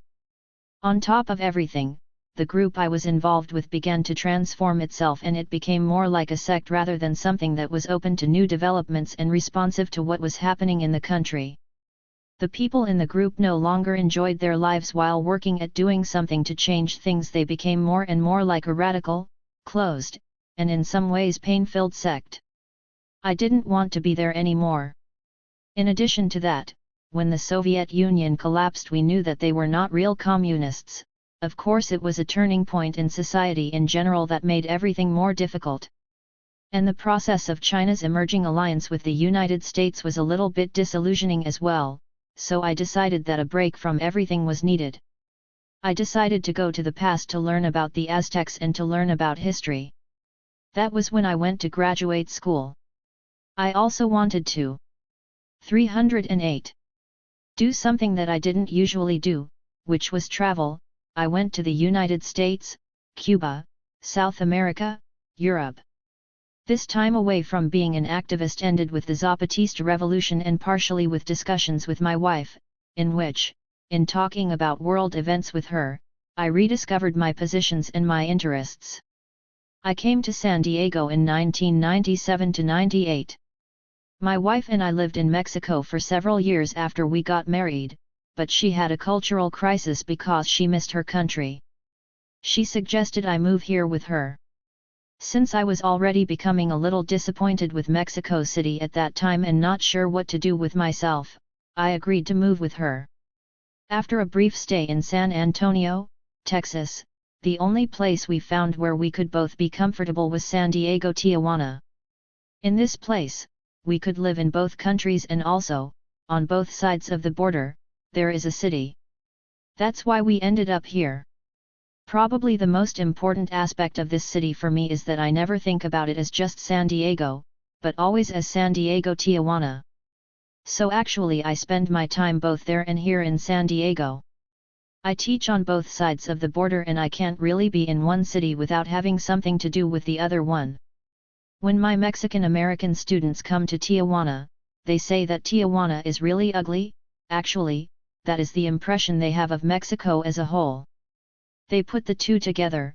Mexico is Tijuana. Mexico, then, is a very ugly place.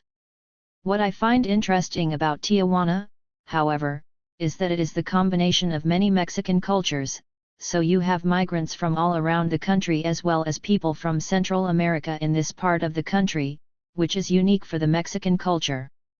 As far as San Diego goes, something interesting for me is that I can't really feel that I'm in the United States. In fact, I can't really generalize at all about the culture in the United States because my contact with the country is very minimal. I never have a chance to be in an environment where everyone is white because most people speak Spanish in the places I occupy, and there are always many different cultures around me. So in this way, I find San Diego beautiful. I know the city contains many sophisticated racist groups, but I haven't had the misfortune of having any contact with them except for when I had to teach at a community college in the East County, where the students were 309. More sensitive to some of the questions I had about the concept of Western civilization if they understood the implications of that term. But in general, I am very lucky to have very good friends and to be able to inhabit many different environments. In this way, I think that San Diego is an interesting place. My wife, son, and I live in Chula Vista, which is just south of the city of San Diego, somewhat near the border. The neighborhood has two worlds. The western section is older, poorer, and has a downtown, 4 trolley stations, and some personality. I like it because you can see people walking on the streets even during weekends. On the other hand, Eastern Chula Vista is just a typical new urban development in Southern California and in the United States in general, sterile, uniform in styles and colors, expensive, and everything is designed for driving instead of walking. It is equivalent to a McDonald's hamburger in the housing business. This second area is the one where we live. Here, everything is easy, nice, fast, and boring and soft, one would say blando. The good thing is its cultural diversity and the many Mexicans who make me feel at home. The bad thing is that they have to work themselves to death in order to pay their mortgages. However, I like the place because it is close to Tijuana, and this is a big priority for me. We can see Tijuana's lights at night from our dining room window. Also, the area has nice and diverse schools, with Filipino, white, black, Latino, and other students, which is a priority for my wife, Lisa. Finally, the home we bought was affordable for us, which was a big priority. In order to support my family and in addition to my activist work, I teach at sometimes 2, sometimes 3, community colleges in San Diego and one public university in Tijuana. I teach Mexican, Mexican American, European, and world history. I have never worked as hard as I work here in the United States. I used to be an adjunct university instructor in Mexico, and I taught history in a high school there, too, to about 12 different groups. But even though that meant many hours in the classroom, it was nothing in comparison to how many hours I have to work here. My working week here is 50 to 60 hours on average, both in class and out of class, teaching, grading, and preparation. It's just amazing. It is an interesting job and a privilege that I was able to get jobs teaching even though I come from another country, spoke very little English at first, and didn't know very much about the 310 United States. I am aware of how privileged I am in that regard. On the other hand, it's really interesting to learn how advances in capitalism in the United States impact all of its systems. It's amazing the labor instability you have here. I don't ever remember feeling something like that. This exploitation makes me feel that very soon all work as a teacher will be completely unstable. An answer to some of these problems is unionization, I believe. After living in Texas a couple of years, I almost forgot the meaning of unionization because Texas is a right-to-work state that doesn't have collective bargaining rights for workers, so when I got here I was happy to find out that at least in public education, the unions are real and can be powerful. Some of them are, in fact, excellent. The American Federation of Teachers in the San Diego Community College District is one I like a lot. I began to be involved by getting elected to the executive board, because basically it's the only thing we workers have to defend ourselves collectively and to defend ourselves individually. The union positively affects my labor relationship with my workplace. Also, it allows me to create something collective in the college. As I said earlier, once I became established in San Diego, Tijuana, I began to be active again in social movements. I decided that my contribution here, however, would be as some sort of bridge between the US and Mexican cultures. Even though the people in San Diego and Tijuana are very close geographically, the cultures, the history, are very different. People don't believe they have much in common.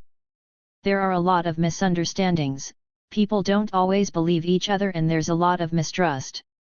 So I thought that something I could do would be to facilitate understanding between people from the north and people from the south, therefore, this is what I am trying to do and, in this process, I work on both sides of the border trying to be involved in any kind of project that involves something binational.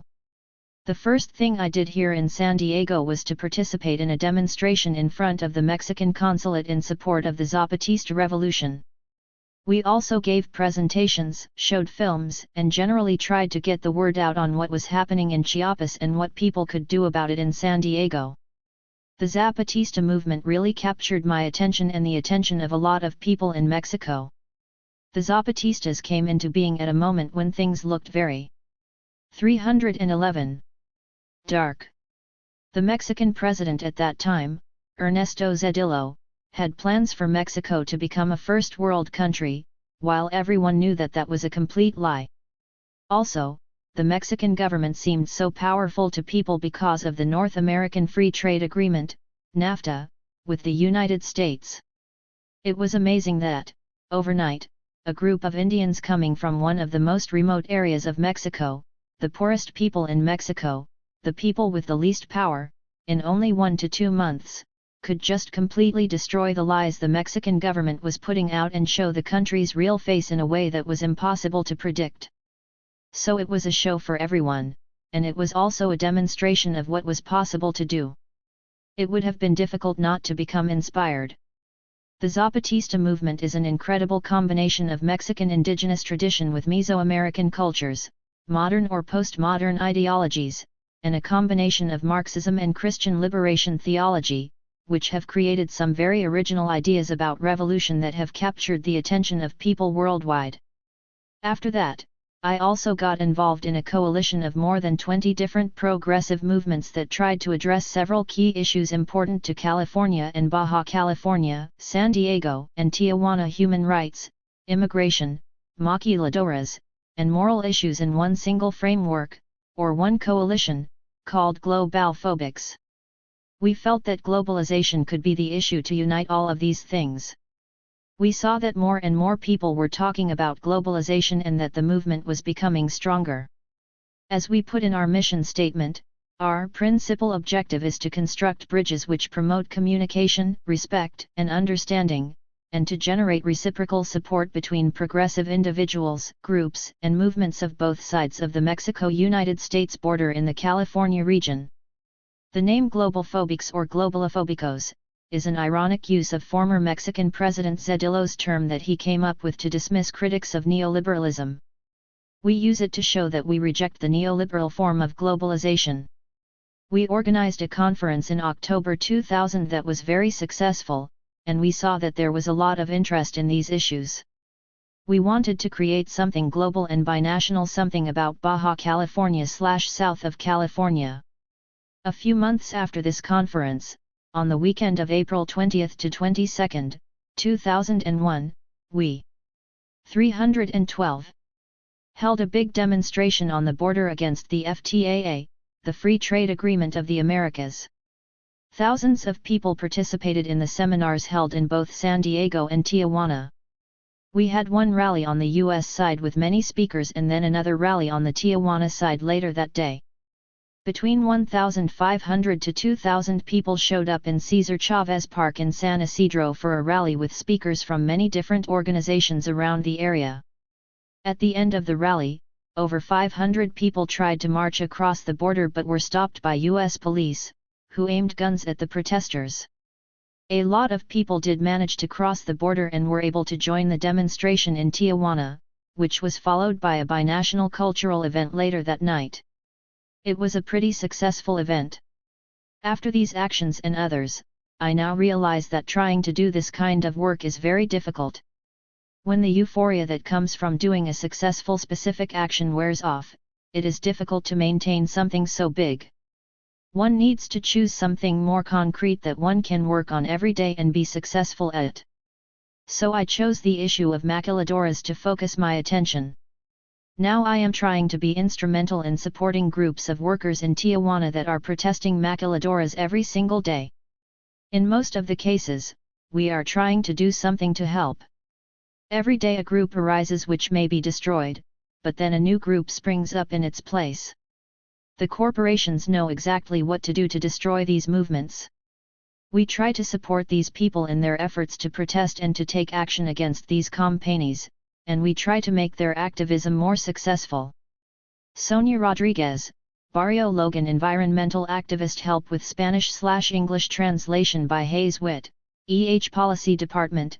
I'm a single mother originally from Tijuana, and I've been in San Diego on and off since 1978. When I lived in Tijuana, I worked in a maquiladora, so I know what the maquiladora process is like. It's very hard work for low pay. I was an inspector in the maquiladora I worked in, which put together Sony televisions. The people who operate the maquiladoras don't treat the employees very well. When you work in one, you lose touch with your family, and you work long hours, far away from home. You have a long way to travel to work and you have to go in early. And when 313 you leave, you have a long way to return home. So you have very little time to be with your family. From 1988 until now, I've been living in Barrio Logan. I like to live there in spite of its bad reputation. People shouldn't just criticize a community, they should also try to change it to help change it. Yet if I'd known what the environment is like in Barrio Logan, I wouldn't have moved there. However, I do like San Diego as a city because it's a slower, calmer place than Los Angeles. One can live pretty well here. I say I'm from Tijuana, but I don't feel the difference between San Diego Tijuana because we'd come up here when I was a girl, and all my life, I'd come and go. Barrio Logan has changed a lot in the last 8 years, which I'll come back to later. There are not as many gangs, and it's a lot safer. I now feel that it's like any place. I would say it's now as safe as Chula Vista or National City, but not 8 years ago. Barrio Logan is comprised of Latinos and African Americans. The groups get along very well and are clustered in various places. There's mixing, but the groups are somewhat separate, although they have issues that they will work together on. My group works with other groups, like with a Baptist church from King Chavez. So there's mixing. After I came back to San Diego in 1988, I worked at night as a tortilla maker at Porkyland, so I had to leave my 3 kids with my sister. I didn't sleep. I'd come home during the day, I'd get the kids ready for school, take them to school, make food. If I got 3 hours of sleep, that was good. I lived like this for 2 years. After that, I worked for 12 years in the cafeteria at Perkins Elementary School. In spite of my schedule, I also volunteered at my kids' school so I could know what was going on with them. That's where I got involved with volunteering and community meetings. This all got started because they built the Mercado apartments, which is where I live. And that's where Salud Ambiental, Latinos Tomando Acción, SALTA, comes in, which is a program that the Environmental Health Coalition, EHC, started that had been working in San Diego for a long time. Translated, it means environmental health, Latinos taking action. People from SALTA showed up at the Mercado apartments and invited us to get involved. There were 20 of us when it started. The Environmental Health 314 Coalition became active in Barrio Logan through the SALTA program. The EHC started bringing information into the neighborhood about SALTA. I'd go to protests at the port as a volunteer. So when EHC needed community activists, they looked to us because they knew we were already very active. That's how I got started on a part-time basis in 1997. As community members in Barrio Logan, we're not very informed as to how to solve problems. People who don't go to school, people who aren't informed, have a hard time knowing what to do about issues. That's why I was attracted to the SALTA program, because one of the things they brought to us were practical strategies for how to get toxic chemicals out of our community. They showed us how to make multi-use household cleaning solutions that don't have toxic chemicals in them.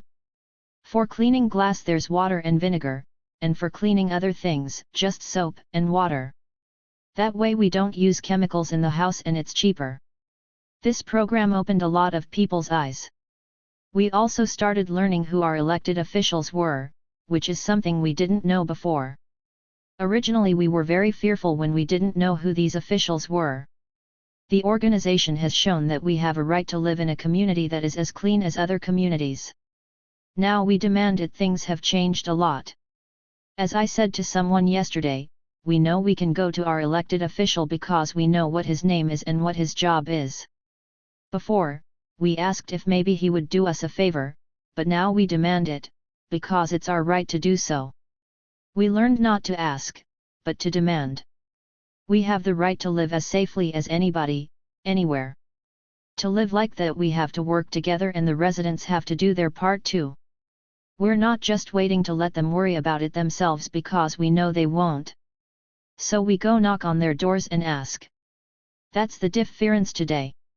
The Environmental Health Coalition has been around for 23 years and was co-founded by Diane Tofkorian, the executive director.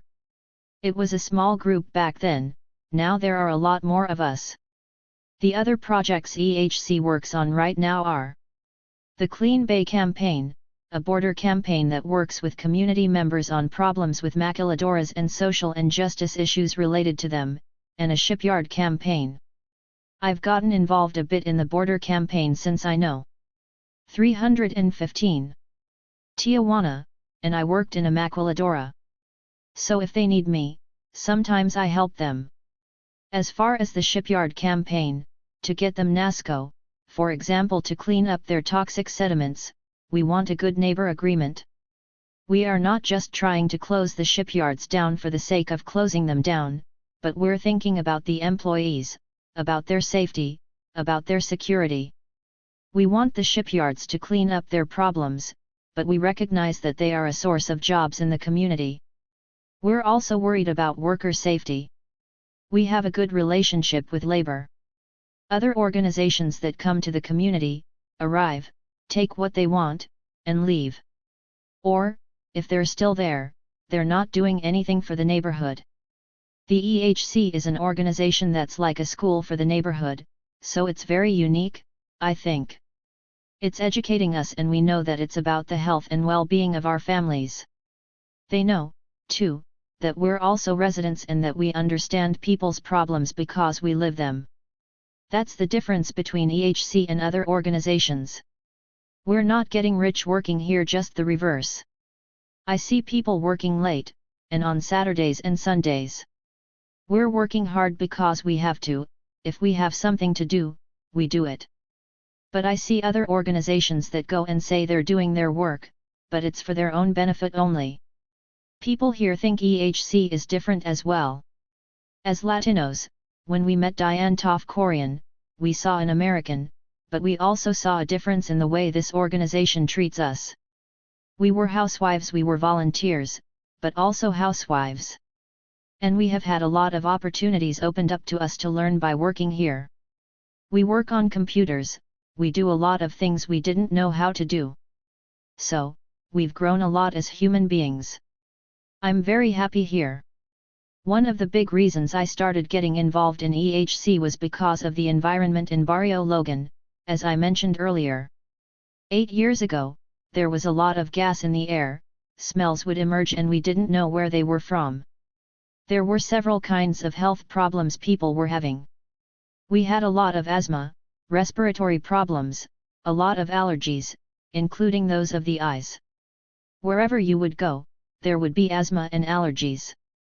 The people who live there have more of these ailments than other people. We realized that we have more because we live 316 close together and we can share information about these things. So we hear, oh, so-and-so's daughter is sick. The environment makes all of these illnesses worse, so it's not 1 in 20 people, it's 1 in 5. It's terrible. Research was done to find out where the smells were coming from.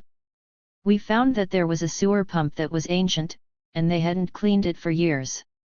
So we demanded that they clean it. All the industries that are on Harbor Drive along the coast put their waste into the sewer and it goes out into the ocean. So we started fighting for them to clean it up by doing protests and other actions. We were willing to fight however far we had to go for them to pay attention to it. It was only because of these sorts of actions that they would respond to us and do something about it. The smells were only the beginning. The problems had been there for a long time, but as a community we didn't know about them. If it's in your house, you don't find out about it. It wasn't until EHC started showing us that it's not just about complaining, but it's about working to change the problems. The bay also causes health problems in Barrio Logan because it's completely dirty. We have a bay where we can't fish and we can't swim. It's been contaminated by the shipyards. So what use is this bay? I live under the Coronado Bridge. The noise and the smells are terrible. I'm next to the Caltrans maintenance yard, and it's the same thing, they run diesel trucks, so it's a constant odor that we're invaded by. 1 to 5 cuts through my neighborhood. There are small shops, like the ones that do painting, that also contribute to the problem. There's a lot of injustice in the community because of the zoning. It goes house business, and the city doesn't do anything about it. They don't care about this community. So we did a survey with SALTA participants. There were 5 community health activists and each of us worked with 50 families.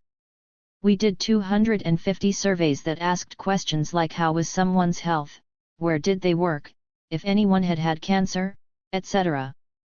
That's when we realized how common these problems are. But we didn't just do the survey, we also kept in contact and are still in contact with all those families. Some have moved, but when somebody moves we get in contact with the new people who moved in.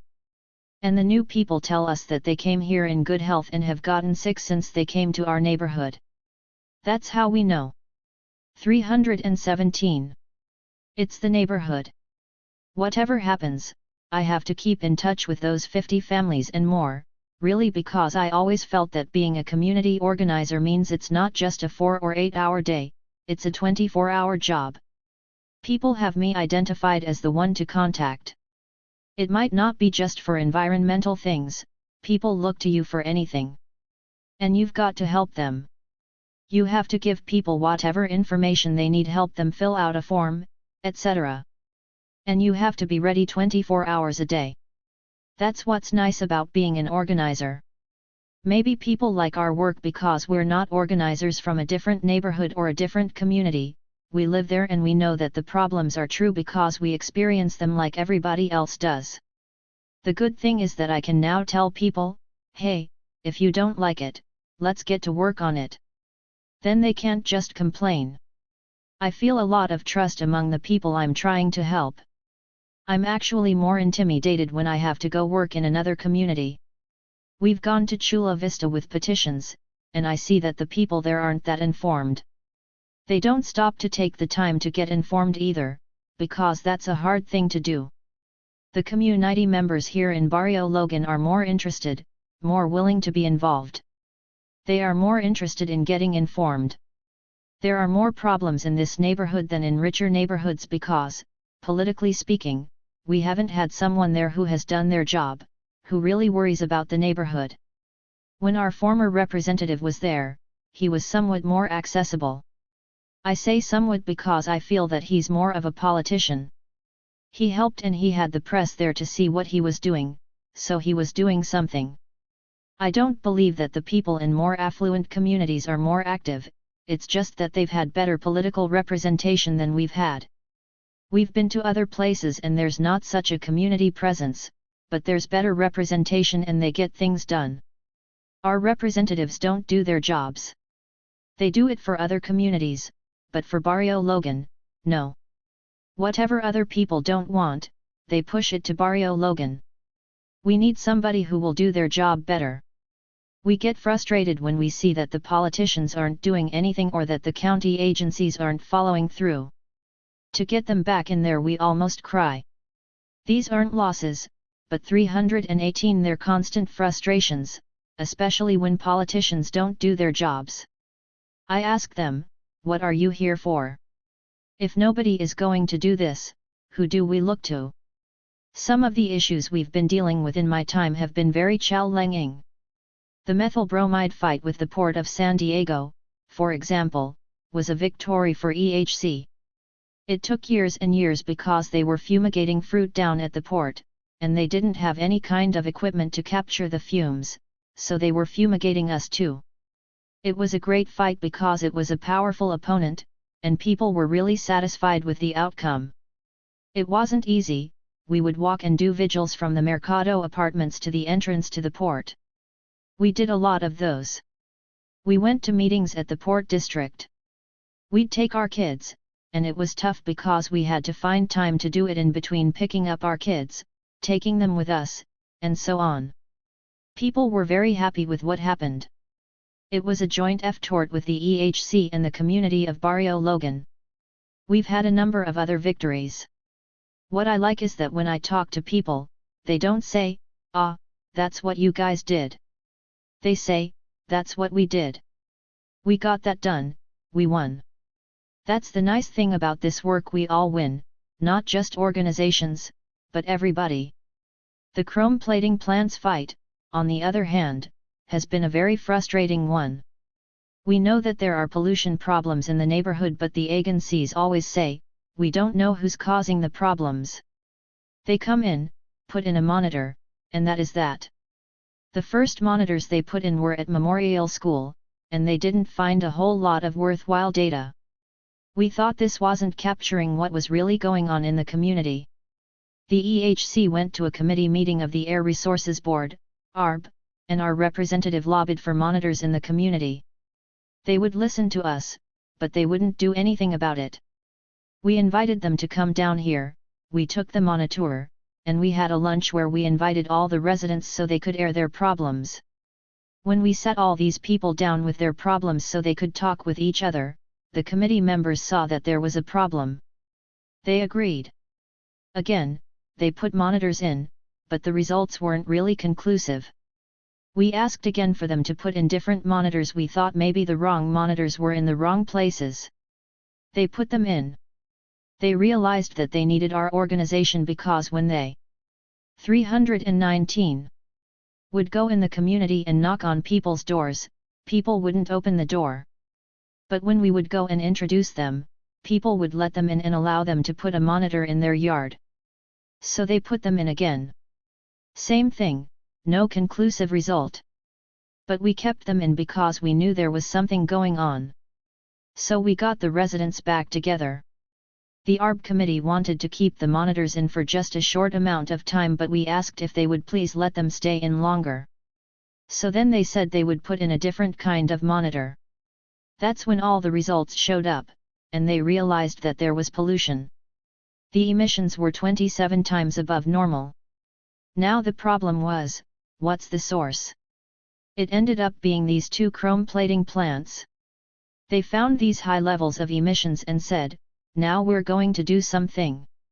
We decided we really needed to get their attention, so we protested at the state of the county address. The politicians were trying to say everything was fine, but we were outside protesting. The next day, the county supervisor called. How can we help? Let's get together. We went to a meeting and the county was there, the city was there, all these lawyers. Now everybody wanted a piece of it. So they did another round of monitoring and that showed what and who was polluting. They put monitors inside the plating shops, but you could tell which one was the big polluter just by looking at them. The master plating shop just had a fan up in the ceiling, the other guy had a whole system to control the emissions.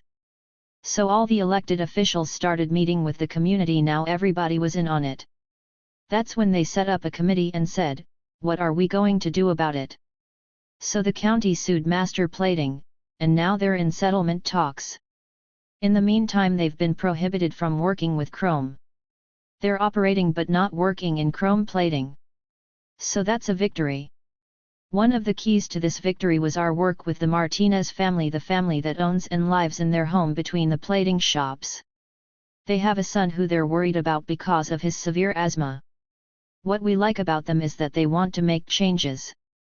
They ask why they have to leave their home and want to get the plating shops to change their ways or leave. In November 2002, Master Plating was ordered to shut down permanently as a result of the lawsuit and 320 these actions. Barrio Logan and the EHC threw a big block party to celebrate the outcome of this struggle. Personally, I've seen the way my kids' way of thinking has changed. My 11-year-old has a calendar and is involved in all these different programs. That's really positive. People think that our neighborhood is no good, but my daughter is really active and that satisfies me. My other daughter is too. Each of them is different, but both ways are positive. My goal is to have more people involved. We have a right to live like anybody else does.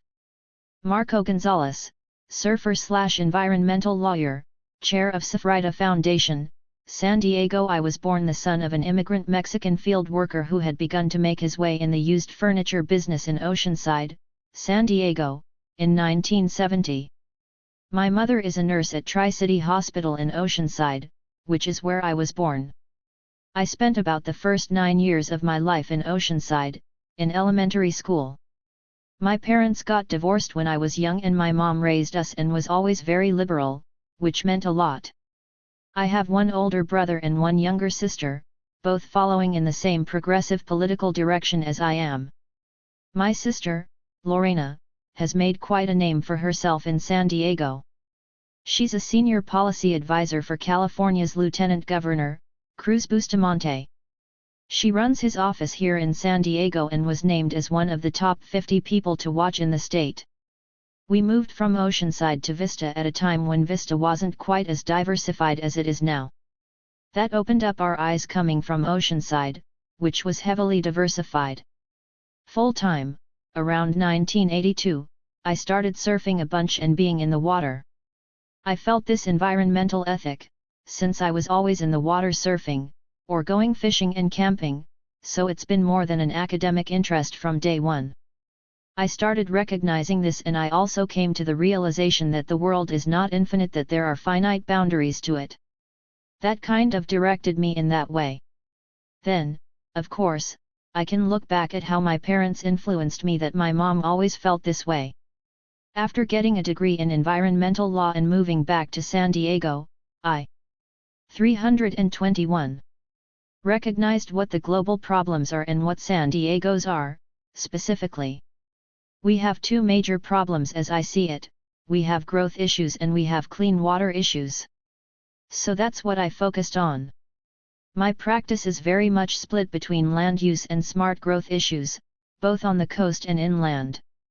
We do a lot of work in the backcountry. There are a lot of environmental and community groups out there. And then there are the clean water issues, from storm water to sewage spills to discharges out in the deep ocean. You can't imagine how big the problems are in these quick-growing suburban areas in the coastal South, not just in San Diego, but in the whole Southwest, Phoenix, Albuquerque, Los Angeles, Riverside. It's just mind-numbing how huge the problem is. This is all exacerbated for me, personally, because my family's from Mexico. And coming back here, being on the border, I had an epiphany that we can do whatever we want here on this side, but unless we start attacking the problems that exist 30 miles south, it's all for naught. And so I've focused some of my more recent stuff on border issues and trans-border water issues. In addition to my law practice, technically I'm also chair of the San Diego chapter of the SFRIDA Foundation, which is a volunteer position. SFRIDA is an international volunteer grassroots organization that has more than 50 chapters around the world. Our mission statement says we're an environmental organization dedicated to the preservation and enjoyment of the world's oceans, waves and beaches, using the acronym CARE: conservation, activism, research, and education.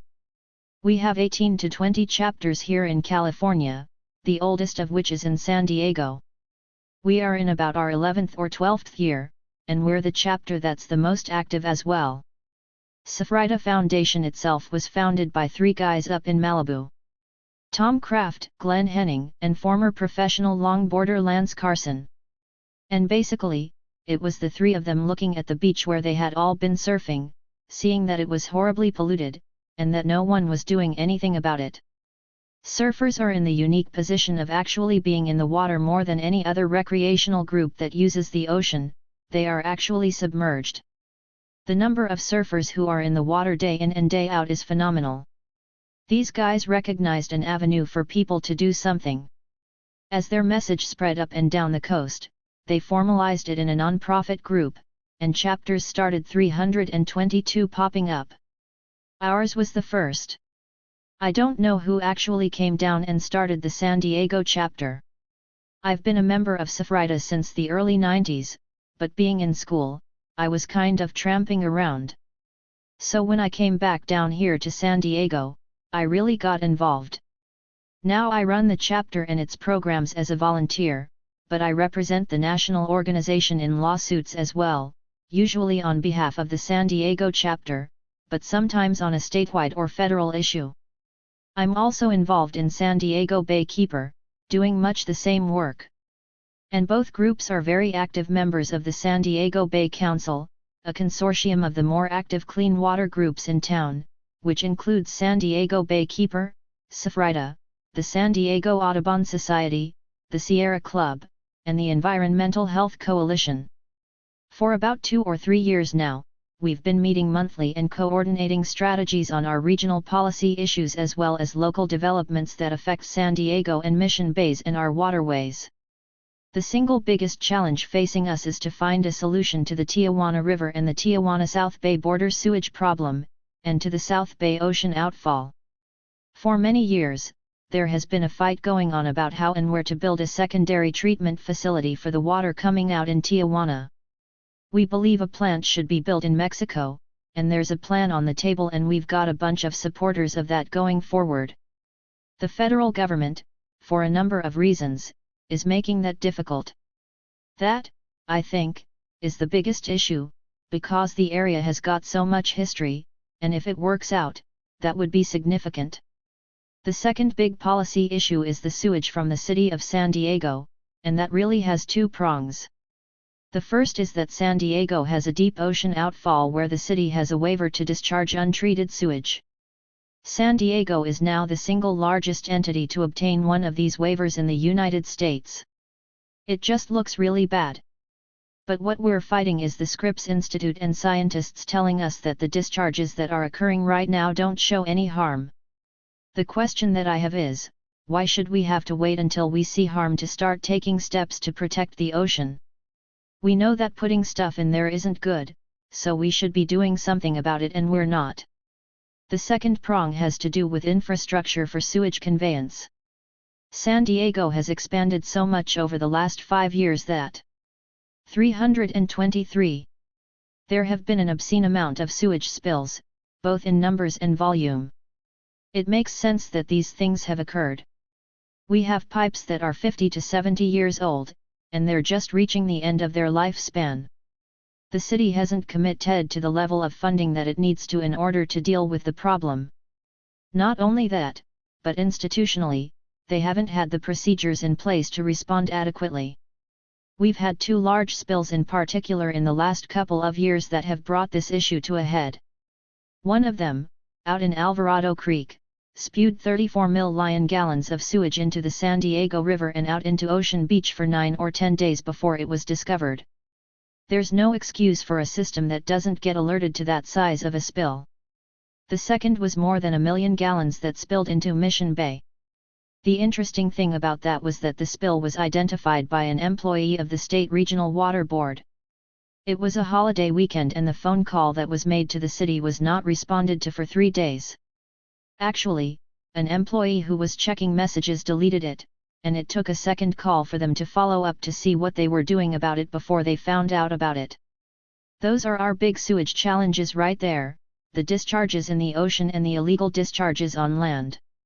From there we go to stormwater. Probably the biggest single problem is stormwater and urban runoff to our nearshore environment.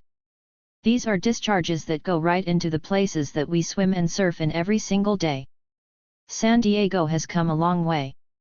We currently have the strongest stormwater permit in the nation or one of them. But the building industry is fighting that. We are working with the state to defend that permit. We were involved in getting this permit through in 1995, which was a long 7 years. Now that the permit's in place and the cities are starting to do what they have to do in terms of planning to come up with ways to deal with their runoff, we have to be right there saying here's how you do it and keep their feet to the fire. The last issue that I would put on that same tier is, in general, how we deal with growth and density, especially near the coast. Right now, our major transportation corridors exist on the coast, in terms of rail and freeways. Our 1 to 5 corridor is our major north-south corridor in the county. We have to interject our voice in the 324 discussion of how we place density in a way that gets people out of their cars, gets communities more livable and more walkable, and does so in a way that protects our open space and really maintains our quality of life. So that's kind of overarching, but it really has a lot to do with housing, transportation, runoff, wetlands preservation, species preservation, and general habitat stuff. That's the big regional picture that connects everything together. And of course, from that, you get all the offshoots of taxation. How will our transportation taxes be spent? Will we have a portion of those allocated to environmental issues and open space acquisition? That also brings us to things like hotel developments and how we preserve our park space along Mission Bay. Do we allow SeaWorld to expand to a point where they're a theme park with roller coasters taking over leased turn nesting sites? The fight that we've been having right now with SeaWorld is absurd. We talk about whether we should put a roller coaster in a public park, and everyone else is saying that if we don't let them do this, they'll close the park and take dollars away from our economy. Finally, Do we advocate any development of low-cost visitor service facilities on our public parklands so that everybody can enjoy them? This last issue brings us into fights with people like Doug Manchester, who is trying to build a 4-star resort on public parkland in Oceanside, which we've hopefully defeated now with the Coast Commission, but those things are coming up daily. And those are all growth-related issues. Then there are the challenges facing SFRIDA. You can talk about projects and policy initiatives that we work on, but fundamentally what it also comes down to is that the history of San Diego is such that we have an entrenched conservative establishment, and we're one of the biggest cities in the country that runs like a small hick town in Arkansas. The politics in this city really are still the good old boys network, but I would say in the last 5 years that I've been really involved, maybe the last 3, we've seen a really big change. We have a new city council, and Mike Zucchette's recent election means a humongous change in terms of possibly swaying environmental votes over to him and fellow council member Donna Fry. It's interesting from a political and sociological perspective to see how this is happening. It's all linked to the economy. We're moving away from a military-based economy. We 325 have seen, with the biotech firms and then the traditional tech and telecom firms, a change in the ethnography of the region.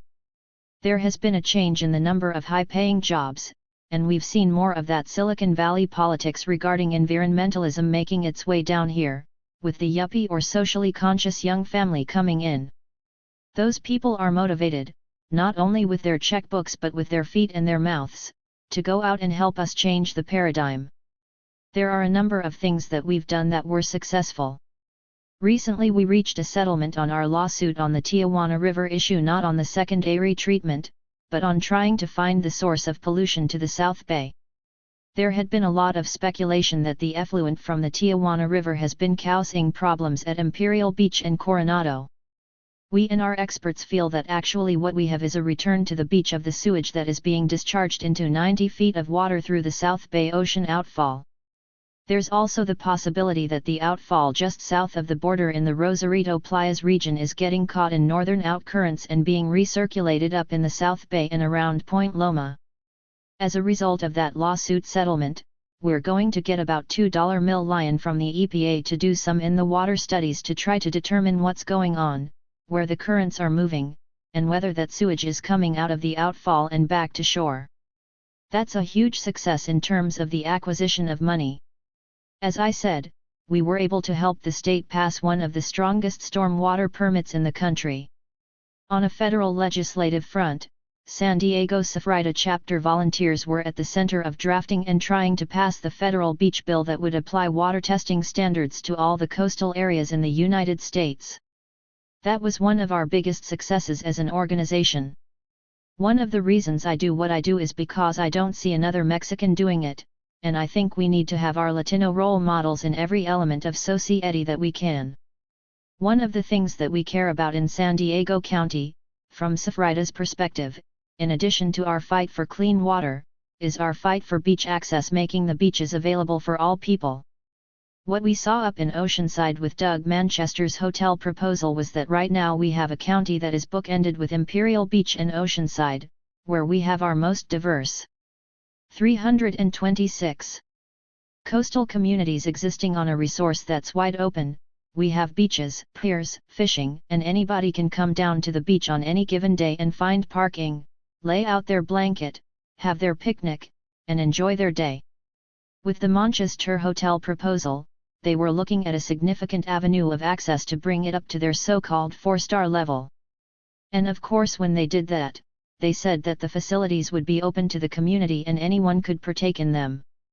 In reality, though, the socio-economic barriers to beach access that they would have created would have taken an entire piece of the community and said to the local people, "You're not welcome." From SFRIDA's perspective, and maybe it's because I took it as personally as I did, that was just not what we're about. We recently amended our mission statement to say that we're for the protection and enjoyment of beaches for all people. That element has to come in. It's not just for all surfers, it's for all beach users, whether you swim, ride a surfboard or boogie board, kayak, fish, or just go there and look at the sunsets. In an urban or largely suburban environment, what is our connection to nature? The fact is that I can still go out in the water and, if I paddle 20 yards out past the next person, I've just got the expanse of the ocean with nothing else before me. If I stand on top of Palomar Mountain, and I look in any direction, I don't get that same sense. I can see Tijuana, I can see the Anza Borrego Desert. There's nowhere else you can go in an urban environment and actually still see that endless horizon. You cannot create barriers in any form, whether it's excessive parking fees, loss of parking altogether, or a 4-star resort that, quite frankly, makes the lower-income fishermen feel uncomfortable taking their gear through on their way to the pier to fish.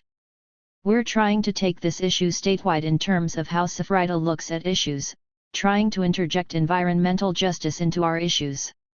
One of the other things that's starting to make it onto my radar screen is that, being from Oceanside and North County, I'm starting to see the patterns that we would have seen had we been in Huntington Beach, Newport Beach, Laguna Beach, and San Clemente back in the 1940s on up. Essentially, our coastal communities were farming communities at one time. They have really good soils, and as a result of the migrant farmer population in Southern California, we have large settlements. 327 of minorities on the coast. But what we've seen in Orange and LA counties, and what we're starting to see here now, is the gentrification of those coastal environs. Whereas Oceanside was once the culturally diverse area and Vista was largely white when I moved there, when you go anywhere now in that North County inland area, you just have this migration from the coast of the Latino population. And when you match that to property values, not so much Oceanside, but starting in Carlsbad and moving to Leucadia, Encinitas, Cardiff, Solana Beach, Del Mar, La Jolla, Pacific Beach, Mission Beach, and Ocean Beach, in all of those places, Mexicans are getting swept out. So, I've found myself in a unique position because I'm the son of an Italian mother and a Mexican father, and out of everyone in my family, I got the genes that make me appear the least Mexican. My brother and my sister look much more Mexican than I do. Thanks to my dad's hard work, and my mom's intelligence in making me bust my ass in school, I'm now in a position where, economically, I can live on the coast and I can maintain a surfing lifestyle that really hasn't been that open to Latinos or less represented ethnic groups in the past. It's a really interesting perspective to view from the inside.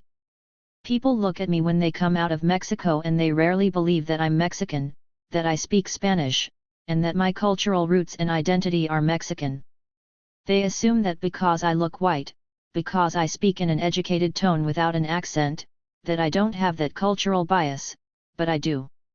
And so that's one of the things that keeps me going at what I'm doing. I can provide a voice for my cause from the inside that I don't hear a lot of other people doing. As far as the surfing community here in San Diego goes, a lot of people see the work that our foundation does and they think that, as a lot, surfers are really out there and really cool. I am someone who's very, very committed to the surfing lifestyle and understand how it all works from the industry side and the social side. Surfers are largely an apathetic lot.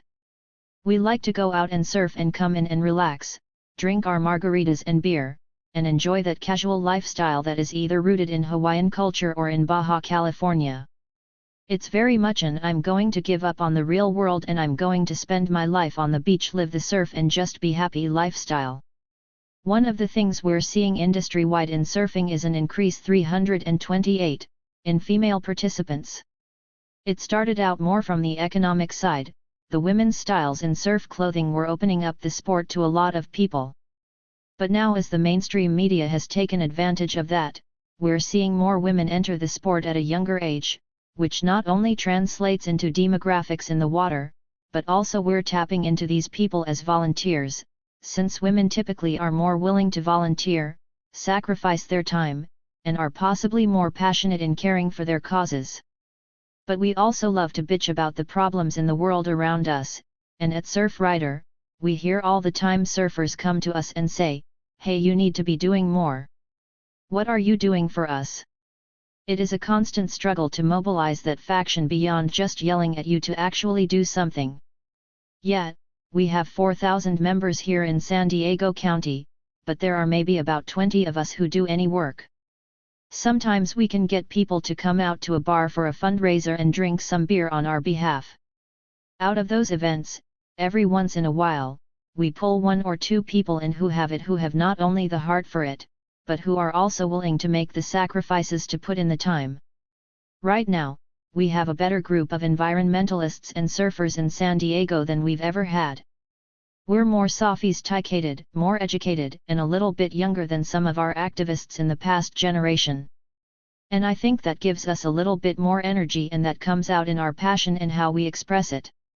Everyone likes to believe in the old fast times at Ridgemont High Jeff Spicoli burned out surfer stereotype, but you go look at people who are in SFRITA and see lawyers, engineers, PhDs and master's degrees of all forms, coastal geographers, oceanographers, marine biologists, etc.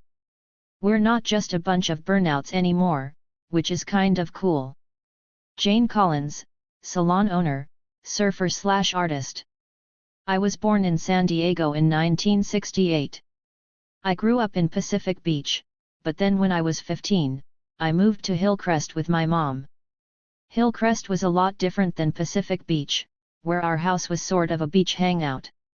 Growing up at the beach wasn't the typical San Diego beach experience because I really didn't go to the beach that much, even though I lived there, since I never really cared for the ocean. I wouldn't 329 even put my feet in the water.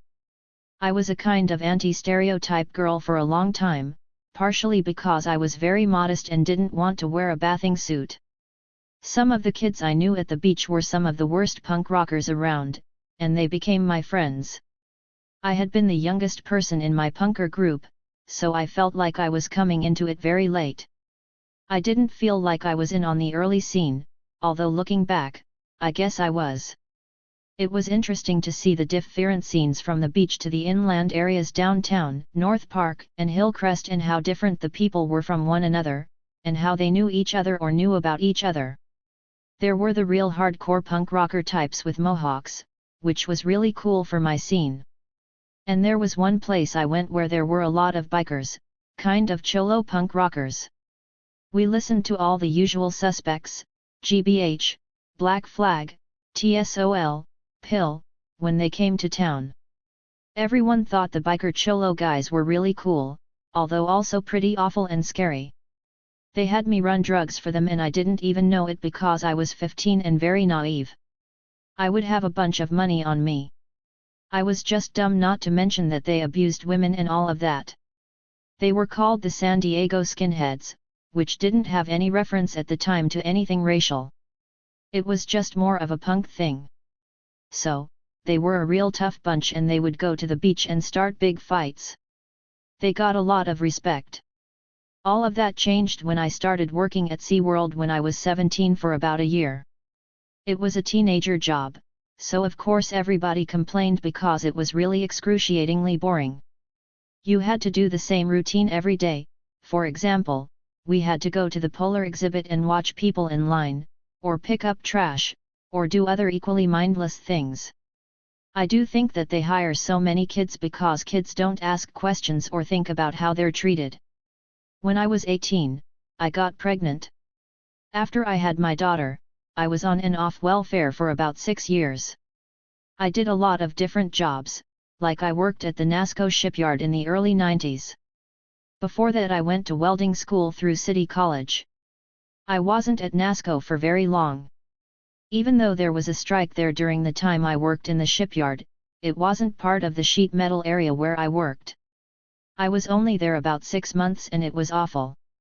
I would work on a 330 metal platform, so I think I must have sweated the whole summer. It was hot every day. We used to wear hard hats with cardboard boxes to put over them for shade because the sun was blazing. The heat would just come up and radiate off of the planks or big metal slabs. There was definitely a strong criminal element, and I felt that way all the way up until I left. I think there were a lot of drugs and basically nobody cared about their jobs. There seemed to be hundreds and hundreds of supervisors. The bureaucracy was just crazy. What people wanted to do was to waste as much time as they could all day. I worked with a couple of guys, and we would put together these giant bolts in the sheet metal department. I would get a different job description of things to put together to put on Jaith ships every day. So we would get these big packages on cranes, move them over, and bolt them. Everyone's thing was that they would pretend to seem busy, and when a supervisor would walk by, they would pull out their tapes. That was the joke, to pull out your tape and pretend to measure something. You know, you're talking shit, but with your measuring tape, you act like you're talking about something. People would do drugs on the ships, take naps, and hide all day. There was basically only one girl in the whole sheet metal department, me. In fact, there weren't a lot of women at NASCO at all. I had only 2 girlfriends there. I got laid off from NASCO. I went back on welfare for a while, and then looked through the city college catalog. What I had wanted to do was weld, be artistic, and make furniture. And that didn't happen. As soon as I decided to become a hairstylist, everything changed for me. Not only was this going to be a job where I could make a decent income, but it was also something that I could like and be good at. I started surfing about 2 years ago when my daughter and I went to Hawaii. I loved it because after we went back to the hotel room that day, I took a nap, which I hadn't done in years. I realized that I could relax when I surfed. So it made me less materialistic and more focused on my family and on things that are important to me. Almost every surfer I've ever met feels the same way. Maybe it's a meditative thing that's happening when you're in the water, seeing dolphins, and other things. I don't know what it is. You have an interest that has to do with your body and the waves. It's such an independent thing, and it's just for yourself. You can't be bothered out. 331. There, so it's a break, too. But I think people would feel that way even if they just paddled out. The surfing culture here is a lot of the stereotypical stuff that you see on TV, a lot of beach bums. It can happen to many people, especially if you throw alcohol on top of it. People get unmotivated and just want to hang out at the beach. Every beach I've ever been to my entire life has beach bums, so it's there. But there's also definitely the culture that I see that is more of a healthy life where you take care of your body and your mind, and you try to make time for things that you like to do with your family. As far as the environmental aspect of surfing goes, you can go on the internet and usually you can look up the water quality. The Surfrida Foundation does a lot of great work in that area. I also have some friends who sample water and know a lot about the environment of the ocean, so I already know which beaches to stay away from or the ones I'm supposed to stay away from, which are my 2 favorites. I used to go to Tourmaline north of Pacific Beach all the time, and they have a lot of runoff. I live in Cardiff where the beach is connected to the San Elijo Lagoon, which is an estuary. When that floods out the first time of the season, the water goes back and forth, and it gets really disgusting. The environment the lagoon has provided for the birds is beautiful, though.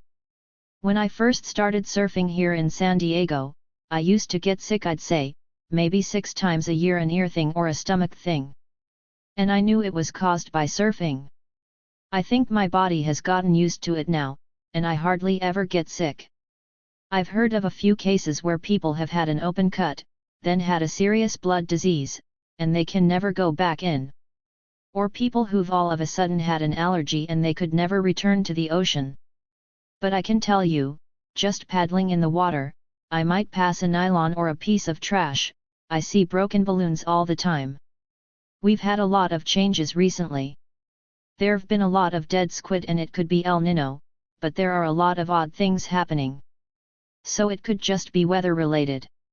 In terms of the future, I'm very optimistic about living in San Diego. I feel like if I'm connected with nature and I can stay out of traffic, then things are fine.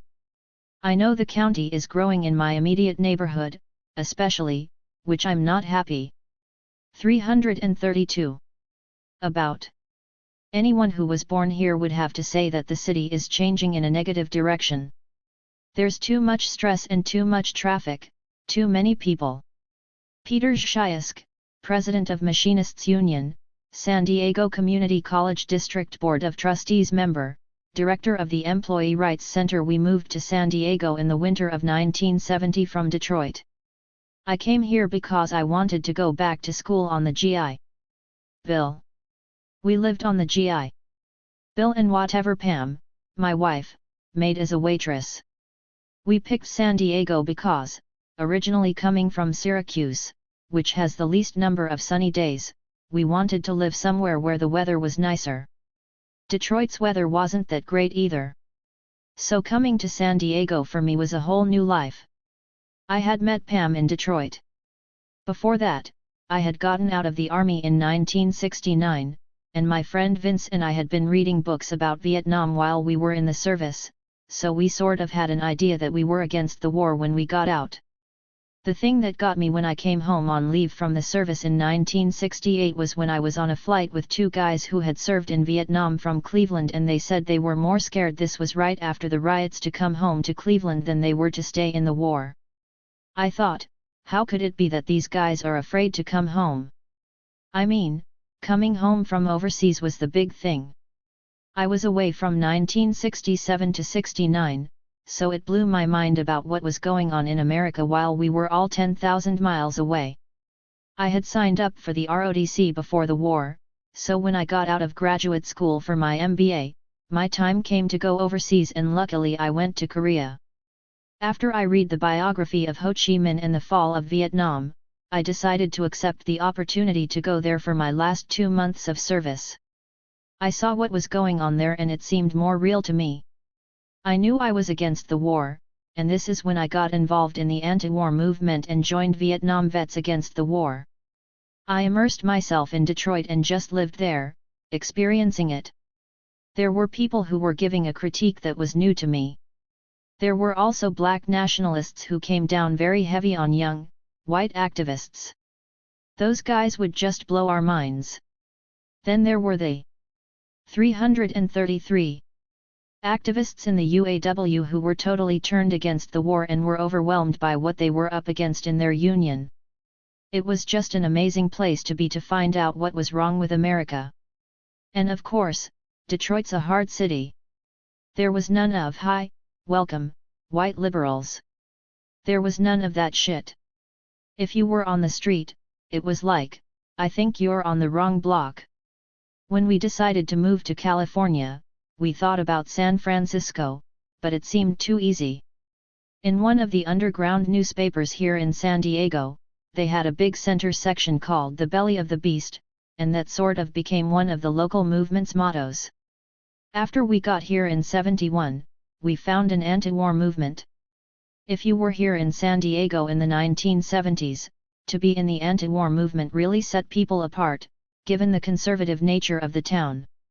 It wasn't a big anti-war movement, but people were very committed. Early on, I went to a demonstration at North Island Naval Station and found out that the air war in Southeast Asia was being run out of the electronic system out at Point Loma. All the bombing missions for the B-52s and that stuff were being programmed out of electronic naval headquarters at Point Loma. And this was one of the big exposes that started to come down. It wasn't just ships, it wasn't just troops, but it was the whole thing. It was important to expose the level of what was going on. The early anti-war stuff that we went to in '71 was very small, but it was ardent and it was combined with the youth culture that was going on in Ocean Beach. Ocean Beach was a big connection because you had a large segment of the anti-war movement that was youth culture. Then you had people in the GI movement who were not part of that at all. They still had short hair and they were the anti-counterculture people. Then there was the Golden Hill contingent, which is where we lived, that did a food co-op, a child care center, and stuff that tried to relate to the community and be community-based. It wasn't that big of a political movement in Golden Hill, but there was a collective process of deciding what we were going to do in the neighborhood. There was enough variety going on at the time that you could live your politics. Some of the things we did in the anti-war movement were really powerful. We did a big demo down at the 11th Naval District headquarters. At that time, one of the peace houses that related to the GI movement in the Navy was over on 334 Market Street. The 11th Naval District had glass doors, and there were around 500 people down there, and all of a sudden the heavies decided that they were going to go inside. Well, the Navy never fathomed that there would be any radicals trying to get in through the glass doors. I mean, glass doors, how easy can that be? It became this heavy-duty confrontation. There were conga drums and marching in front of the door. I think 88 people got busted after they did a sit-in there. It was one of those things that was right in the heart of San Diego that focused on the military. It was very disciplined, and when it was over people felt like they had accomplished something. I was also involved in the anti-convention coalition that opposed the Republican convention coming to San Diego in 1972. My friend Vince, whom I went to graduate school with back in Michigan, was the office staff person for the group. During this time I was going to graduate school at SDSU, and I joined with several faculty members who started this thing called the Center for Radical Economics, CRE. The coalition basically decided that we were going to try and stop the Republican convention from coming to San Diego. It was really neat because it united all of these different groups. Whatever your beef was, you could come here. There was actually this plan by someone on the other side to kidnap the leaders of the convention coalition and take them to Tijuana to get rid of them. When they didn't end up having the convention here, a bunch of people got in their cars and went to Miami to protest the convention there. A friend of ours who lives down the street still has an ashtray that says GOP Convention, 1972, San Diego, that they made for the convention before they moved it. As far as the Labor Support Committee goes and Labor's involvement in the anti-war movement, there were several key people who were activists in their unions. Terry Christian was at ROAR. He also organized the protests in Balboa Park in 1991 against the Persian Gulf War. Mike Sweeney was in the retail clerks, and there were people in the Center for Servicemen's Rights who were working during the week. They were blue-collar guys and they wore it on their sleeves, and they were anti-war. There was a big ROAR strike, I think in 1971. At that time ROAR was huge, and the machinists was a big union in town with a lot of muscle and, in a certain sense, a 335 militant unionism that conducted a lot of strikes. So the machinists union would have these militant strikes at ROAR. Here's what happened. The convention coalition and the anti-war movement were drawn in to participate in the ROAR strike to do strike support stuff like walk the picket line. I'd have to say that Mike Sweeney and people like that brought labor politics into these movements, which brought Marxism and pro-labor politics to the anti-war movement. I stopped going to graduate school, took a machinist's course, and got a job at a little machine shop out in Spring Valley, in 1974–75. After that, I had an opportunity to work at NASCO. A lot of stuff was happening at NASCO, they'd had a lot of strikes. There were a lot of politics going on in that yard among Latino workers, although I had no relationship to that. By 1976 Pam and I were both at NASCO, both in the Machinists Union, and we were both active in the rank-and-file stuff going on there. The whole waterfront was part of the Machinists Union.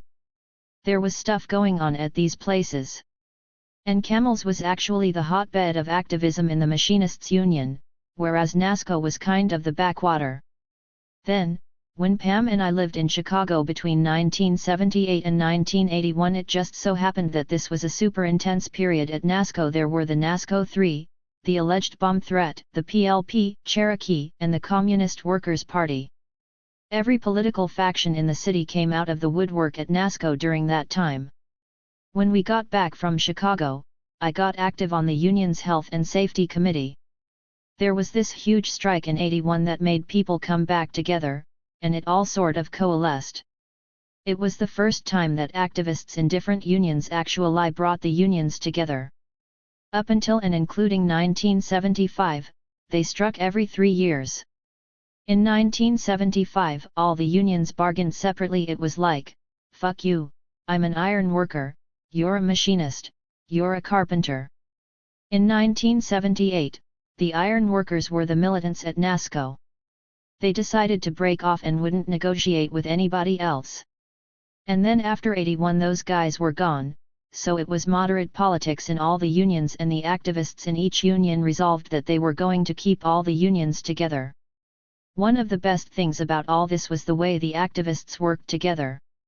One person was bilingual and she would go down and rap 336 with the workers every day. You had activists organizing the picket lines, you had others doing soup kitchens, you had others on the bargaining committees who were coming back to the yard and reporting on what was happening. The business agents did their thing in negotiating and in doling out the strike money, but basically it was the activists in the yard who ran the strike. There were significant gains from the contract, health and safety rules. Also, the activists became fully legitimated in most people's views. So out of the 1981 contract came several significant things. One was that they incorporated the OSHA language around a joint health and safety committee. There were a lot of accidents before that. It was always gruesome, and accidents would always be covered over, even by the union. There were 2 guys who got killed in 1981. I can't remember their names, but they were machinists. These guys were found dead in the space down at the bottom of the ship. The shame of it was that the families of those 2 guys got bought off by the company before the union even got wind of it. The families got virtually nothing out of it. And the union never opened up. This is when, in the machinists' union, we started saying how rucked up it all was. Nobody could account for how these guys died. It's like all of a sudden they got lost. Eventually, I got to be president in 1985, and then, at the end of the year, Bud, another guy, decided he wanted to run for business agent, and I decided I wanted to run, too. Business agents are elected. This was really unusual for a lot of people because I had to be elected by the rank and file. By the way, that's one of the things I really like about the machinists union. They don't often hire any staff people from the outside. The advantage to that is that leaders are really a part of the people they represent. It turns out, I won business rep. That was in December 1985. It really gave me the opportunity to lead. 9 reps were elected in the machinists union district here, and 4 out of 9 people were people who'd been in the anti-war movement. I didn't know them at all, but there we were in office. The problem was, though, that the shit in the plants was really hitting the fan. My first negotiations took place after I was only a month into office. I walked into the room and a guy said, "By the way, we're closing the plant. We're closing in 337. 30 days, so what would you like to negotiate?" Within the first 4 months, I was confronted with negotiations that were really terrible. I had my first strike negotiations that fall with about 130 people, half of them women and half of them young Filipino men who usually disliked each other. But the Filipino men liked to party, so they wanted to come out and do the pickets at night, and the older ladies wanted to do the days. So we had a great strike because we had everything covered. And in the end, they came out and said they actually respected each other. I don't care what your politics are, if you don't know how to do this stuff, it doesn't mean shit. I had to learn how to get stuff done and to keep people from getting hurt. Even in 1986, before I got into office, NASCO was telling the guys who were in office before me that they were going to do cuts. If they got this one contract, they would have to cut wages in order for them to stay open in 1987. They didn't tell me, but the business agents had been schooled that they were going to lowball this contract, and that was the way the company was going to cut back. At that time there was a huge recession in defense spending and shipbuilding. So all of a sudden this wonderful place, the yard, was going to shit. When I took office there were 3,000 people there, but by the end of 1987 there were 1,700. The high point in the late 1970s, early 1980s had been 7,000 people. In early 1987, I figured out that we better get our shit together. The company was going through rock bottom times. But by the spring of '87, I knew, and the activists knew, that there was going to be a strike. My main goal was to make sure I kept tabs on the other unions. The Machinists' Union had a strike fund. None of the other unions had strike funds. We were much more organized. We got to the fall of '87 and NASCO came in with a big takeaway offer, which was a killer thing for the, quote-unquote, left to take. We opened negotiations and we couldn't shake it. At that time our union had been active in the shipyards up and down the coast, and this yard in Portland had had a strike, and they did something called the inside game. Because the Navy would just pull all their work out and there'd be no work to stop, these guys decided that they wouldn't go on strike. Instead, they would work inside to make their point. Somehow we decided in 1987 that we would not go out on strike, so we had to play with what we had. That's 338. When we decided we weren't going to strike and we figured out we were going to have to play the inside game. Who was going to tell the workers? We had a big rally in front of the yard. I got up there to speak in front of 1,000 workers and I said, "We're not striking." I looked at their faces and it looked like every one of them would have beaten the shit out of me if they could have come up there. It was a trial by fire to tell these guys the truth, because the only thing that was going to get us through was if we did it together. So we didn't strike and we started learning how to improvise the inside game. It was really neat because most of the people in the yard were veterans, they'd been there 10 years or more, so we didn't have to spell it out for them. All we had to do was to give them the idea and then they'd just do their thing. So we said there'll be no sabotage, no fucking up the Navy. In fact, I sent a letter to the 32nd Street commander because I didn't want to have the Navy as our enemy. The Navy was sort of cool about it.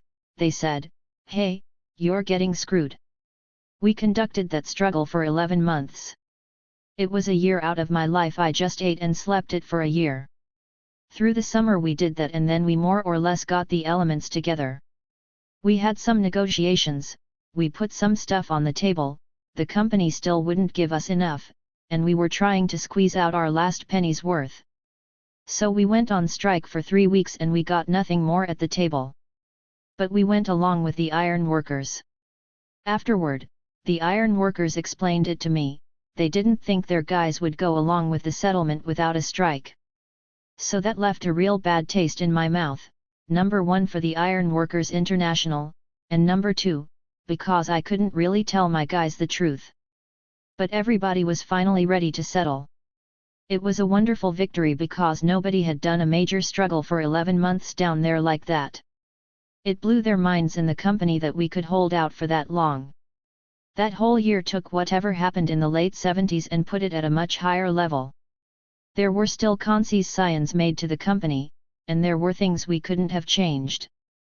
As far as I know, no one in San Diego had played the inside game like that. Nobody had marched on an executive's house in La Jolla with a police escort, and nobody had involved the rank and file in that way. 339. A big thing that happened after that was the Exxon Valdez coming to San Diego in 1989 for repairs after the spill in Alaska. I knew Jay Powell from the Environmental Health Coalition. The gist of it was, when they got the ship down outside the San Diego harbor, could they get permission to bring it into NASCO for repairs or not? Was it going to pollute the harbor? We were meeting with the head of Exxon and the state because the ship was falling apart. The ship was sitting outside the harbor and its bottom hull plates were going back and forth, and at some point they would open up and the ship was going to sink. Since I knew Jay, I sat down with him and said, "What can we do to satisfy you guys to get it in the yard? It's got to go somewhere and we'd like to have the work." Jay told me what had to be done and what the EHC wanted. So then I went back to the company and we set up a meeting with Exxon. The state attorney general at that time wasn't going to cut a deal unless he knew that everything would be done right. So we set up the conditions among Jay Powell, the attorney general, and Exxon, and we all worked out a deal. We got the ship inside the yard without polluting the harbor, and NASCO got a lot of work. For me it was important to join hands with the Environmental Health Coalition. Between 88 and 92 there were good things and bad things. The good things were that the unions were working together on a number of things. On the other hand, there were some real schisms, and one of the issues was around how to deal with the company. The machinists' union had a different approach than the iron workers during this time. The iron workers were real standoffish. That was a problem, but I didn't think it was of any consequence at the time. In 91 I got re-elected, and I began doing other stuff. I started working with economic conversion, which is how I got involved in local economics and city politics. Now people would ask me for advice. And I lobbied. I got to know some city politicians. Part of getting jobs back was doing legislative stuff. So I was breaking out of just the trade union stuff and getting involved in other issues. Coming into 92, the iron workers were doing their thing, we were doing ours. In spring of that year, though, we brought Bill Clinton to the NASCO shipyard. They wanted me as a union representative on the platform. It really pissed off the company, though. The company had a really cogent view of what they wanted to. 340. Do in negotiations that fall, and part of it had to do with the iron workers. We got to meet with Clinton beforehand, and our line to him was that he had to say something about the workers' right to strike. I said this to him in a room of 8 people where I was the only union guy. And sure enough, in his speech, he said, "I support the right of workers to strike and not suffer consequences." But I didn't understand then how the company was viewing us. Therefore, I and everybody else were totally blown away by the company's proposal in 1992, where we walked away from those negotiations with no seniority, no fully paid health care, no cost of living increase, and no significant economics. The whole fucking thing was a mess. I couldn't figure it out. My only read is that they were trying to yuck around with us with all the contract language as a way to scare us a little, and then come back with just a minimal economic proposal and the other stuff would come back on the table. It never came back to the table. In the end we were stuck with nothing, and I didn't know what to do. So then the debate was between going on strike and doing the inside game. We decided to go on strike, and the strike was very good for a week or two. But then, typically, as happens with strikes, nobody else had a strike fund except us. Because of the seniority issue, we had a lot of the senior guys out there. And one of the things I noticed was that the younger guys wanted the economics the company was not putting on the table. For them, seniority was what was in their way. In other words, why should they get laid off when there were older, less able guys to lay off? Seniority was good, but the problem was that only half the yard bought into it. The newer guys weren't interested in it. The seniority thing didn't come back. I have to say, I couldn't believe that the company could do that. Then, at the end of April 1993, they took away union SECU righty. We figured then that we had to do some stuff. In May and June we came up with a plan in which we were going to try and do rolling strikes. Each union was going to do a strike. You can do intermittent strikes under the Labor Relations Board, but you can only do so many before it becomes illegal. We were trying to create spontaneous strikes inside the yard that would meet the conditions of protected concerted active ITY. After the third one, the company basically called the board and they filed charges so there'd be no more strikes. Then we did some marches, but frankly, I was still at 341. A loss as to how we were going to regain seniority. Seniority, at that point, became the key, otherwise, what was the point? The non-union yards paid the same money, so the only difference between us and them was seniority and job security. In the summer, the company got a bunch of new contracts. By this time, the Iron Workers International had taken over negotiations. Then, at the end of the summer, all of a sudden, the company started real negotiations again. By October 1993, I could see a possible contract. On the other hand, there was a long way to go.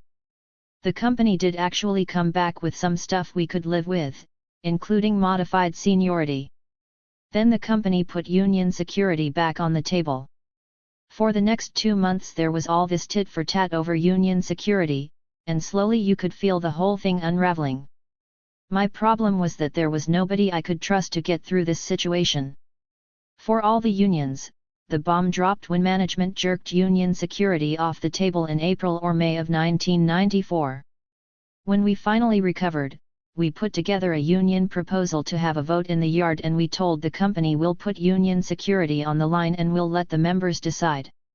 If the members vote YTS for union security, then we accept the final offer with union security.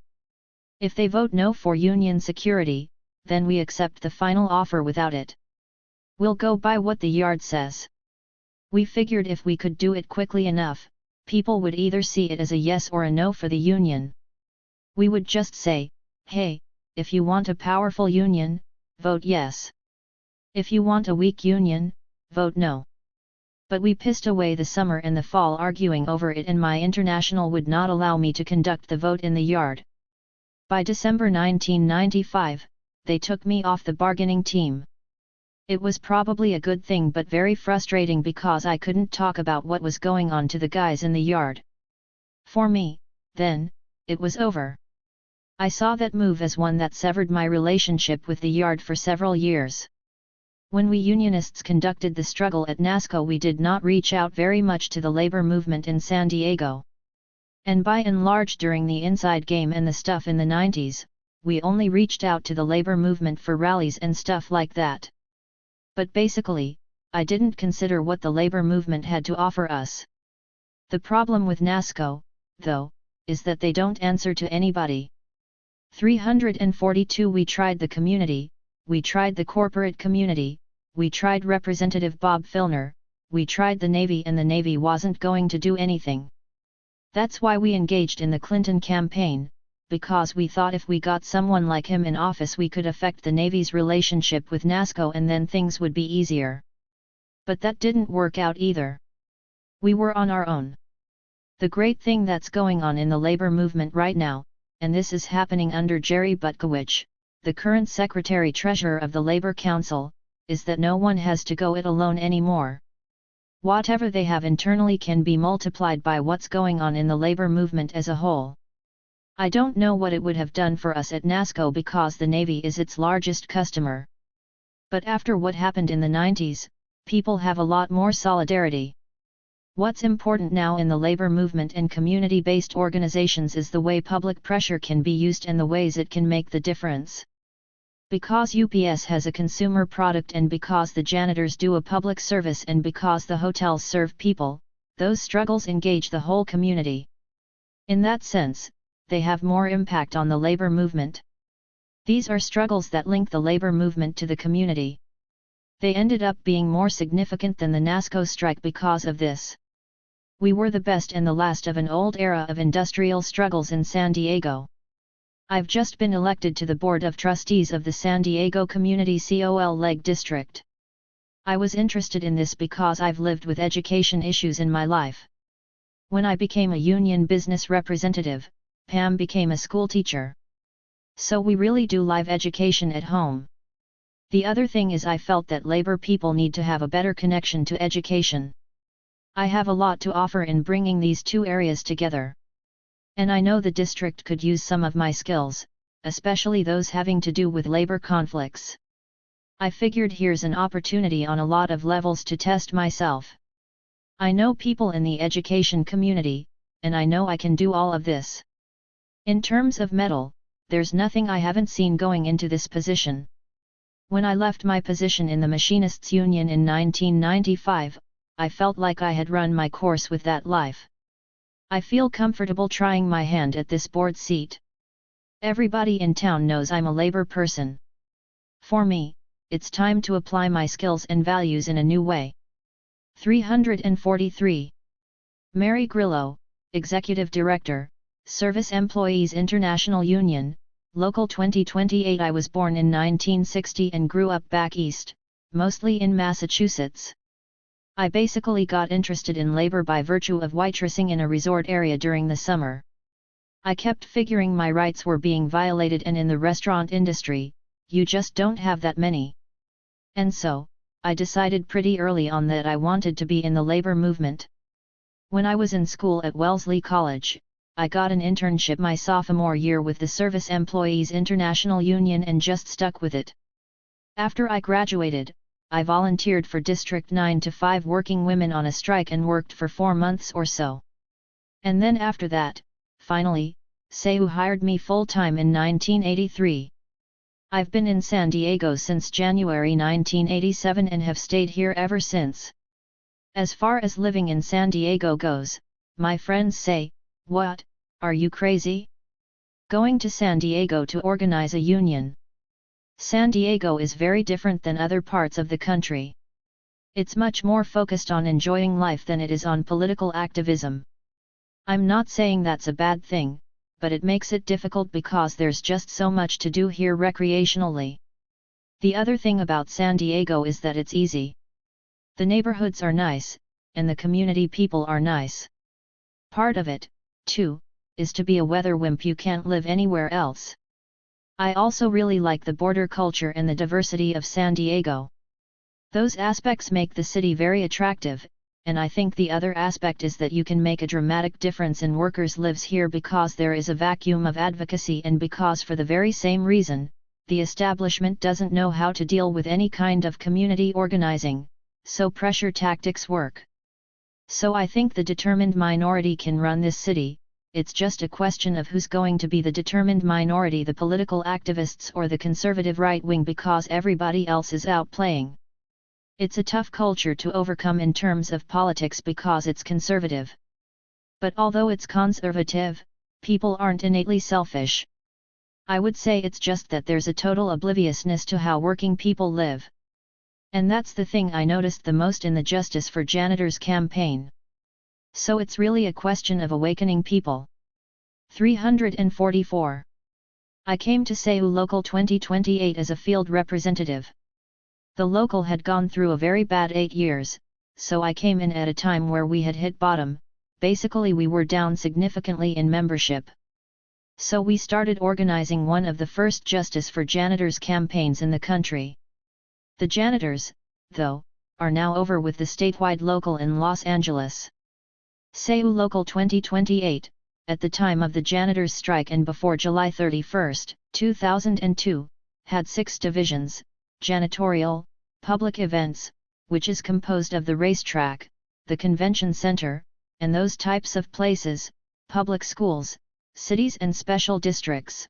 We're in 7 cities and 1 district, healthcare, where we have a couple of areas, and then the county, which is the vast majority of who we represent. So this is what's called an amalgamated union, an old-style amalgamated union. Post-July 31, 2002, we are now at 10,000 members. Pre-July 31, we were at 12,000, which represents a lot of work. We have about 45 different contracts. There are 3 big service locals in San Diego: United Food and Commercial Workers, UFCW, US, and now the United Domestic Workers, UDW. Seu is shifting toward industry-based unions, and we specialize in healthcare, public sector, and building services. Clearly the struggle for the janitors was one of Seu's biggest gains. What we accomplished there was a raising of consciousness in the community. I think that was important for everyone. When we did our first demonstration on Cesar Chavez Day, we heard from people who didn't think it could be done in San Diego anymore. They were all from the farm worker days in the 60s, and I just missed all that. I'm 42. So I didn't live through those days. It was seeing some activism, and some people willing to go to the line for workers that really woke people up. People didn't understand that the janitors didn't have health insurance. What were they thinking? It really changed the nature of the fight, and it became a moral fight as opposed to just an economic fight, although I think they're one and the same. The janitors' strike was not something we initially planned to do. We did it in support of the local in LA. It was really the scariest thing I've ever had to do because of the sacrifice you're asking people to make. The responsibility of it, the load of it, was just more than I could imagine. But it was such the right fight to have, and the timing was perfect. It's the accomplishment I'm proudest of at this point in my 345 career. It was a humbling experience, that's how I'd describe it. The sacrifices these people made who had so little to begin with just blew my mind. The media were unbelievable. The newspaper reporter assigned to the story was great, and the TV media were phenomenal. The settlement was far better than what they wanted us to get, and it set a standard for a lot of the contracts throughout the country. In Cleveland, they didn't even have to go on strike because they saw from what San Diego went through what would happen there. Again, because we're so conservative, not predominantly union, our success was magnified. It was incredible. We ended up doing a hunger strike because it had gotten very far into the Yanni Torres strike with no resolution in sight. We had talked about hunger strikes at the beginning of it and a lot of people advised us against it. Personally, I wasn't prepared to do it. I talked to someone who said you had to be spiritually prepared to do it. I am not a religious person, that's just not my thing. But then, as we got into the strike, we had to keep raising the bar. So I think it was the third week into the strike that we had to do something. At that point, then, I was prepared. I said, okay, I'll do it. So we launched the hunger strike around Easter 2000. We had the janitors agree to do it. The people who did it, I could not believe it. Ignacio was on pain medications for his back. He had to leave one day to go get an MRI because he wasn't taking his meds. I tried to prep the janitors about fasting. I knew a little more about it than they did, so I cut down the caffeine intake and ate lighter as the fast got closer. They did the opposite. They're like, well, we're going to fast, we've got to eat. So the morning of the fast, we did the 12 stations of the cross, then I took them to breakfast, and I said, this is it.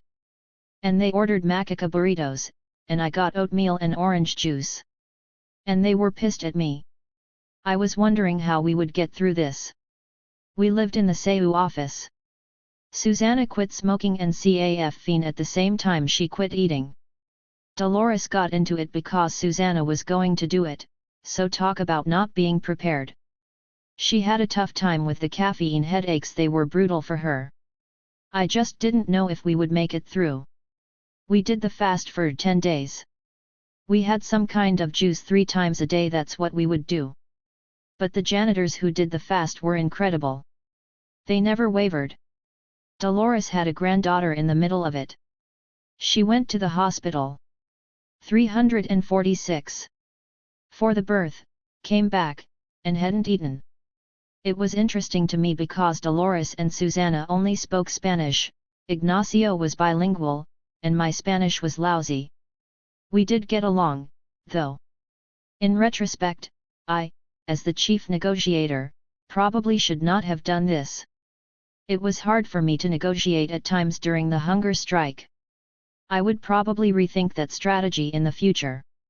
It did, however, certainly make a statement.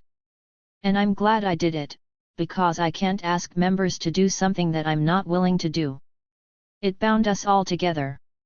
It also had a huge impact and really galvanized the community. And it held the strike together. That's the thing about a fast, you do it as much for the workers who are sacrificing as you do it for the public attention. It helped conclude the strike and it got the mayor's attention to help end it. The result of the strike was very good. We would have liked more, you always like more. But it was a good victory. As far as membership goes, the majority of our members in CEU, and I think in most unions except for maybe the trades, are women. I think that women are the foundation, quite frankly, because they're willing to work hard for change and don't need to be the leaders of it, which unfortunately is why we don't have a lot of women leaders. And we, as women, definitely bring a different perspective, and I see it within my own international. But it throws people off. When you're dealing with the male establishment, they don't know how to deal with you as a woman, and you don't always know how to deal with them, so it's just a very different dynamic. With women, though, it's different. You can understand why it ended up being almost all men, but to break through that is going to take an awful lot of work and sacrifice for women. I think a lot of women choose not to lead because of those sacrifices. When they weigh it, they choose balance in their lives, which is quite understandable. I think that if there's anything we can do for each other in this community, it's to connect somehow. We're all swamped like this. It gets very isolating to do this work. So I am encouraged with the labor movement. I think the changes in the future will result in a much broader community, which will help all of us do a better job. 347. Jack Finneran, former Union Tribune pressman, president of GCIU Local 432M. I was born a poor white child in a place called the Bronx, New York, a couple of miles north of Yankee Stadium. I moved to San Diego in 1991. I actually moved here for a couple of reasons. 1. I'm a bike racer and the idea of riding a bike 12 months out of the year appealed to me, and 2. The prospect of working at the Union Tribune at the time was a really good opportunity for a good job with decent pay, and working conditions that appeared to be favorable. My immediate impression of San Diego was that it was summer all the time. I always liked living by the ocean. As I've spent some time here, I just came to like the city more and more.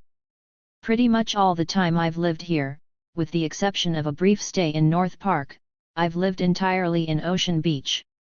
Right now I live in South Ocean Beach, on the ocean, which is not a bad place to be. To me, there's a huge distinction, however, between the city of San Diego and Ocean Beach. I would love to consider my address an Ocean Beach address and not a San Diego one. I find Ocean Beach to be more progressive than most if not all other areas of San Diego. There's a real sense of community, people are more proactive there. I had more support for my struggle with the Union Tribune from Ocean Beach. When I told OB People's Market about our issues with the Union Tribune, they abruptly stopped selling the Union Tribune at the store and they're not going to sell it. When I tried to get other stores to do that, I got a very cold shoulder. But I think if I had pushed the issue in Ocean Beach, other small businesses would have done the same. My impression of San Diego as a city is that it is a wonderful place. Politics here are really odd, though. I find the average San Diego resident to be complacent, bordering on lethargic. I think people here like to whine about certain issues, but ask them to do something about it, something as simple as voting, then you're asking too much. You ask them to take a stand on clean water, or pollution in the bay, or jet skis and what they're doing, and they don't give a damn. I can remember when I was living here for a short time, and there was a rally by the beach that Safrida or 348. One of those groups put on. It was just a rally for clean water. There might have been 30 people there when there were 100+ people surfing. One would think that someone out surfing would be concerned about the sewage pipe that's directly underneath them with holes in it. But then, to me, that summed up San Diego. Don't bother me with clean water now, I'm surfing. It's kind of like that sick Carl's Jr. ad, don't bother me, I'm eating. But it's a great city and could be, should be, a better place. I think if people had a better sense of community, they could make things happen, and they could make this place what the city fathers claim it is, America's finest city. But it's not just something you can say, okay, it's America's finest city. Well, why? Because of the climate? It's a better place to live in than I've ever lived, and I'd like to continue to live here. My only issue with that is, can I afford to live here? Do I have to become a union-busting attorney to afford to buy a home here? If so, I'd rather live in Hoboken, New Jersey. I started working for the Union Tribune in January 1991 as a journeyman newspaper pressman, which is the top wage scale for a pressman worker because I came in as a qualified worker, having been in the industry for a number of years. I left the Chicago Tribune to get a better position at the San Diego Union Tribune, which at the time was paying $20.64 an hour. So at the time, in 1991, a $20 an hour job was good here. I got into print production a long time ago, in 1977, and I've been running printing presses or doing something in the graphic arts industry ever since. Shortly after taking the job with the Union Tribune in 1991, I was informed that there was a union there representing workers and that it would be to my benefit to join Graphic Communications International Union, GCIU, Local 432M.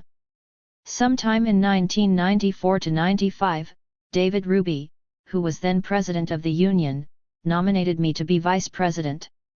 A month later, I was voted in. A year or so later, David Ruby lost his job. He developed carpal tunnel syndrome and they said, "We can't have you here." 2.5 years later, after a long and expensive legal battle, we got him his job back. By that point I had taken over the leadership of GCIU. David Ruby has fortunately remained active in the local, and in a strange turn of events, he is now my vice president. I'm delighted to have a guy there with 30+ years, a guy who 349 should be respected by management. It's a lot of work, but it's good work. It's work that you don't resent. It's something you can look back on with a real sense of pride. I'm really goddamn proud of what I did at the Union Tribune. I was terminated by the Union Tribune in August 2000, which was, to a great extent, a relief. I had wanted to leave there for quite some time. It was only my job as president of the local and the responsibility that went with that kept me working there. I found that I was actually able to be more effective after being terminated because, as a non-employee, I didn't have to worry about things like disparaging the company. I could disparage them all I wanted, as long as I didn't slander them. I had no reason to. I felt that my message was clear and honest, and I did everything I could to bring it to the public's attention. When people started to hear what type of employer the Union Tribune had become, our campaign started to pick up steam. They fired me, they fired Jeff Alger, who was secretary-treasurer, in November 2001, and they also tried to fire our previous president, David Ruby, in '97. I think it's worth showing that they fired 2 union presidents and the secretary-treasurer who was next in line, so you're not just saying that they fired union activists, they fired consecutive union presidents and the secretary-treasurer who was the most active among us. His grandfather was in the sit-down strike in Flint, Michigan, with filmmaker Michael Moore's dad. So what happened to the good job at the Union Tribune, and how did everything lead up to my termination? The earliest beginnings of problems at the Union Tribune, from my understanding, started with the involvement of King & Ballow, the union-busting law firm of Nashville, in 1978. But they were kind of on the sideline for a long time. I don't think it was until about 1992 or 1993, when Gene Bell became president and CEO of the Union Tribune, that the real trouble started. Bell had previously been vice president of operations at the Chicago Tribune, and, to a great extent, orchestrated the strike there, and later worked and orchestrated the forced strike at the New York Daily News. Gene Bell's job is to break unions, and he gets paid a lot of money to do that. One person that should also be mentioned here, who has been a huge part of the problem, is the Union Tribune's manager of labor relations, Patrick J. Marinan. He's the company's lawyer.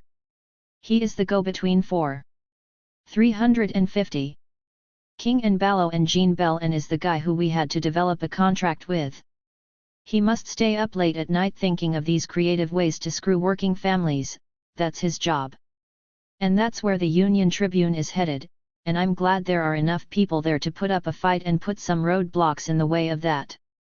It's far from over.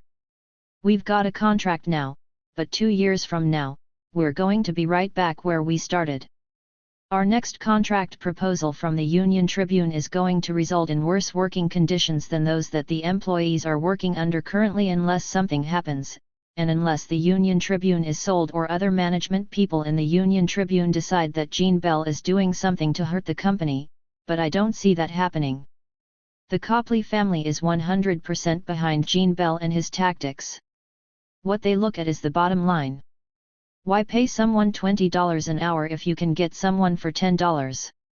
And why pay someone $10 if you can get them for $7? So the newspaper did a lot of things to realize their ambition to get rid of the unions. The single worst union-busting thing I saw was during the campaign to oust the Communications Workers of America, CWA Local 9400. What the Union Tribune did there, prior to going into an election to get rid of the union, is they went out and hired literally hundreds of part-time employees. I'm sure they did a great job of screening them to see what their union background was, if they had any union affiliation. These were mostly part-time students with no union background, and the Union Tribune had a fair idea of how they were going to vote in an election. So they hired these people in, knowing that within 2 months, they would be eligible to vote in a labor relations board election and that their vote would count as much as a full-time employee that had been working there for 30 years. They brought these people in, worked them a couple to 3 days a week, and used them to vote the union out. That's exactly what happened. They stacked the deck. There were a lot of other incidents. What I found the most difficult through this whole struggle, it was more difficult than being fired, more difficult than seeing my friends get fired, was being up in the Union Tribune's cafeteria the day the newspaper guild got voted out. To see women up there in tears with their kids win 351. They tallied those votes was the saddest thing I've ever experienced. It was worse than funerals I've been to. Those of us on the right side were just stunned. You couldn't believe it was happening and that the company could have manipulated people so much that they would go the other way. But this is what happens. The workers were 6 or 7 years into a situation where they had had no pay raises. How many years do you go without a pay raise? GCIU went 10 years. Had we gone 11, I don't think we could have done it. You just go on, and you can succeed in convincing people that the only way in hell you're going to get a pay raise is if you get rid of this goddamn union. A lot of people that don't have the convictions of union leaders are going to say, fuck the union. A pay raise to me comes first. My family's first, my family's more important than the union. So they got rid of the union and they didn't get their pay raises anyway. The Union Tribune made promises, but what they ended up getting is roughly 3% a year, same thing we're getting now. 3% a year is less than the cost of living, and food goes up maybe 5% a year. And rents have doubled in the last 5 or 6 years, and the price of housing has doubled in the last 5 years. So what the hell does 3% a year do for you? 10 years ago at the Union Tribune, a working family could afford to buy a modest home from the wages they made. I don't know of anyone working there now who has bought a house lately. They did several bad things to GCIU as well. The single worst thing was stringing us along for 10 years without a pay raise. Then they posted working conditions in March 1999 and effectively lowered the wage by $5 an hour. The top wage was $20.64 at the time, and they lowered it down to $15.48. We had an apprentice program, and after every 6-month period, you were reviewed and you got periodic pay raises, so every 6 months, your wages went up 5%. After a 4-year apprenticeship, you were at the top of the wage scale. When the newspaper posted working conditions, they scrapped that program, and instituted lower wages. What had happened was that they implemented everything in the contract that we were currently negotiating that was favorable to the company and omitted all the parts that would have put more money into the pockets of workers. So although we had agreed to terms and conditions on health and welfare, when they posted working 352 conditions, that went away. We had agreed to a production bonus, which would have put more money in people's pockets, and that went away. We had a union pension plan that paid $4 per shift to a GCIU pension, and that went away. So they started hiring people for lower wages, had them topping out at a much lower wage, 25% lower, and just made it more difficult for senior employees to continue working there. They would do things like give favorable daytime shifts to brand new employees, while people who had been working there for 20 years, and they're still doing this today, worked 3 different shifts in a work week. And it changes from week to week to week. They'll actually bring people in, have them work 3rd shift one day, come back after 8 hours and work 2nd shift, and come back after another 8 hours and work the 1st shift. So you literally work, try to get enough sleep, go back to work, sleep, go back to work. They do this regardless of your years of service, your commitment to the company. None of that means anything, because what they want is these higher wage earners to go away. They want to create a situation to force those people to quit because they don't respect or appreciate these experienced and skilled workers, and because they can now get people in at lower wages to replace them.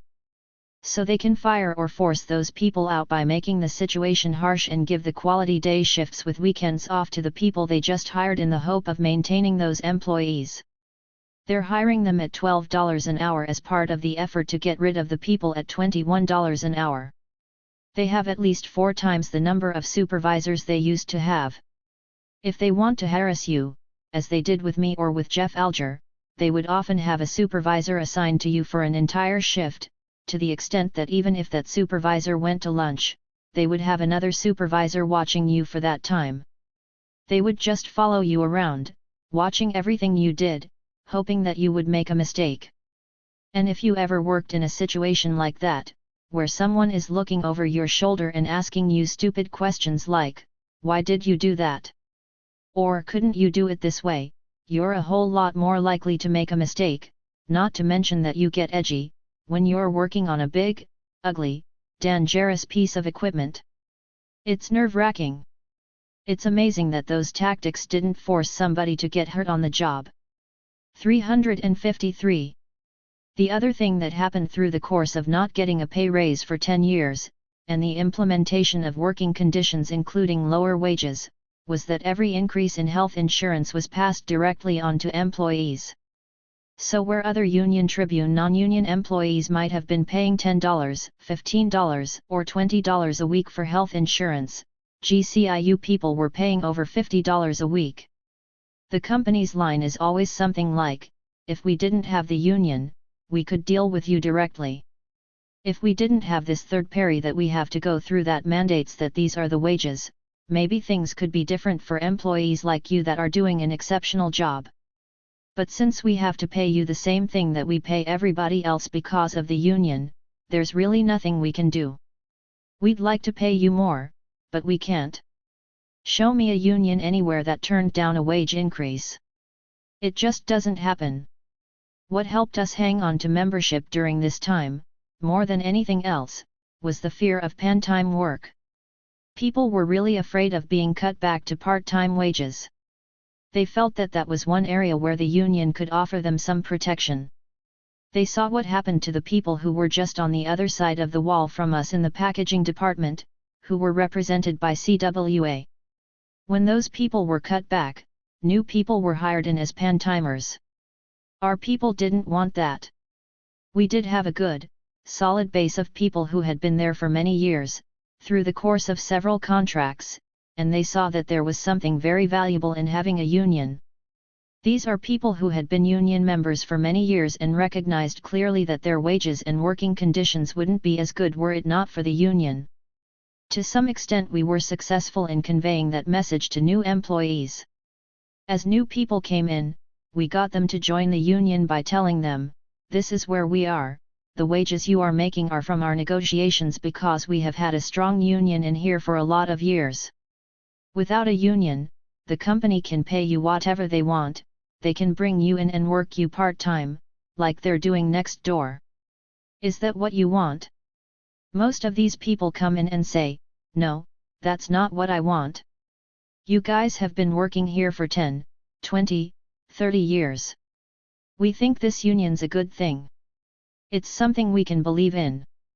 If it was just a small group of Union 354, officers with that message, it wouldn't have gone over. But since it was the veteran people who new employees were working with on a day-to-day basis, saying, "Yes, this union's a good thing, because of the union I was able to buy a home, because of the union, my kids are in college now," the message was much more credible. And that's how we were able to get them to join with us rather than join with the company against us. Currently we represent 148 employees, but it changes all the time. They're constantly bringing in new people. And there are always people leaving. For a long time, after the posting of the working conditions, when they started bringing people in at lower wages, 75% of these people were quitting. So the company was then bringing in a lot of undernamed people and it was a revolving door.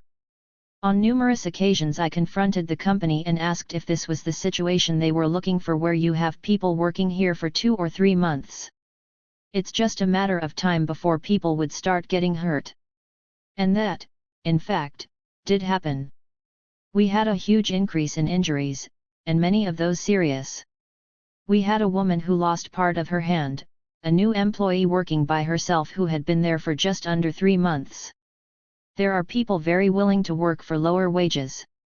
If the Union Tribune wanted to hire people for $8 an hour and offer no benefits, there would be people in this city willing to take those jobs. And what they would do then is take advantage of less fortunate people with poor educations, mostly immigrant workers. Fortunately, a lot of the people the Union Tribune has hired are very proficient in English, and we've been able to communicate well with them. And we've gotten a big percentage of those workers now as members of the local. But it doesn't always work that way.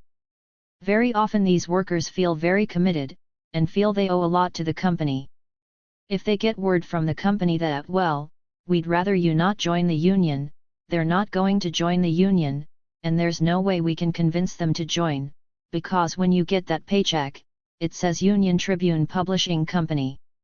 It doesn't say GCIU Local 432M. The only check that's going to say GCIU 432M is a check they would be writing to us for their union dues.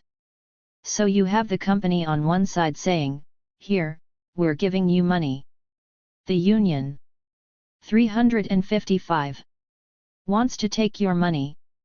And put in those base terms, it makes it really difficult and it's a major hurdle for unions to overcome. How do you get your message out to these workers who have already been sold a bill of goods by the company they've been hired by and that's where their allegiance is? That's one I can't answer. What were effective strategies in winning a contract from the Union Tribune?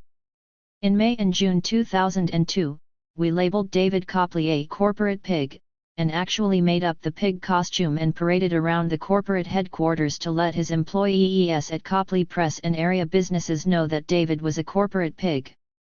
I don't think he liked it. It's hard to say, given the years that the struggle went on, what was effective and what wasn't. I'd be inclined to think it was a combination of everything that happened. It probably cost them $1 million, the National Labor Relations Board decisions didn't go their way, and we embarrassed them through 2 trials. The corporate campaign Something Stinks at the Union Tribune seemed to settle in much more than their campaign that they paid several millions dollars for, which was How Will You Be Changed? And we didn't have any multimillion-dollar ad agency working for us, it was just a couple of undereducated pressroom grunts doing what we did. It's hard to say what's effective and what isn't. Was it hassling the Union Tribune advertisers? Or was it getting information to the public? Or was it articles in the Reader and other publications that were sympathetic to us? Roger Hedgecock slammed them, and there were a lot of other things going on as well. So a lot of things helped. When they tried to build circulation through a very expensive telemarketing campaign, the circulation was just dead flat. If anything, it started to go down at a time when they were spending tons of money to bring it up. Yet, if the Union Tribune was willing to be reasonable and say, okay, if you're willing to help us build circulation, then we're willing to work with you. Show us that you can bring circulation up 10,000, and we'll throw your guys a small bonus, that's all it would take. They could make money by doing that. But they're just so set on the idea that a union's a bad thing, so the whole concept of the union doing something in conjunction with them is not something they're willing to entertain. If I had known years ago that taking on an officer's position in GCIU would have taken this much away, I probably still would have done it, but I would have given. 356. It's some real serious thought. I've learned a lot through the process, but it's taken its toll. Between the time spent, aggravation, lost sleep, depression and stuff that goes with it, how much was that worth? I've developed ulcers in recent years, and I know it's not because of anything that's happening now, it's because of what happened 6 years or so ago at the Union Tribune. I'm especially proud of doing things my way and of seeing the union stay alive. It's something I'll take to the grave with me. And it's something I'll be able to tell my grandchildren that when push came to shove, I stepped forward and took a stand and didn't just shy away from it like most others did. Instead, I chose to get involved. There's great value in that. Remaining active in the labor community is important to me because it's something that becomes a belief, although I'm not a very religious person. Some people are capable of doing a little, I'd like to think I'm capable of doing a little bit more. When you see what corporations like the Union Tribune are capable of doing, having done some research in the area, having studied some labor law, and having dealt with the NLRB and things like that, I would like to use some of this hard-earned experience I've gotten through the struggle with the Union Tribune to benefit other workers who may not know how to go about doing this type of corporate campaign. We won a total of 28 NLRB charges against the Union Tribune and dragged them into court a couple of times. When they don't want to sign a fair contract, those are the things that can push them in the right direction. Donald Cohen, Political Action Director of the San Diego Imperial County's Labor Council, CO Director of Center on Policy Initiatives. I came to San Diego in 1979 because my sister lived here. I had graduated from COL and was living in Ann Arbor. I didn't want to go back to Ann Arbor, so I stayed here where my sister was. When I first got here, 3 Mile Island, the nuclear power plant, had just blown up, in March 1979. A number of us in Ann Arbor had been active in that stuff. So then when I came to San Diego, I joined an anti-nuclear group, which was called the Community Energy Action Network. The movement here had big marches and all that. Then I hooked up with some folks who decided to open a cultural center, called the Grassroots Cultural Center 357, which was right next to the Big Kitchen in Golden Hill. It was a progressive bookstore and cultural space where we had forums and concerts and stuff. We would produce bigger concerts elsewhere. Then I went to Central Mexico to learn Spanish, and on the way, too, met a lot of Central Americans. Once I came back, I decided that I would do anti-intervention in Latin America work. So I did anti-intervention in El Salvador politics CISPs for a while. Eventually, I got recruited by the labor movement here in San Diego. People knew I was a good organizer and here was an opportunity to be in the labor movement with some political power. We had been trying to do that in the community for quite some time, and it wasn't going anywhere, so I decided to try it. I actually wasn't working, so the timing was good. I had done consulting for non-profits, unions, and churches, and actually did a retreat for the Labor Council, and then I was doing healthcare. A bunch of us wanted to create a Canadian-style form of healthcare system, and we got our asses kicked. That was 94, the year of the Gingrich Revolution. It was a dark time for the country, the contract on America. Joe Francis was the secretary-treasurer at the time and Jerry Butkowicz had decided to challenge his leadership. I wasn't around then, but some of the central complaints people had with the old leadership was that nothing was happening. A whole new labor movement needed to be built because the old guard was passing the torch. The Cold War generation of labor leaders were on the ship as it was declining and really didn't know how to turn it around. So there was this big changing of the guard. People decided that it was time for them to go and Jerry got to be the one to do it. So, in terms of what was happening at the Labor Council, people decided that they were going to try to elect a new leader and infuse new energy, and one of the consequences of that struggle was that people said they needed programs here if this thing is supposed to go on. I got hired to put together a Labor to Neighbor program, which was bringing labor issues into the community, and I worked for Joe. It only had an 8-month budget, and it was slow going, trying to piece it together. While I was here during my first year, Jerry's campaign was happening. It was a pretty mean campaign, and so I just did my work. I wasn't going to do it for very long, but I'm still here. 358. The Labor Council and Labor to Neighbor have had some tangible accomplishments. Recently, the Union Tribune wrote an article about labor's new power. We've been able to elect people to political offices. In 1996, we elected Deed Alpert, Susan Davis, and Howard Wayne to the State House. So we've got a pretty good record of electing people to state legislative offices. And we got Susan Davis in at the federal level, which, even though it ended up being disappointing, was a fairly significant accomplishment. I think we can get a lot of credit for that. The campaign was good and her staff was outstanding, but we did a lot as well. We've elected people to the city council as well. And now we're getting close to a Labour majority on the city council. We've elected people in other surrounding cities, also municipalities like Imperial Beach, National City, Chula Vista. We pay attention to all the cities and try to move our agenda. And we've helped with the community college district. So we've got a track record now of electing folks. Another accomplishment is that huge numbers of people who want to run for office really want our endorsement. And they're not just Democrats, they're Republicans as well. People are now seeking our help in their campaigns. We have clout, and we have members who vote, so people come to us. That's important because if they come to us, we're pretty good at saying what it means to get us. It's about the issues. We hand them a questionnaire: where are you on this? Where are you on that? We're not for sale, and we stay really true to that.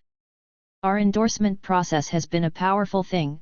We get all the unions to sit around the table and discuss the candidates. A lot of the unions used to really hate each other. Now, they're all sitting around the table on an endorsement, trying to work it out together. So when a candidate comes in, they come to a labor movement with clout because, in fact, we can deliver 100,000 members.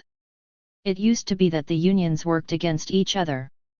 Such disorganization worked against us, number one, and number two, we failed to pay attention to our own.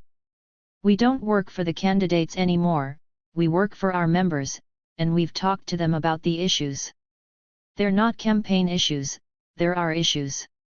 So we get Democrats to vote for Republicans and we get Republicans to vote for Democrats because it's about labor issues. The goal was to synchronize the labor vote. That was my goal, so that it would be a labor vote. 359. And not a partisan vote. And we've made a lot of progress there. One of the most important things we do actually is to support organizing, and we use politics to support these efforts. So, for example, the United Domestic Workers represent 10,000 people, which is a big accomplishment. Service Employees International Union, SEU, had a great accomplishment in organizing the janitors, and hotel employees and restaurant employees, here, is poised to make great strides. The stuff that the American Federation of Teachers has done with the Community College Board elections has been notable. Those are a few of the ways we support organizing, so it's a complicated movement. As far as the future goes, we want to have influence in the city and the county, a goal that is pretty impacted by the current County Board of Supervisors. Their policies on services like welfare and other really important stuff to people are in the hands of fascists, so that's a long-term plan. Also, you have to change the politics of the town and change the attitudes so that people will not just be socially progressive, but will support things like taxation, increased regulation, and union organizing. You have to move the electorate that way, too. It's a little bit of a different fight, but it's crucially important. If you can't raise taxes, you can't pay for stuff. If you can't pay for stuff, you can't provide services. The key to that is supporting collective bargaining and unions. That's essential. The most important thing we can do is support that and elect politicians that support that. It gets to economic justice faster than anything else when people can negotiate. There's just nothing more important. Another thing I'm involved in is the Center for Policy Initiatives, CPI, which Mary Grillo and I co-founded.